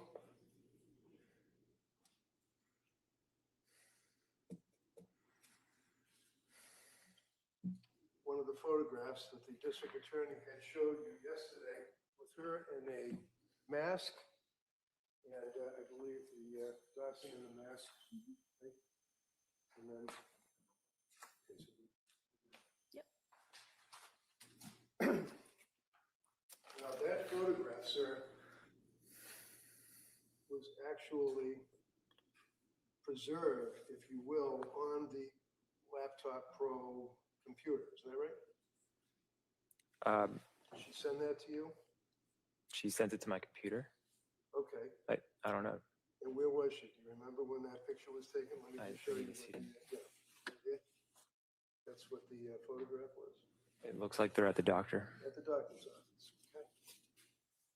And can you tell me the date that that picture, right hand corner top, what date was that picture taken?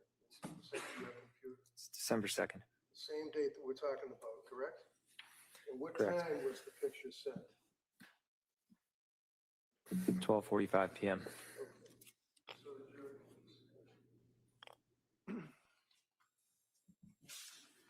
So when you're dealing with these things on the computers, it's a little hard sometimes to understand what they're depicting, and I'm having a hard time moving it. There it is. All right. Right there, you see that there? That's the date that we're talking about, right? Right. Just to clarify, though, it looks like that was on an iPhone. Oh, I'm sorry, iPhone. Okay, it was sent to you though. Correct. And it was on December 2nd, the date that the DA was suggesting you were in Boston having massages and dinner, right? Objection. That was December 3rd. It's Well, the jury's memory, but. yeah, if you can answer that. Do you recall, sir, that she also had sent you the same day, or taken a picture of what appears to be Cora's Christmas list, wish list. Is that what that is?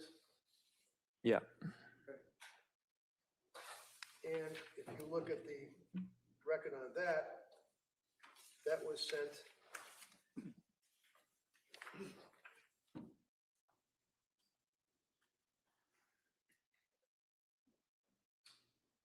you can read that. It's December 2nd at 6:13 p.m. 6:13 p.m. And then finally, if you look at the metadata that is apparently buried in the photograph, it gives latitude and longitude of where the photograph was taken. Is that right? You're familiar with metadata, I would imagine. No way I can't do this.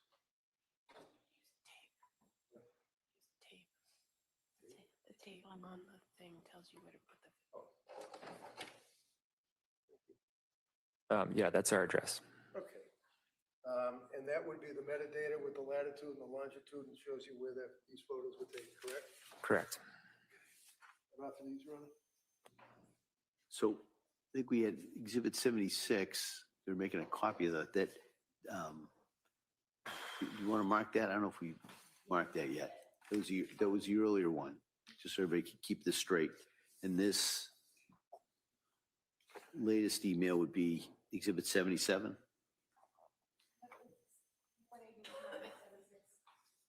That would be the letter, the email? Yeah, the email right here.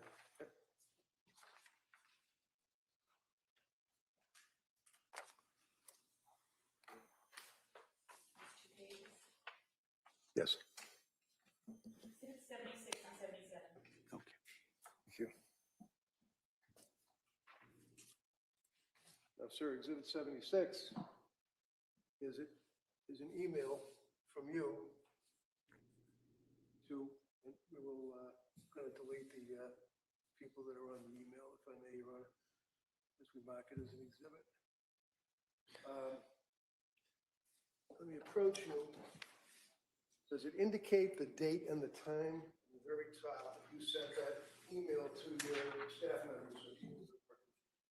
It does. Yep. Tell the jurors what the date was. It's January 24th at 5:24. And that was sent from your Surface Pro? I don't know, actually. It could have been sent from my iPhone. That would be Exhibit 76.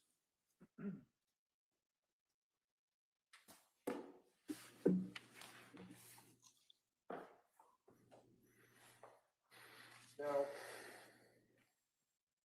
when was Callan born? May 26, 2022. My memory serves that it was a good birth. It was not easy birth, but I mean, there were no complications. There were no complications. And were both of you very happy with Callan being born healthy? And Yeah, we felt very lucky.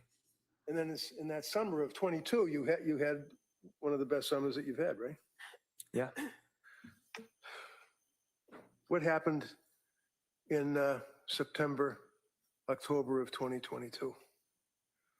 Lindsay's mental health started to deteriorate. And when you say that, sir, what is it that you, as your husband, observed? Just increased stress and anxiety. And did she, as a result of that, go to see or reach out for help to see someone? Yes. And who was that? I believe it was Jennifer Tufts. Now, Jennifer Tufts is a psychiatrist. Yeah. And where is she located? I never went to her office. Somewhere on the South Shore. Do you remember when Lindsay went to see Jennifer Tufts? I don't remember the exact date. I think it was sometime in September. Oh, I wasn't really involved at the beginning of Jennifer Tufts. Of course. Do you recall that the difficulties or the trouble, so to speak, began towards the end of September into October of 22? Yeah, it was pretty gradual. But do you remember when the DA asked you yesterday whether or not you used your computer to Google suicide in, I think it was August of 22? Do you remember her asking you that question? Yes. And do you remember your response? No, honestly. You didn't Google that, did you? I don't think I did, no. No. But I'm going to show you, sir, a web history of your computer. Have in mind that the question was asked of you as to whether or not in August of 22, you Googled suicide. You responded no, right? Correct. The inference being, I guess, that back in August of 22, she would have Googled it, apparently, right? Sure. You know a guy named Tim Hall? I think you mean Tom Hall. Yeah, Tom Hall, I apologize. Who's Tom Hall?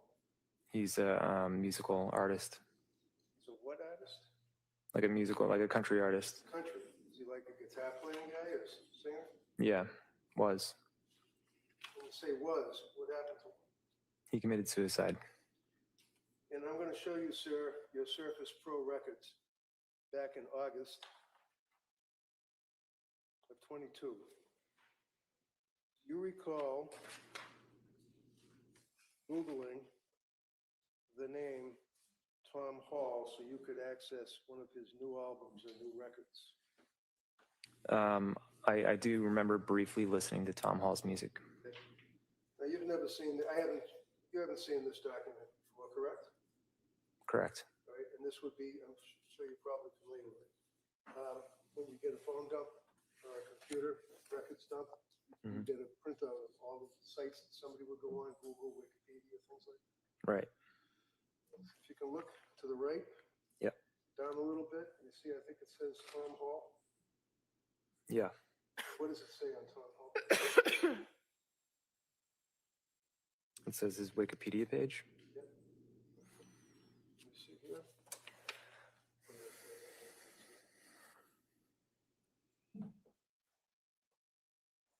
So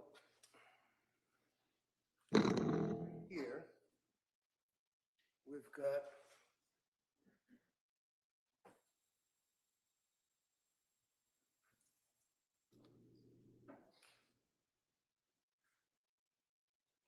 so that shows you when somebody Googles and then it goes Wikipedia. And you see where up above it says suicide methods? Yeah. Now, you didn't, as you said to the DA, you didn't Google suicide methods, right? I didn't Google suicide methods, no. But in fact, sir, when you Googled Tom Hall, it took you to the Wikipedia page and it said that he died, right? He did, yeah. And then you clicked on the Wikipedia page and it went into a hyperlink. You know what a hyperlink is? I imagine you Yeah. do. Hyperlink. Yeah. What is a hyperlink, just so I know? So like in Wikipedia, it would be a word that's highlighted in blue and it goes to a website. Okay. So if I suggest to you, sir, that as you move down on your searches that afternoon, that you were looking at Tom Hall, that it brought you to ways to commit suicide, Tom Hall, Google search again, Tom Hall, all on that date at the same time. And you were just looking to see about the guy because he killed himself, right? Yeah, I think so. Yeah. Right off of this. Any objection? Can I just see the packet? Again, Your Honor, I got that discovery from the DA, so it's. Well, it's an email from his We'll just expert, not us. just take a look at it and we'll kind of go from there. Hold on a second.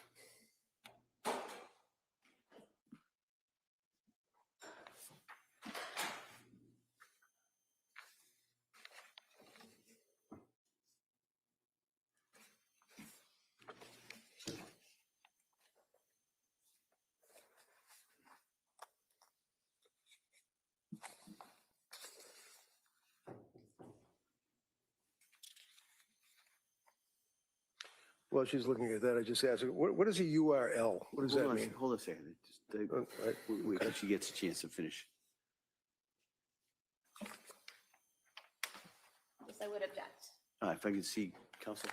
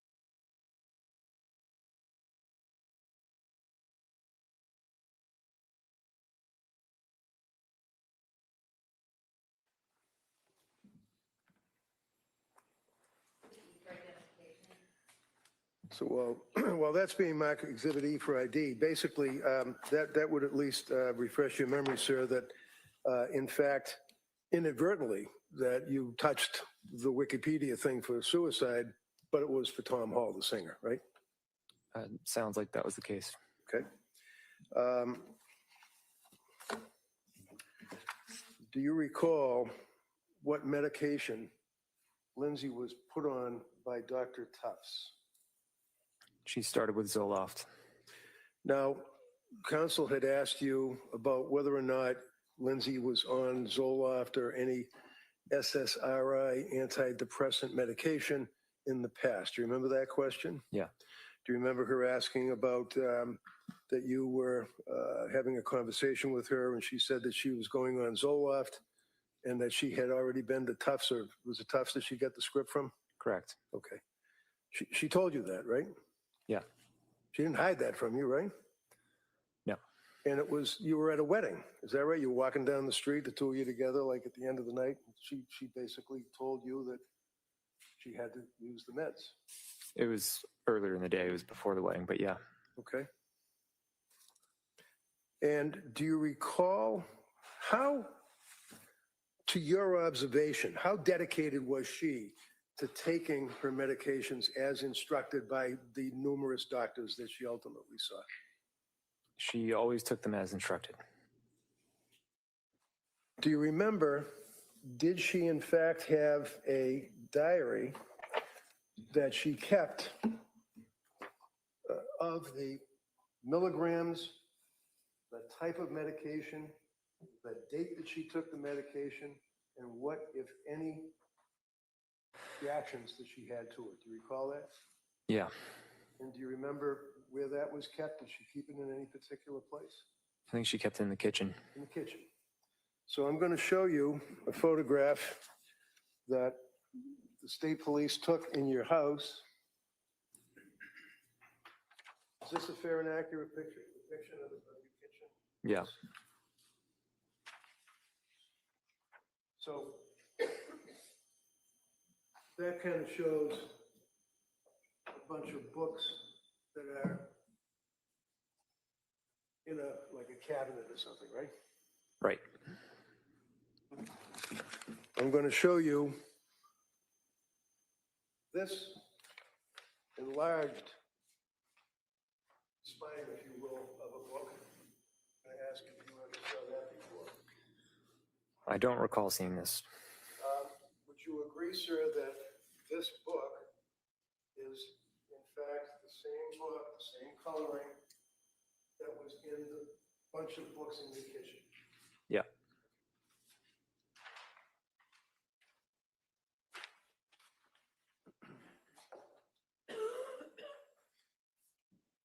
In this book, you see what the caption of the book is. Yeah, it says good moms have scary thoughts.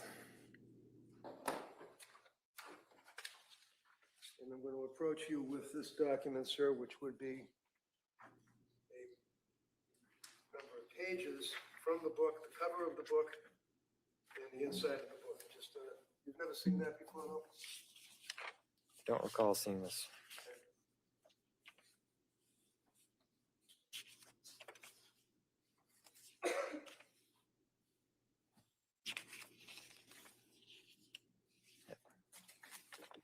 So with that understanding, Your Honor, I will not offer this at this time. Look, Counsel Como, if you could, Mr. Reddick, if you could show what it is that you. I'm sorry, you said you're not offering it? Oh, don't have the foundation. Okay. All right. Any objection? No. Okay. So can I put it in? Yes, that's fine. Okay, great, thank you. No objection to him not offering it. All right. If No, I I'm could just lost. look at it, there Yeah. may Well, not. why don't we do this? Why doesn't everybody come over here with that? We can kind of figure out where we go.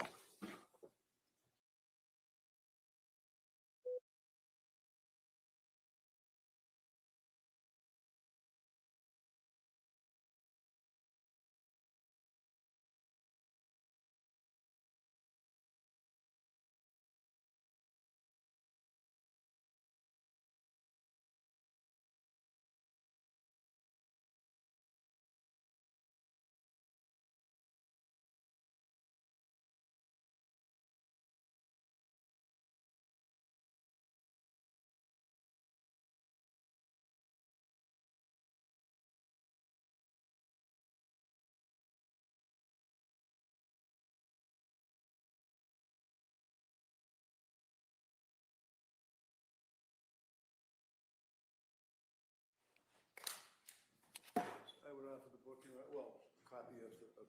No objection. Okay, that may be admitted.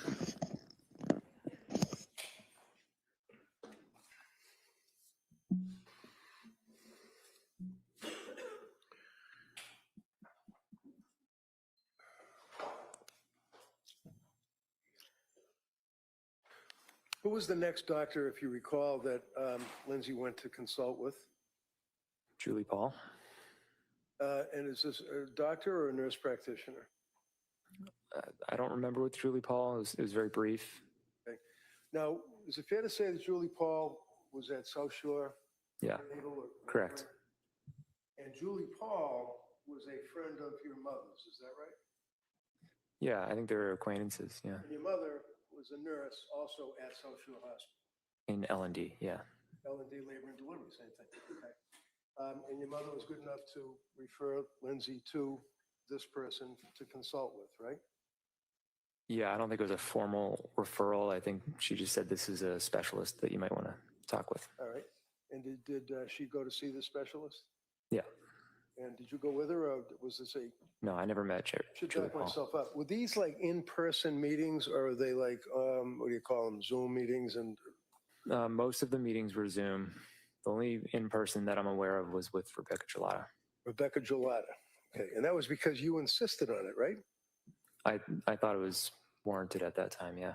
Right, because you were pretty much at your wit's end with the 15-minute Zooms, and you wanted to sit down eyeball to eyeball and talk to this person, right? I hadn't attended any prior to that. I just wanted to get clarification. I wanted to see if we could get on the same page. All right. So now Lindsay's on Zoloft from Dr. Tufts, the psychiatrist, correct? Correct. And then that runs into when she goes to see Nurse Paul. Can you clarify? What was it? Can you clarify what you're asking? Yeah, what month? When was it that she saw Nurse Paul? Maybe October, but I'm not sure. Okay. When she saw Nurse Paul, do you remember where she saw Nurse Paul, or was it a video thing? I don't know. I wasn't involved. Okay. Did Nurse Paul prescribe medication to her? A lot, if he knows. I don't know off the top of my head. All right. Do you recall whether or not, to your opinion, that she had any reactions to the Zoloft that she had been placed on by Dr. Tufts? I don't know any observations that were made. Right, so it's not guesswork, it's observations, anything you saw and observed. Yeah, it seemed to align with her insomnia symptoms. Now, the insomnia, inability to sleep, was that a significant problem from your observations with her? Yeah, it was a huge problem. And when you say huge problem, was there one point when she was on medication from Tufts that in fact she had gone 48 hours, I think, without sleep? Yeah. And that was disturbing to her? Yeah, and it was just hard to function. And how about you? Was it disturbing to you? I just wanted her to get sleep and feel better. Now, during that period of time, she then went and saw the next doctor, a nurse practitioner, which we talked about, which would be nurse practitioner Paul at South Shore, right? Right. Now, after seeing nurse practitioner Paul, if you remember, or no, did you observe, did she seem to get better or did she seem to get worse? It would be hard to say. I think it was a week at most. So it's really hard to say in that short a time frame. Sure. And when you say a week at most, you mean that's like she was seeing nurse practitioner Paul for about a week? Yeah, and I mean, she may have only seen her once. It was very brief, and then she got reassigned somewhere. So. And the reason, if you know, that she got reassigned somewhere would be nurse practitioner Gelata, right? Right. Same practice, right? Right. And the reason was because Paul moved on to another job, right? Right. So Lindsay wasn't out doctor hunting. She was referred by the nurse practitioner that was referred to you guys by your mom because Paul was leaving, right? Yeah, she just switched doctors in the same practice. All right. Now she sees Dr. Gelata, right? Right. Did Dr. Gelata, to your knowledge, put her on medication? Yeah. And what was the medication, if you know? Mainly Seroquel and benzodiazepines, Ativan. Now, benzodiazepines, they're addictive, right? Apparently. Objection. I'll allow it. And a benzo would be, for example, Ativan, correct? Correct. Now, Seroquel, she was placed on Seroquel as well. Is that correct? Right. And to your observation, again, you're not a doctor, what you saw of your wife, was she affected positively or negatively by the Seroquel that she was on? It appeared that she was affected very negatively, and she's reporting that that she was getting worse on the Seroquel. And do you know, did she report that to Dr. Gelada? Yeah. When she would consult with Dr. Gelada, prior to you actually going, do you know, were they all on video? If you know. I believe, yeah, they were all on Zoom. Okay. Do you have any opinion for the jury as to approximately how long these meetings on Zoom would be with the nurse practitioner? Probably around 20 minutes. At some point, do you recall that you went with Lindsay to see Dr. Gelada? Is that right? Yes. And do you remember, if you remember, when that was? Early December. In early December of 2022, can you tell the jury from your observations, how did Lindsay appear? How was she acting? How was she faring? She was extremely sleep deprived and just highly anxious. Was there a number of occasions that you would actually see her on the sofa, rocking back and forth with her head under a pillow? Yeah. Did you report that and other symptoms to Dr. Gelada? Lindsay did.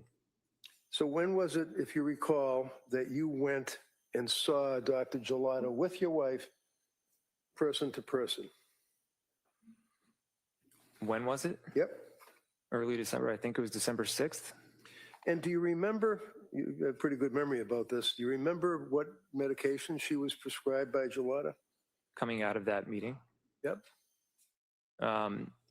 Yeah, she increased the Seroquel significantly. And then she prescribed her Valium to help taper off of the benzos. Taper off the benzos? Yeah. To your knowledge, did Lindsay go to doctors to seek out benzodiazepines or drugs just because she was a drug addict? No. Lindsay, I think, wanted to, she definitely didn't want to take any more benzodiazepines and definitely didn't want to take any more Seroquel. I think that it wasn't really a matter of trying to get off the medication. It was just trying to get on the right medication. Okay. Let's say mid-December, what observations, if any, heading up towards Christmas, did you guys endure? She seemed to get worse. The Seroquel was increased to 400 milligrams. 400? Yeah. And, by Dr. Gelada? Yeah. And the idea behind that was it would help with sleep, but she didn't get better. She got worse. Do you recall that at one point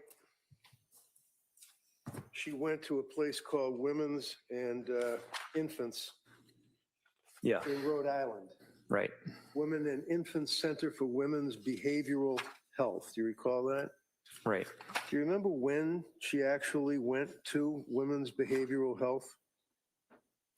Sometime in mid-December. I don't know the exact date. All right. So if I suggest to you, sir, that I have certified copies of the Women and Infants medical records indicating that on December 20th of 2022, that was the day that you dropped her off at Women. Does that refresh your memory? Yeah. Your Honor, I'd like to offer the certified copies of the Women and Infants Hospital records. Would object. We don't have a copy of those. All right. You don't have these? Could I see everybody here?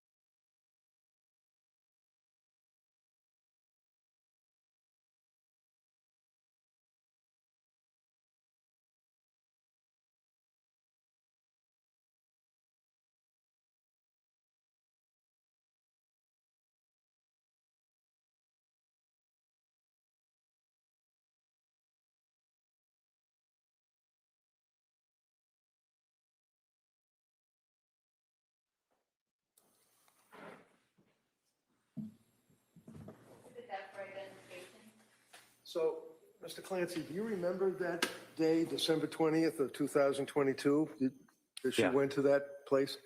How did she get there? I drove her. And do you remember dropping her off? Yeah. Do you remember what her state of mind was to go there? Was she scared? Was she happy? Was she? I think she was scared. Do you remember what you did that day? I took Dawson skiing. And where did you go skiing? Wachusett. At some point in the afternoon, did you receive a phone call? Yeah. Was it from Lindsay? Yeah. And as a result of the phone call, what did you do? She said that you need to come pick me up, and the doctors here want to talk to you, have you come in and talk for a bit. Okay. Did you go and talk to him? Yeah. Do you remember who you talked to? I don't remember their names. Do you remember the conversation? Did you describe or indicate what her symptoms were at that point in December 20th of 2022? Yeah, the conversation was they didn't. Objection. Yes. All right. Sustained at this time. Did the people at Women's and Infants Facility in Rhode Island prescribe any medication to your knowledge? I don't think so. They provide any counseling or anything? I think they tried to, but they felt that it wasn't the right fit for Lindsay. Do you recall that in fact it was because of the drugs? They weren't sure what symptomology would be because of the drugs? Objection. Sustained. Do you recall whether or not the people at Women and Infants in Rhode Island reached out to Dr. Gelada? Objection. I don't think so. If he knows. I don't think they did, no. And was it one day or half a day that she went to Women and Infants in Rhode Island?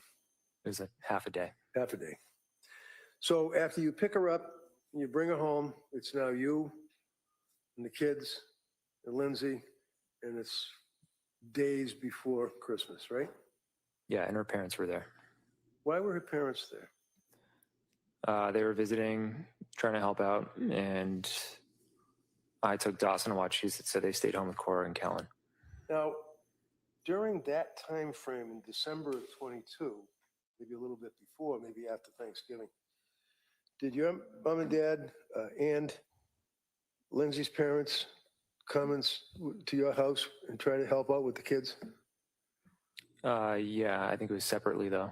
Yeah, of course it would be separate. I mean, what would they do?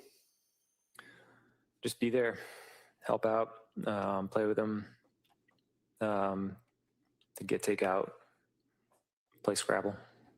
Did Lindsay's mother and father actually stay there and sleep in the basement for They did, yeah. time? Were you aware personally, let me back up, you and Lindsay as husband and wife would in effect sleep in the same bedroom, is that correct? Yeah. There was an occasion though that she said to you about you go downstairs and then I think she ended up downstairs? Yeah, for the purposes of her getting better sleep. And for her purposes of getting better sleep, were you aware that on one occasion she used a gummy, a sleep aid gummy? Did you know that? I don't recall that, but we did have them in the house. Okay.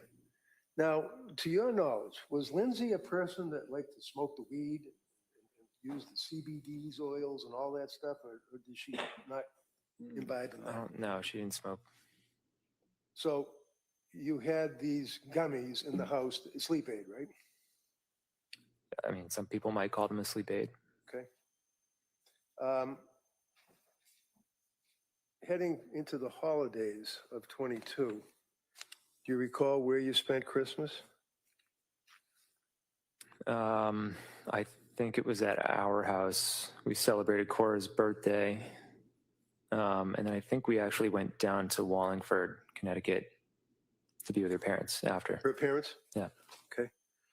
And then heading into January of 23, who did she then see for doctors or nurse practitioners, if you know?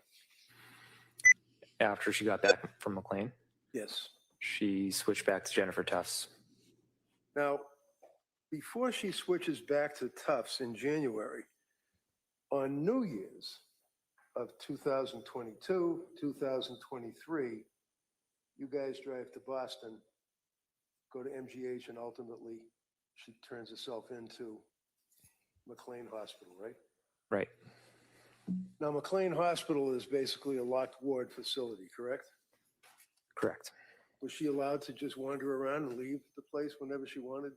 She couldn't leave, but inside she could go to different areas. Can you tell the jury what her state of mind was as she went to McLean Hospital with her husband on New Year's 23 at that point? She was scared. She didn't want to go, but I think it was the second time we went to the ER, and I said, "You have to go." Now at McLean Hospital, I know you visited with her. Is that correct? Yeah. District Attorney asked you yesterday about the excellent care that she was provided with all these counselors and therapists, and you indicated that it was your understanding that she was playing with clay and coloring, right? Right. Can you describe for the jury what McLean was like to you as a husband visiting his wife? In other words, were there doctors, were there nurses, were there people in the hallways? What I saw was it looked like mainly nurses. It was the tail end of COVID, so they're mostly behind this plastic covered area. And it could have been just the time of day that I visited, but people were hanging around, watching TV, playing with clay. Do you know whether or not she saw a doctor, psychiatrist, ultimately from McLean Hospital? I was not aware of that. The only one I was aware of it was the doctor on the second to last or final day. And what was that, Dr. Goodhart? Yeah. And did you speak to Dr. Goodhart? I ended up calling her. I wanted to see what her evaluation was. So I gave her a call, and we spoke, and she said, she's clearly depressed. Sustained. Okay. So you spoke to Dr. Goodhart. Yep. Did Dr. Goodhart, to your knowledge, prescribe any medication? I think she recommended medication, and then How many medications did she recommend? I don't know if she recommended multiple. I want to say it was Cymbalta, but she said, check with your doctor and make a decision. So when Lindsay left, it was because she wanted to leave one day early because of Cora's birthday. Is that right? I didn't think it was. I don't think it was one day early. I think she had a 5-day stay, which at the time was my understanding was that was pretty standard. And yeah, she did want to attend Cora's birthday. So there's no doubt, sir, in your mind that when she was discharged from McLean, that you got these, right? McLean? Yes. Yeah. That when she was discharged from McLean Hospital, it was not against medical advice. The doctors gave her bill of health and let her go with you, right? Right. And off of the McLean records. Any objection? No. All right, they may be admitted.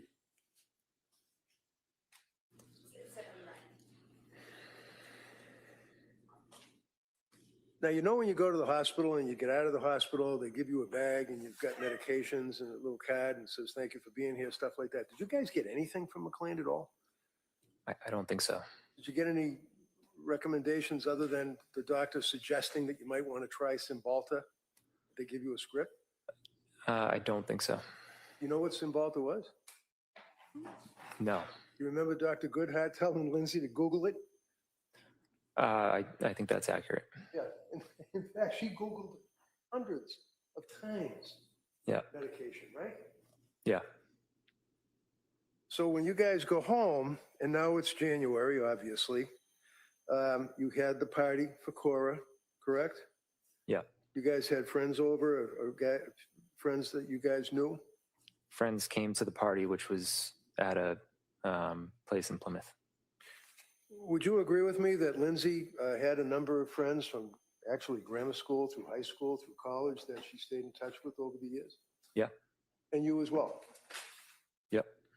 And they're good friends. Like you still would see them and you guys would do dinner and things of that nature, right? Yeah. Actually, one of your friends, I think it was one of your friends, it might have been one of her friends, actually named her in January or around that time frame to be godmother or take care of their child if anything bad happened to them and they were dead, right? Remember that? My brain has been foggy for the last couple of years, but I understand. yeah. Okay.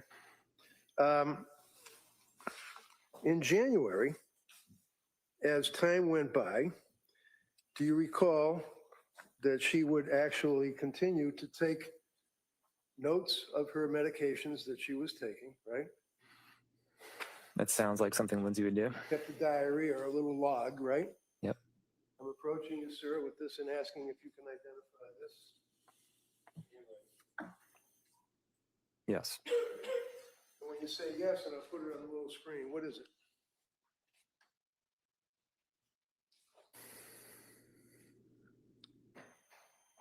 It's the dosage of medication that she took and how she's feeling. So this is kind of like a little medical diary that she was keeping. Yeah. For example, here you see on that 5 milligrams Valium, 200 Seroquel, slept well, horrible thoughts in the morning, right? Yeah. And did she at some point, I think the DA had asked you, I'm going to offer this, Your Honor, if I may. Any objection? No. That may be admitted. Thank you.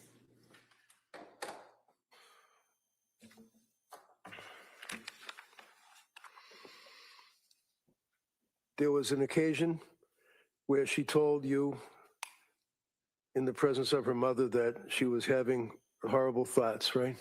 Right. And you told us about that yesterday. And that it was quite an emotional thing for her to do that, right? Right. After that time frame, you continued on. You were working in the basement, right? Yeah. I shouldn't say basement. It was a finished place, Finished right? basement, yeah. And that was where you worked on a regular basis. Is that right? Yeah. Would that be a 40-hour week or longer? It varied, but yeah, roughly 40 hours. One of the other reasons that you did that was so you could be home and help out. Is that right? Yeah, I worked from home since 2018. Okay. But yeah, I built an office down there. So you were always there. Yeah. Not always, but you were down there when you would work. When I wasn't traveling, yeah, I was there. Okay. So when would you travel? Tell us about that. I really didn't travel actually much during COVID, just towards the end and once in November. November of what year? 2022.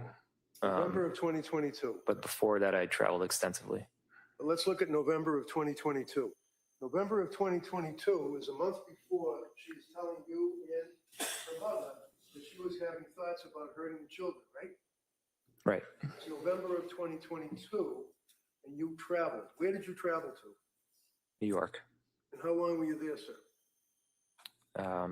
2 nights. And who took care of the kids? Lindsay. Sorry? Lindsay took care of the kids. Lindsay.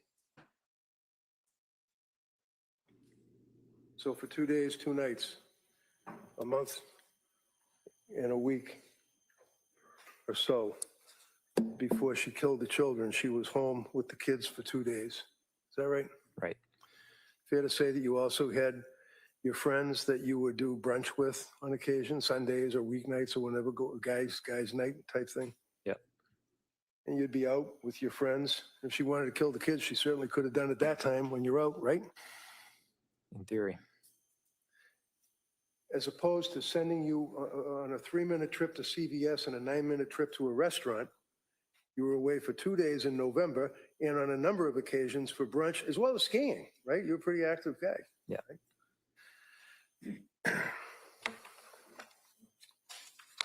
I'm going to approach you, sir, and one of the books that was in the kitchen cabinet, I believe. You remember? You ever saw this one? I don't think so. But is it fair to say, sir, that she had a number of books, about parenting and things like that? And this one here was pregnancy and postpartum anxiety workbook. Did she have workbooks that you were aware of, or work diagrams and things like that? She had books of different sorts.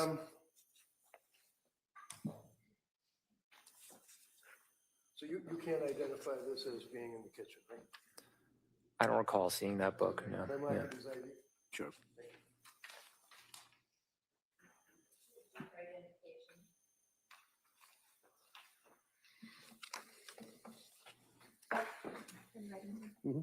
Thank you. By the way, I'll withdraw that. I'm going to approach you, sir, with this document. Excuse me. And ask if you can identify it.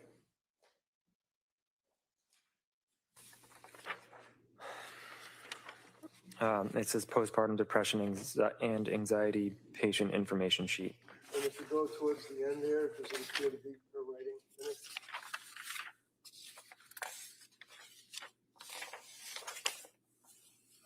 Yeah.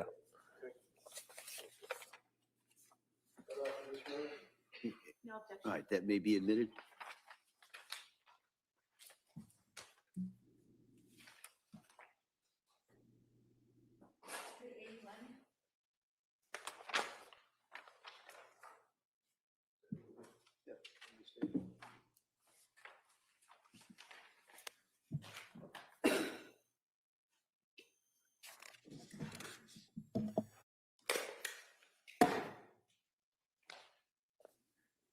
Now, sir, I'm looking at this item.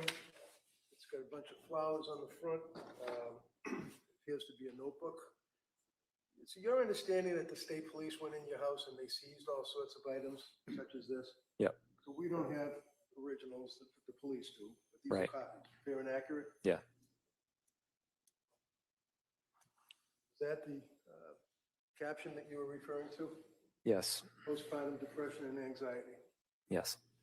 And at the end of this particular document, you would agree. Why does it look like the video got off Writing? crazy looking? Yeah. And whose writing is that? Lindsay's. And is this like a book or notes that she would take documenting on a daily basis any effect that she had from postpartum? It appears to be the case. Yeah.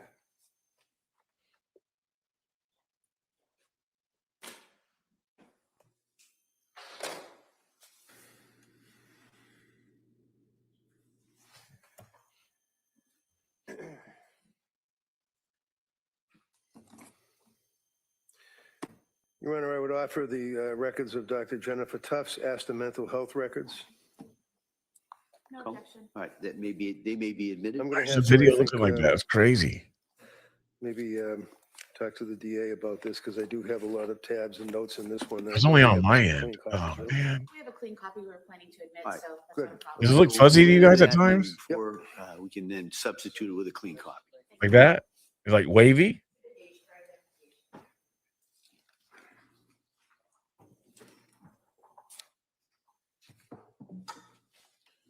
John, can I see the exhibit? You see the wavy? Why is it wavy? Do you guys see it? Hopefully not.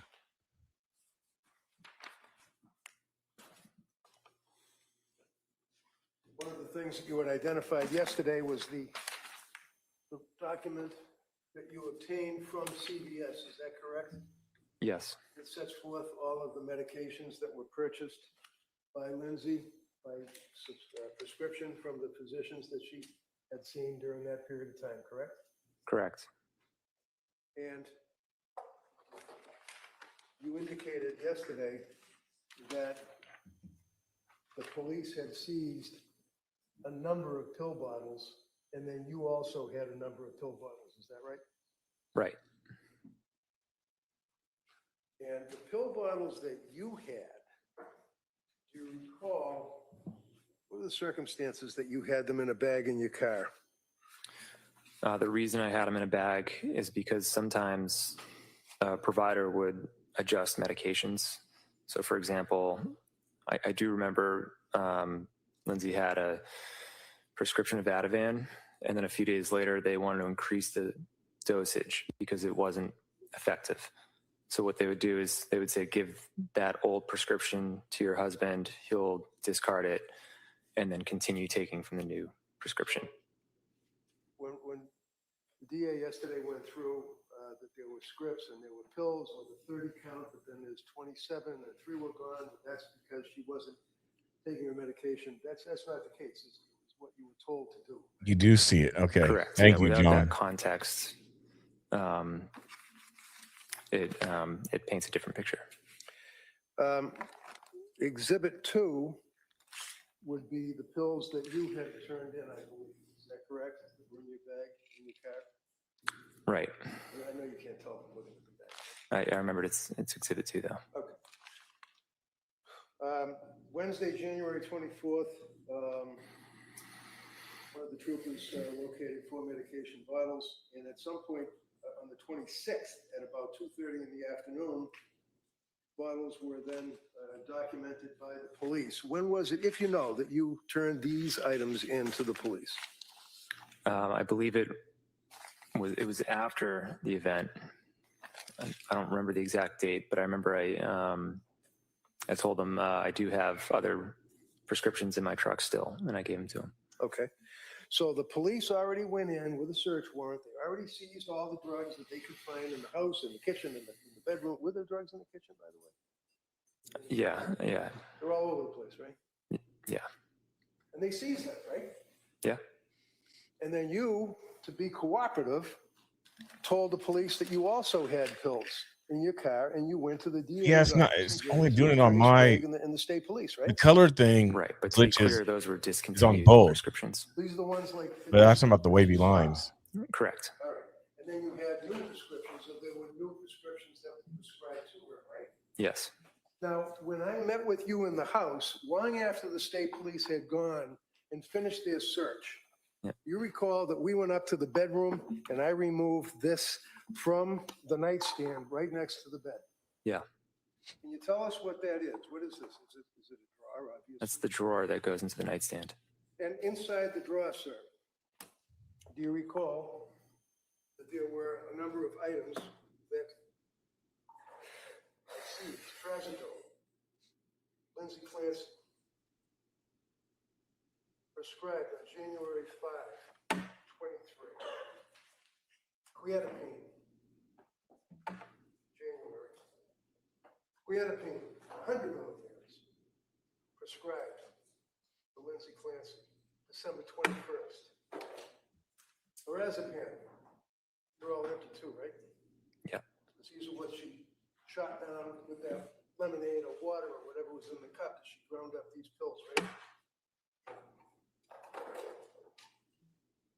Lamotrigine, prescribed to Lindsay Clancy, December 16th of 22. Mirtazapine, prescribed to Lindsay Clancy, January 23. Those are in this drawer, and they were all empty, right? Right.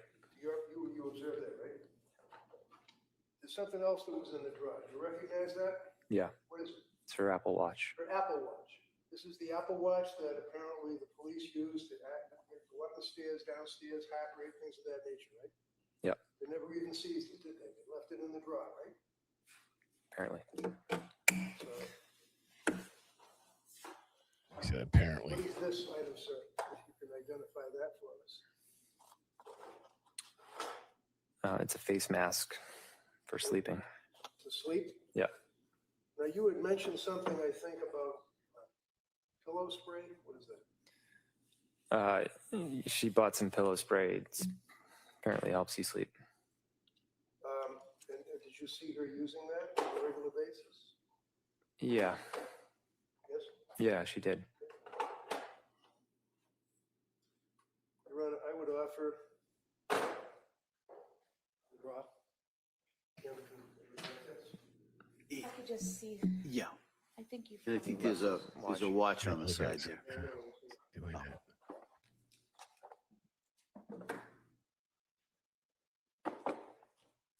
No objection. Okay. Do you want to put that in as one exhibit? Okay.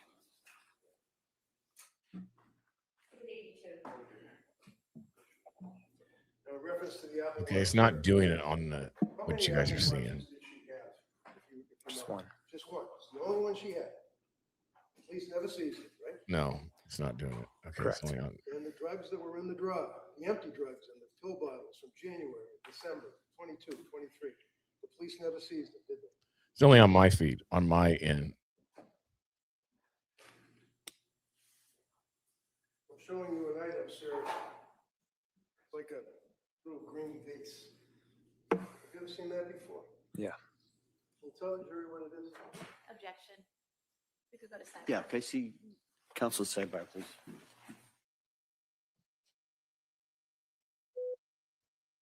Counsel again. What are they? What's he trying to prove with him, though? I don't know what he's trying to. What's he trying to prove with Patrick, the attorney, defense attorney? What's he trying to prove with Patrick by asking these questions? These are the same meds prescribed by different doctors. The pharmacy should have picked up on that. Really? Why would the pharmacy pick? Oh, because it's in the data center. So you're saying that the pharmacy should have been asking, like, or picking up on it, like you're saying, the different doctors and questioning that. Why are you going to so many different doctors? Is that what you're saying?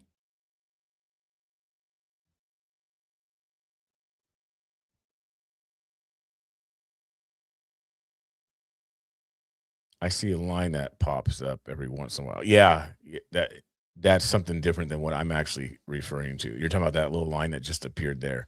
That's something different than what I was actually talking about, John. I wonder if they have delivery drivers for. I've had to deliver medications before doing DoorDash. Pick something up and deliver medication.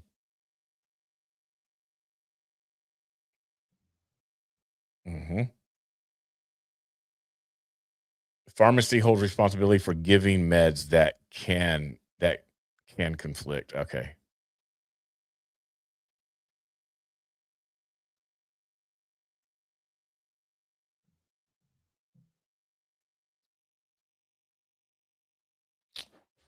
They also have a database for doctor shoppers. Mm-hmm.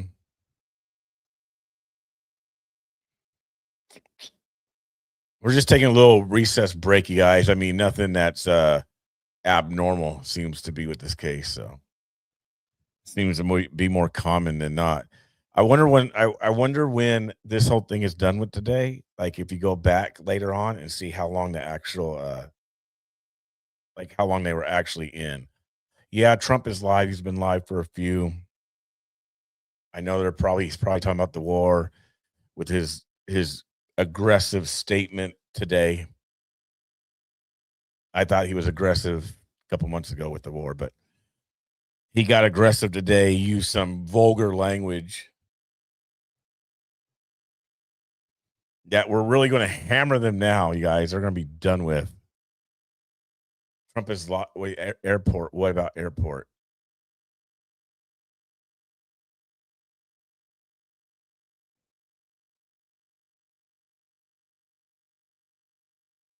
Especially those kind of meds. Oh, he's talking about the $22 billion renovation at Duluth Airport out there in DC. Well, it's west of DC.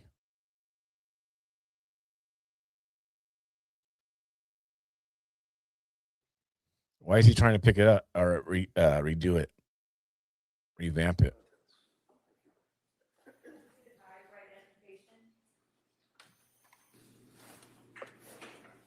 Duluth National Airport.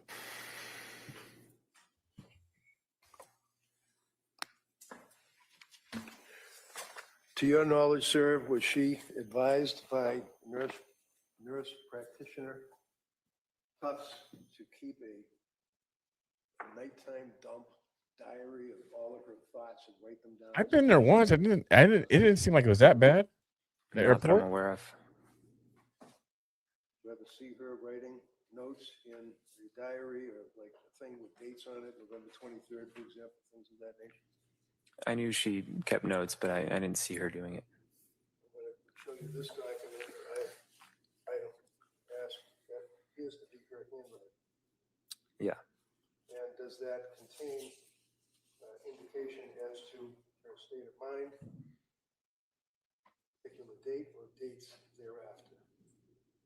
Yeah. Just take a look at the other pages just to make sure that you all understand, right?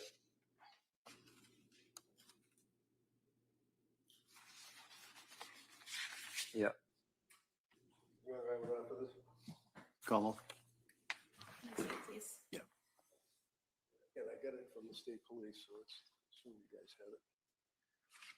No objection. Okay, that may be admitted.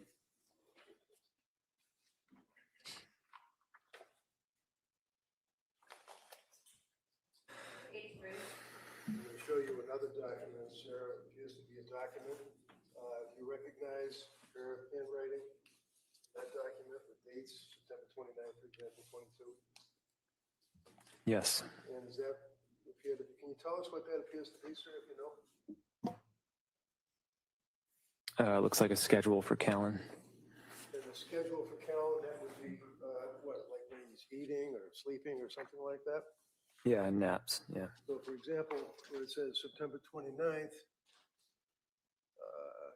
it is, 22, and then it makes reference to Callan, last fed with a time frame, and then there's a bunch of pages like that that go forward on those dates. Is that what that is? Yeah. Put him down for a nap, 9:35 with a smiley face, things like that, right? Right. Is this typical for Lindsay that she would document these things as a new mother? Yeah. Was she being controlling, in your opinion, of her child and of you by doing this schedule? No, I found it helpful. Any objection? No objection. All right, that may be admitted. One of the things, sir, that the district attorney had asked you about is the exhibits of the, I think it was the window in the bedroom. You said it was 20 feet drop to the ground. Right. Is that right? This is a photograph of the same one you already introduced, but I just don't know where it is. So this is the photograph of the house. You can identify that, right? Yeah, that's the living room window. Okay. And the window that you're talking about that's 20 feet up would be on the very top of that picture, correct? Correct.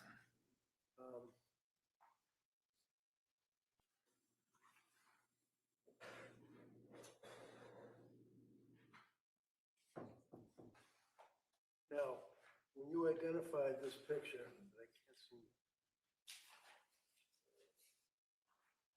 You see that there's some kind of an orange ball, appears to be an orange ball underneath the sill Yeah. to the left. And it appears to be red marks or red spots, like possibly blood above it. Yep. Can you tell the jurors what that little orange ball is? Yeah, we had a woodpecker who would peck at the house and create holes. That's why I paired some of the other sections too. And I took some foam and filled the hole.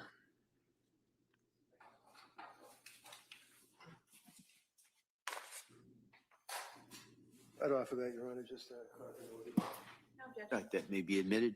And I'd also, if I may, just the top picture, I believe is also, see where it looks like fingerprints or blood on the edge of the window on the second floor. You see that? That's from the house? Yeah. Excuse me, Attorney Reddy. Yeah.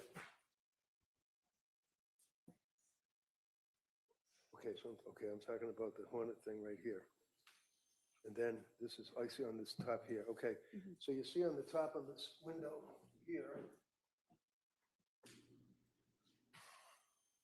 It's not a very good picture. Underneath the Hornet thing, see it, but in the exhibit, you can see there's like blood drops or blood smears there. Yep. I That's see it. the first floor window that's directly underneath the second floor window, right? Right. Okay. I'd offer these, Your Honor. Any objection? No. They may be admitted.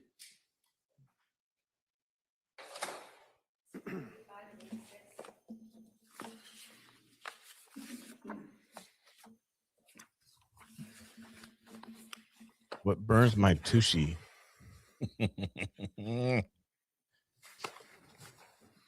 That's grandma talk. what burns my tushy is they can find all this money to build a ballroom Redirect? and redesign an airport, yet they can't replenish the funds they stole from SSI. Mr. Clancy, you were shown an That email burns her and it's been tushy. marked as an exhibit that you sent to coworkers on January 24th, 2023 at 5:24 p.m., correct? Yeah. And you were asked about it coming from the Surface Pro, but your testimony was that it could have come from your iPhone, correct? Correct. And in fact, you watched footage earlier of yourself going into the CVS in Kingston at 5:32 p.m., correct? Correct. And you had your phone with you, correct, because you used it? And we also saw you on the 3V footage using your phone as well, correct? Right. Correct. So you were clearly out of the house at 5:24 p.m., correct? Correct. Sorry, what time did you say I was at CVS? So you walked in at 5:32 p.m., correct? Correct. And you left the house. As you were leaving the house, Lindsay sent you the text about PDLX, correct? I don't know if I had left the house yet, but yeah. But that was sent at 5:15 p.m., correct? Right. And how far away is the Kingston CVS? 3 minutes. Okay.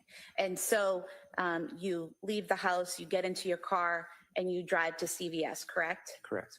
And so that should have taken 3 minutes, correct? Yep. So after the text that was sent at 5:15 p.m., that would have been sometime around 5:18 or 5:20 p.m. that you should have arrived at CVS, correct? Pinko does But you don't 10 go in until gifted the 5:32 BC p.m., Preacher correct? memberships to you guys. Those are random, so make sure if you get a membership, We could I pull don't up. know what time I tell pulled in the parking Pinko. lot. Thank you. I'm not asking what time you pulled into the parking lot, but is it fair to say that the video that you were shown earlier shows you entering the store at 5:32 p.m.? Yes. So from the time you should have been at the parking lot of CVS around 5:20 p.m. until 5:32 p.m., could you have been in your car sending this email on your iPhone? Yeah, I just don't know if I pulled into the parking lot at 5:20. But sometime after the text was sent from Lindsay about PDLX, but before 5:32 p.m., you were in your car. Correct. Okay. Yes. Now, you were asked about my questions to you about going to Boston, and my questions to you were about December 3rd, not December 2nd, correct? Correct. Because your anniversary is December 3rd, not December 2nd, correct? Right. So Dawson was taken to the doctors on December 2nd, correct? Correct. And on December 3rd, did you have plans? Not that they were followed through, but did you have plans to go to Boston that day? Yeah, so I can provide some clarification on that. Sure. So yeah, on Monday I was a little bit confused by it because we were home. But yeah, I think there was a plan prior to that, like an anniversary plan to go to Boston, but it was canceled. Okay. And the picture you showed was from September. So the plans that you had to go to Boston, showing you here.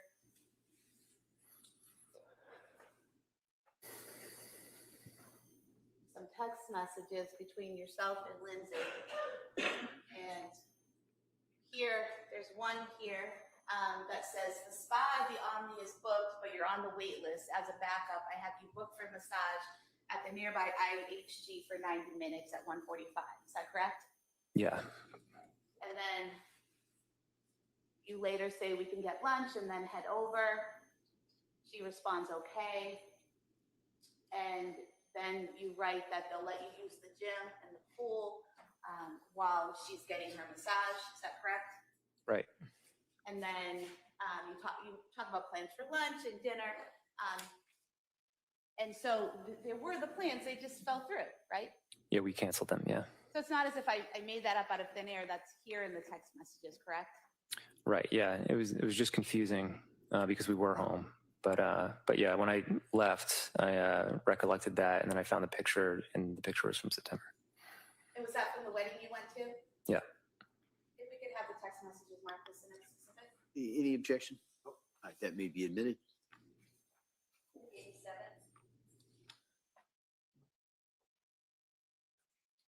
Now, in cross-examination, you said that Lindsay always took the medications exactly as instructed.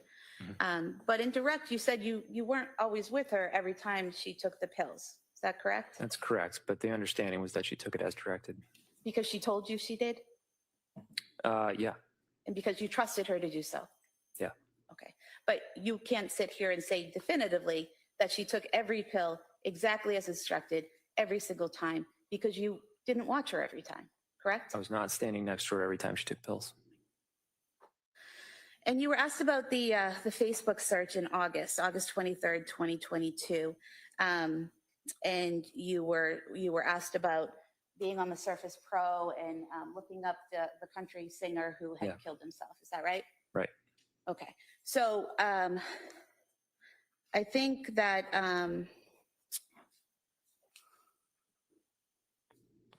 what you said when you were asked by defense counsel about whether or not you accidentally went to this site on methods of suicide, you said that could be likely, that might have happened. You're not sure, correct? It's so subtle that I don't remember specifically, but I do remember listening to Tom T. Hall. How often did you listen to him? It was like for a week. Okay. And so were you aware that on 8/23, August 23rd, 2022, at 9:40 a.m., someone signed into Lindsay's Facebook account on the Surface Pro? No. And then at 9:43 p.m. is when the Tom Hall site was accessed. Do you recall that? Yeah. And at 9:45 a.m. is when a person not just hit a link by accident, but actually had to click on a link to go to suicide methods. Are you aware of that? No. Okay. Is there any reason why you would have been going in and logging on to Lindsay's Facebook account while going on Wikipedia and looking at suicide methods all in that same 5 minutes? I didn't log into Lindsay's Facebook ever. It's very possible that I looked at Tom Hall's Wikipedia page, but At some point? yeah. Do you remember spending 3 minutes on the methods of suicide site, scrolling through and reading the methods of suicide site for 3 minutes? No, I don't remember something I did for 3 minutes almost 4 years ago. Do you remember being on that site, the methods of suicide, and clicking on a link to a bridge in Australia that people use to commit suicide? No. No. So in this 5 minutes or so where someone's using the Surface Pro, using Lindsay's Facebook while doing that, and then clicking on these links you don't remember, you think it might have been you? I have no idea. Now, you talked about Lindsay's stay at McLean Hospital. You said that that it was a locked ward, she had to stay there. Is that correct? Correct. But it was a voluntary commitment, wasn't it? Yeah. You didn't file any legal paperwork to have her committed, correct? Correct. There was no court order making her stay there, correct? Correct. So if she wanted to leave and express to the doctors that she wanted to leave, and they didn't believe she was a danger to herself or others, she could leave, correct? To be honest, I don't know. Okay. Now, you stated on direct examination that you visited her 2 times during the time that she was there at McLean, right? At least twice, yeah. And you said those were in the evening hours, is that correct? Yeah, afternoon, evening. Afternoon and evening. So you weren't there during the morning and early afternoon hours when they were offering these group therapies and when she was meeting with other practitioners? I wasn't there in the morning. And were you there during the when the staff was checking on her every 15 minutes? No, but she did tell me about that. Okay. And were you aware that she was evaluated several times and at first she had to stay on the unit, but then eventually based on what she was telling them, she was allowed to go on the grounds with staff? I was aware that she went on at least one walk. Okay. And so people were seeing her and interacting with her and changing the way her stay went at McLean Hospital throughout her stay. Yeah. And you talked about Dr. Goodhart recommending medications. What was the medication that you said that she recommended? I thought it was Cymbalta, but I think she ended up taking amitriptyline.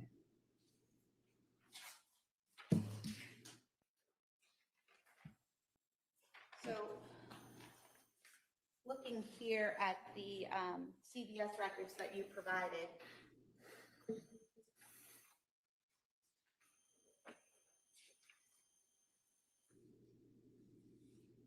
we see, I'm sorry, here we go. So we see here, here we go. Aaliyah Goodhart, second from the bottom. Yep. Trazodone, 50 milligrams. So you thought that Dr. Goodhart had just recommended medication when there was actually a prescription that was given by Dr. Goodhart, correct? Right, but I believe, so there's another one as well, lorazepam. I believe those were prescribed while she was staying there. And so they were filled at CVS and sent to McLean? Possibly. I remember there was an issue where she didn't have her medications when she went to McLean, so she needed them to be brought there. She was discharged on January 5th, correct? Right. Are you aware that this document from CVS says that the prescription for Trazodone 50 milligrams prescribed by Dr. Aaliyah Goodhart was filled on January 5th, 2023? Right. Okay.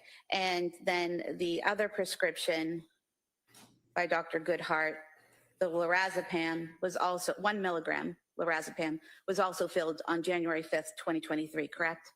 Yeah. So that's when she was discharged, not while she was staying there, correct? Right, that's correct. So Dr. Goodhart did in fact prescribe medication for Lindsay, Trazodone and Ativan, and not Cymbalta, correct? She recommended Cymbalta, but she wasn't the one who prescribed that. And in fact, no one prescribed that, correct? Because it ended up switching to amitriptyline. And the amitriptyline was prescribed by Dr. Jennifer Tufts, correct? Right. And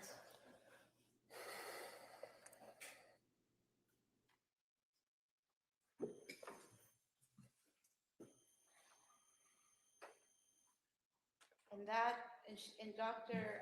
Tufts prescribed 5 milligrams of diazepam on January 9th, 2023, correct? Right. And amitriptyline on January 16th. It was 10 milligrams of amitriptyline. And that was prescribed when Lindsay said she was having some issues with depression, correct? Correct. Okay. So she went to McLean Hospital and she was weaned off the Seroquel, correct? I believe so, yeah. And all the medications that she had taken prior to going to McLean, she was no longer on, those were gone, correct? Once she had been in McLean. I don't know if it was, I'm not sure. I don't know if it was all of them. Well, did you have conversations with your wife about what she was taking? I mean, were you aware that she was only on only prescribed Trazodone and Ativan when she left McLean, and then amitriptyline was only added on the 16th?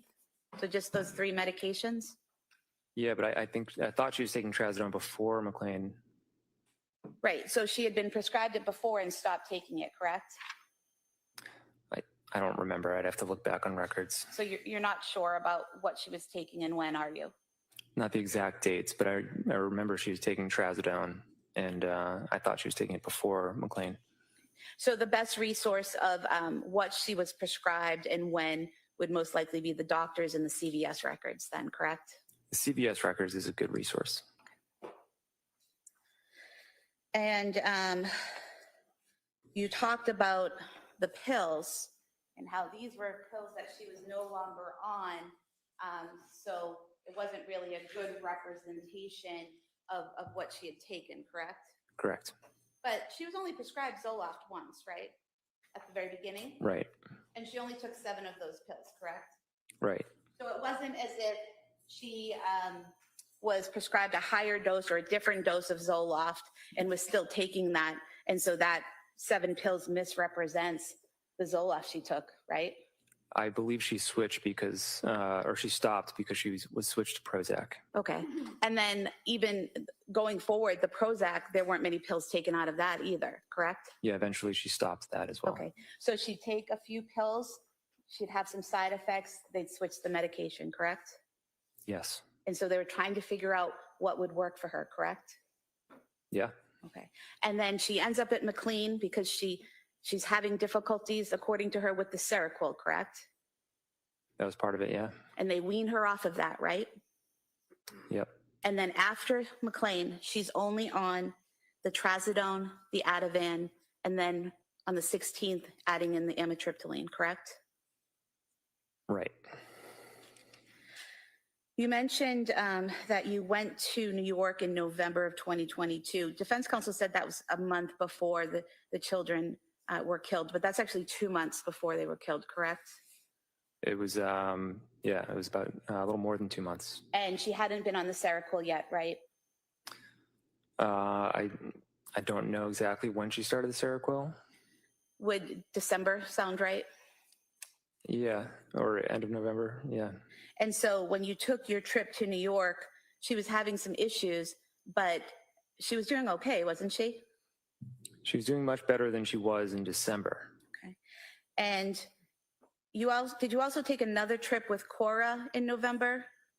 Yeah, so I did the trip to New York, and as soon as I got back, went to bed, and then the next morning left with Cora. And was that November 4th through the 7th to San Francisco? Yeah. And who was taking care of Dawson and Callan while you were in San Francisco with Cora? Lindsay.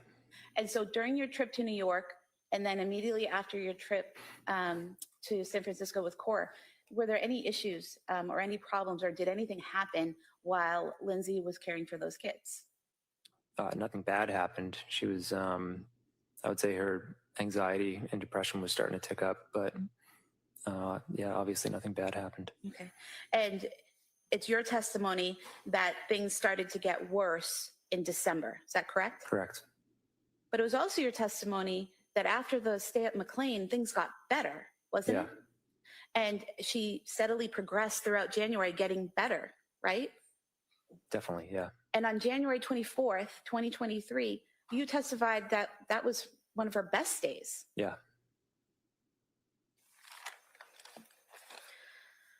You were asked about the Apple Watch. The police didn't collect the Apple Watch, right? They did collect her phone, correct? You identified it earlier, right? Correct, yeah. And her Apple Watch was linked to her phone, was it not? It probably was, yeah.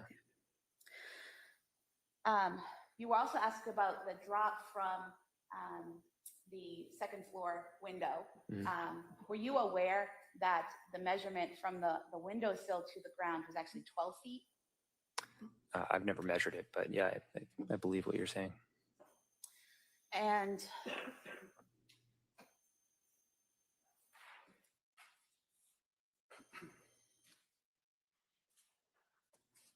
looking for one of the exhibits from defense counsel. It's the, yes.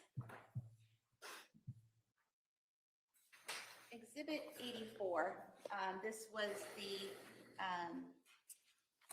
packet here that defense counsel was going through with you, where you said this is Lindsay writing Callan's schedule, is that right? Right. But this was also Lindsay sending notes back and forth between herself and Elaine, is that correct? Possibly. And there's different writing here, correct? Want to look at it? Yeah. For example, this first page after the cover, we have writing here that you said was Lindsay's, correct? It looks like it, yeah. And then down here, there's a note that's in different handwriting, correct? Yeah, I would say so. So were you aware that Lindsay was using this notebook to communicate back and forth with the nanny about Callan's care? She had different notebooks. She always had a notebook that she would leave for the babysitter or for me. And so, for example, on Tuesday, September 4th, she wrote, last fed at 6 a.m. Give him a bottle whenever he wakes up. He likes it very warm. He's been resisting the bottle. If he won't drink it after 45 minutes of trying, please text me to let me know. Put down for next nap 1 hour after he wakes. Try to put down drowsy but awake. But if he cries, pick him up and rock, bounce, or hold him until sleep, then put down. He usually sleeps 45 minutes, but let him sleep as long as he wants. These are very detailed notes that Lindsay is sending to the nanny, correct? Yeah. And then she also wrote, if you have time, wash and cut up veggies, sweet potatoes, 1-inch cubes peeled, broccoli, small pieces, peppers, 1-inch pieces, plastic Ziploc bags to put them in. Next bottle 2.5 hours after the first bottle, correct? I believe what you're reading. Yeah. So very particular about what she wanted the nanny to do, how she wanted her to do it, and when to feed Callan, when to put him down for a nap, all of those things. Very particular, correct? Sounds like it. Yeah.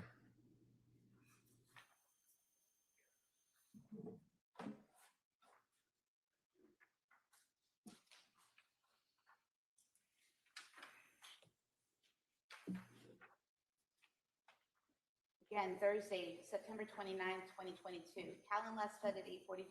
Please put him down for a nap at 9:35. We will be home from gymnastics at 11:45. Clean clothes and dryer if you get to it.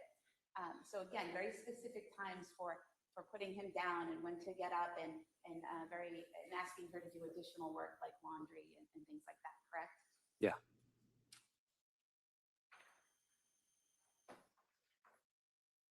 Again, October 6th, 8 at 8:15, fell asleep at 8:40, changing tables now in the bathroom. If he wakes before 9:40, give him 15 minutes to settle himself back to sleep. I'm hoping he will sleep till 10:15. If he is still asleep at 10:40, wake him. Feeding at 11 a.m. First try bottle. If he doesn't take it after 15 minutes, make oatmeal.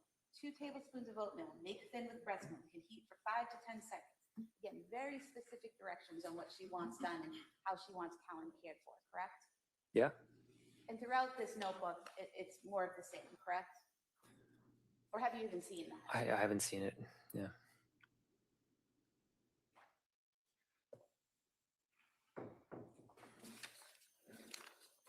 I have nothing further. Thank you. So which nanny was that? That would have been Elaine Rossi. And Elaine Rossi, how long was she the nanny for you guys? A month or two. Yeah, probably 2 months.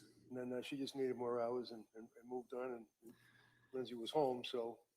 Yeah, I think she preferred more hours. We couldn't really give it to her, and Lindsay was home anyways. So. And as far as the records are concerned, it's fair to say that Lindsay, as a concerned mother, would give instructions to people that would be taking care of her infant. Yeah, I would have done the same. A lot of discussion about these prescriptions and scripts from the different doctors, and one of the things you referenced was that you believe that she was on trazodone. And if I suggest to you that there was a Dr. Izad Parayarara Kavon on November 16th of 22 that prescribed 50 milligrams of trazodone while she was on buspirone and fluoxetine.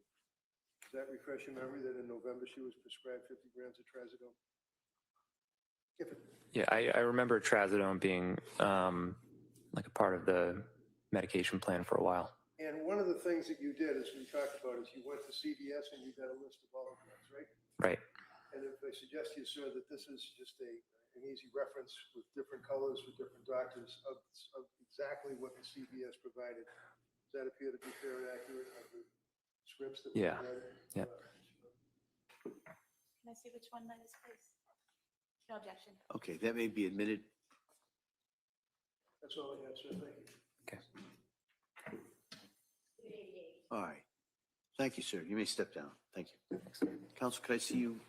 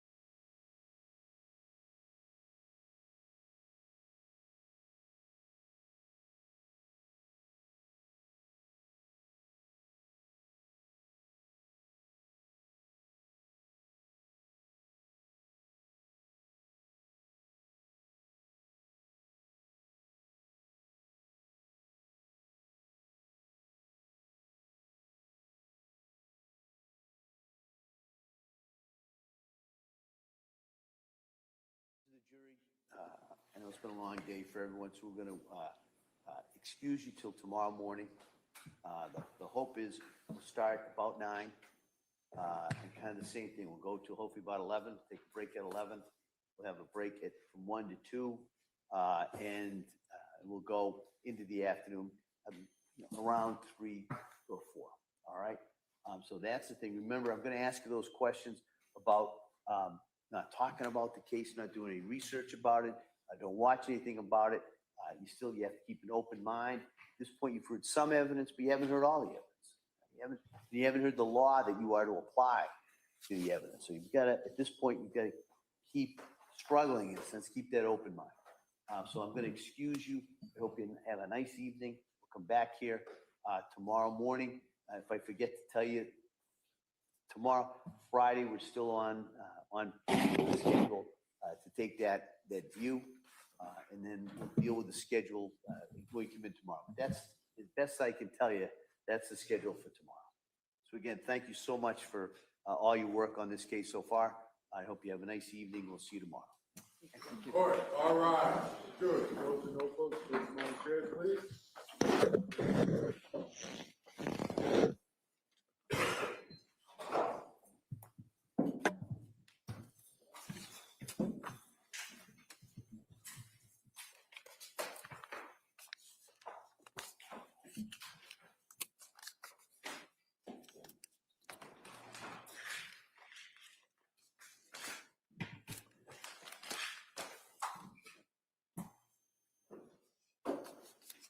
All right.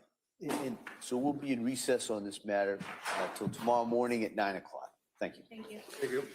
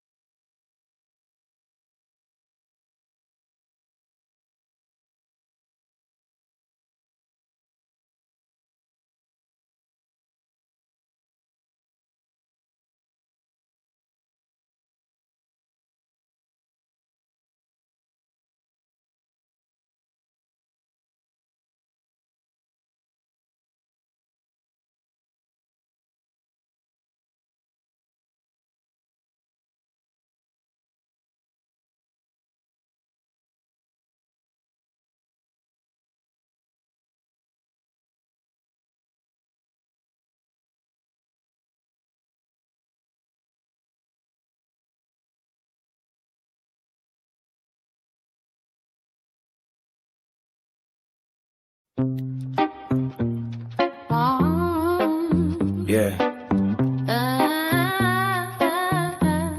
On American streets. Yeah. On American streets. Yeah. Yeah. On American streets. On American streets. Truth in the light, yeah, the whole world see. Faith front deep, where braves stand free. From quiet prayer to the place we meet. Quincy Franklin, bring truth on American streets. BCP preachers still spinning the beats. From BJJ's now preaching in the streets. Fight for God and the freedom we keep. Still stand strong on American streets. Truth, truth, let the truth ring out. Faith, faith, that's what we about. See both sides, but we stand on truth. Call this nation back to its roots. At its father's knee, where the roots run deep. Freedom riders stood tall in the heat. Now the same fire in his heartbeat. Carry that truth on American streets. From DC down to the Texas heat. Minnesota cold, the Oregon trees. Live in the streets where the people meet. Roll nationwide on American streets. Truth, truth, let the truth ring out. Faith, faith, that's what we about. See both sides, but we stand on truth. Call this nation back to its roots. On American streets. On American streets. Thankful for family standing beside. Mods and supporters along for the ride. Sponsors and friends who keep it alive. Truth in the word is how we survive. Then Peter said unto them, repent and be baptized, every one of you, in the name of Jesus Christ, for the remission of sins, and ye shall receive the gift of the Holy Ghost. On American streets. On American streets. On American streets. On American streets. On American streets. On American streets.